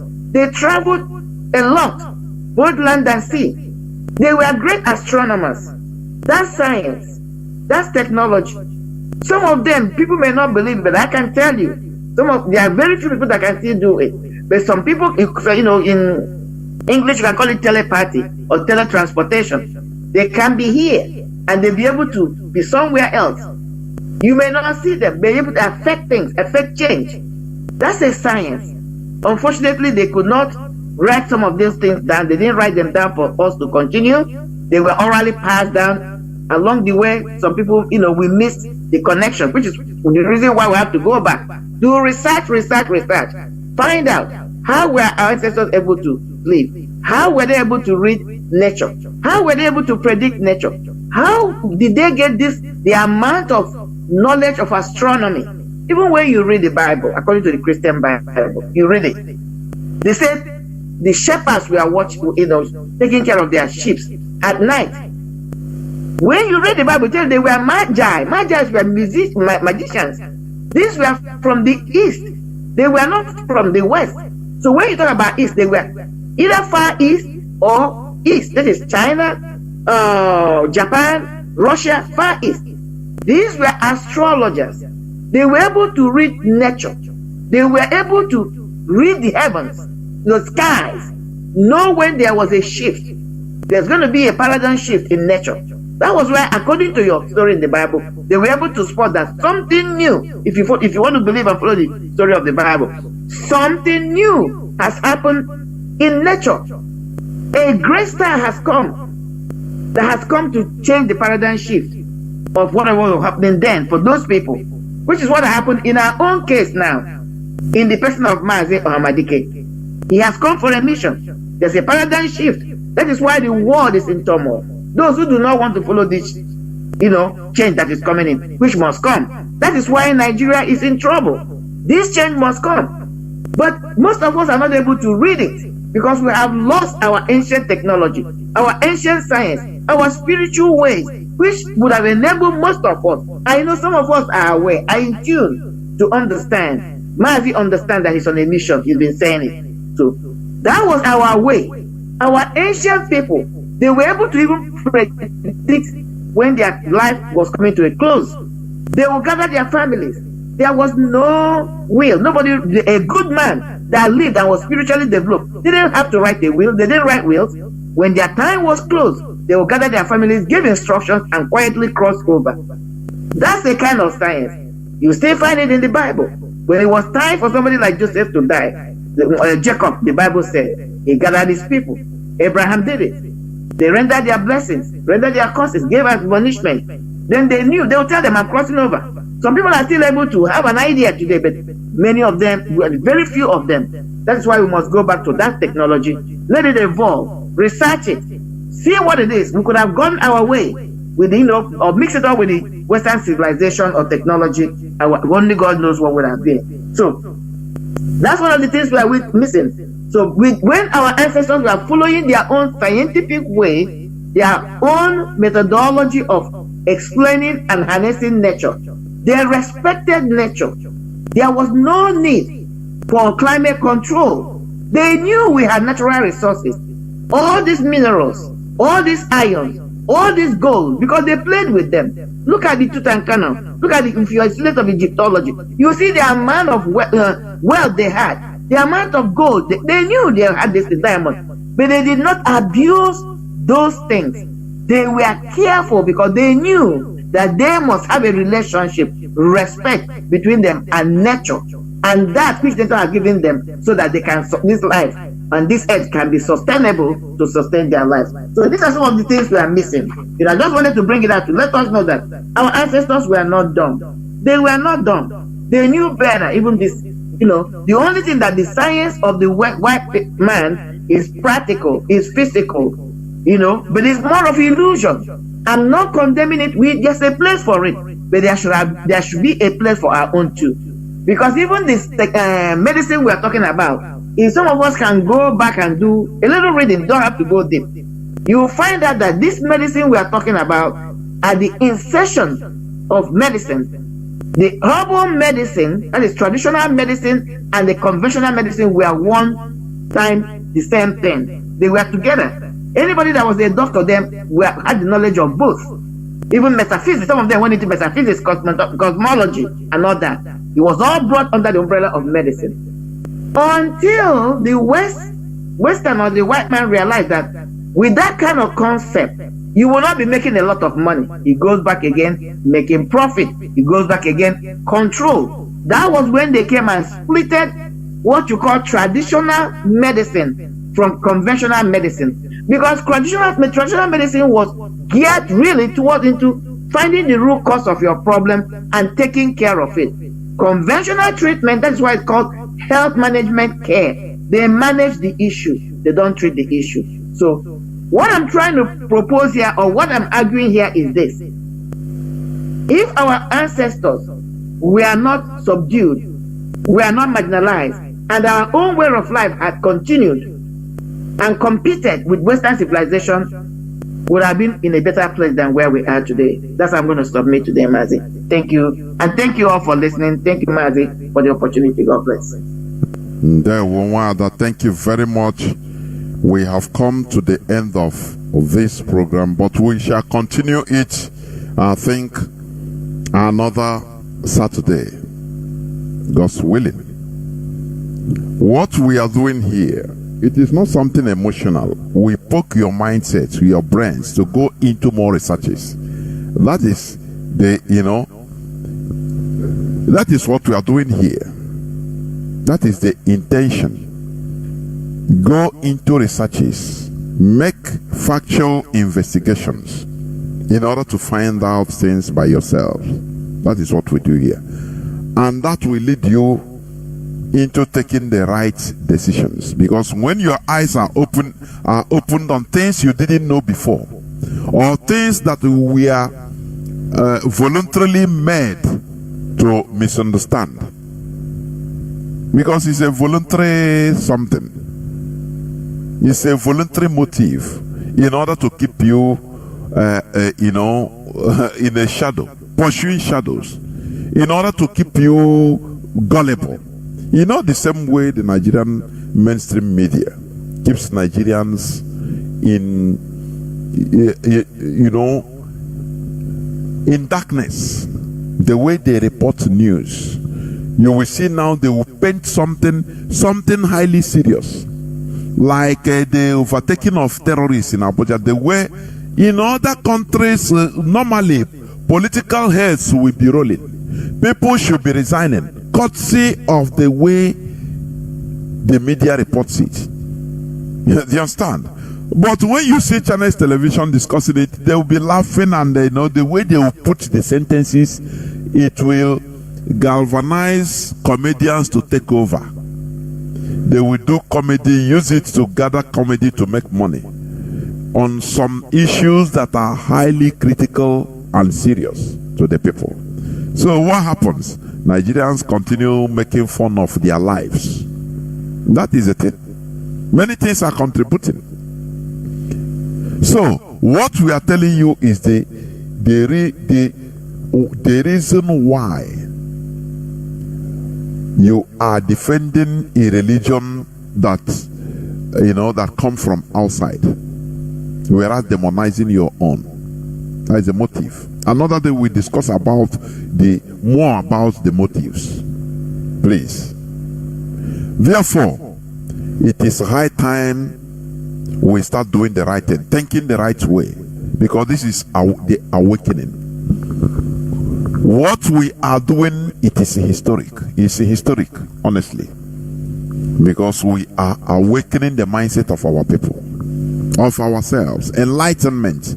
That is how Europe started their own revolutions.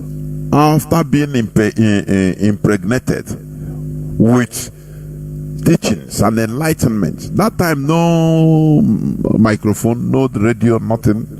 Through writing, no printing, no printer. Or sometimes I think a 16th century printer came out first. Yes. No, they were writing, distributing. People were reading. When, if you read, you tell your fellow, your comrade. Today, people doesn't know what people listen is what do you call it? Gossip. They don't listen to something important to them. It is very mind-boggling. This is where you hear things you can never dream of hearing in the mainstream media. That is why Radio Biafra is addictive. When you start listening to it, you continue. It started from our leader.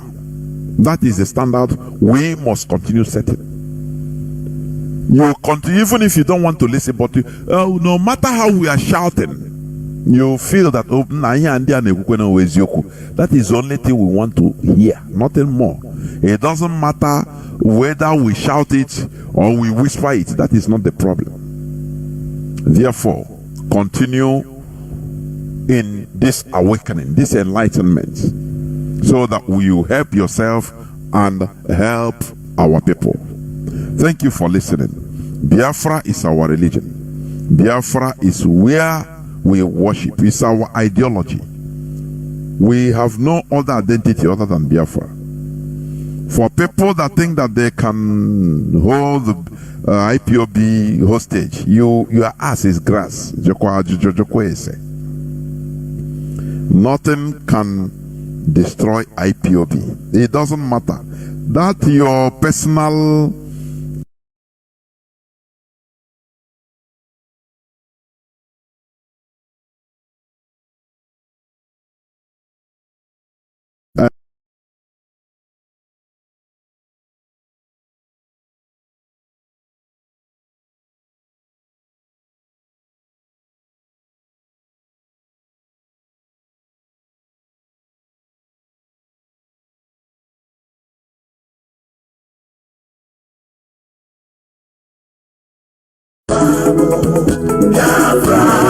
Biafra, ndị ngozi obodo bụ sọma, obodo doro nsọ.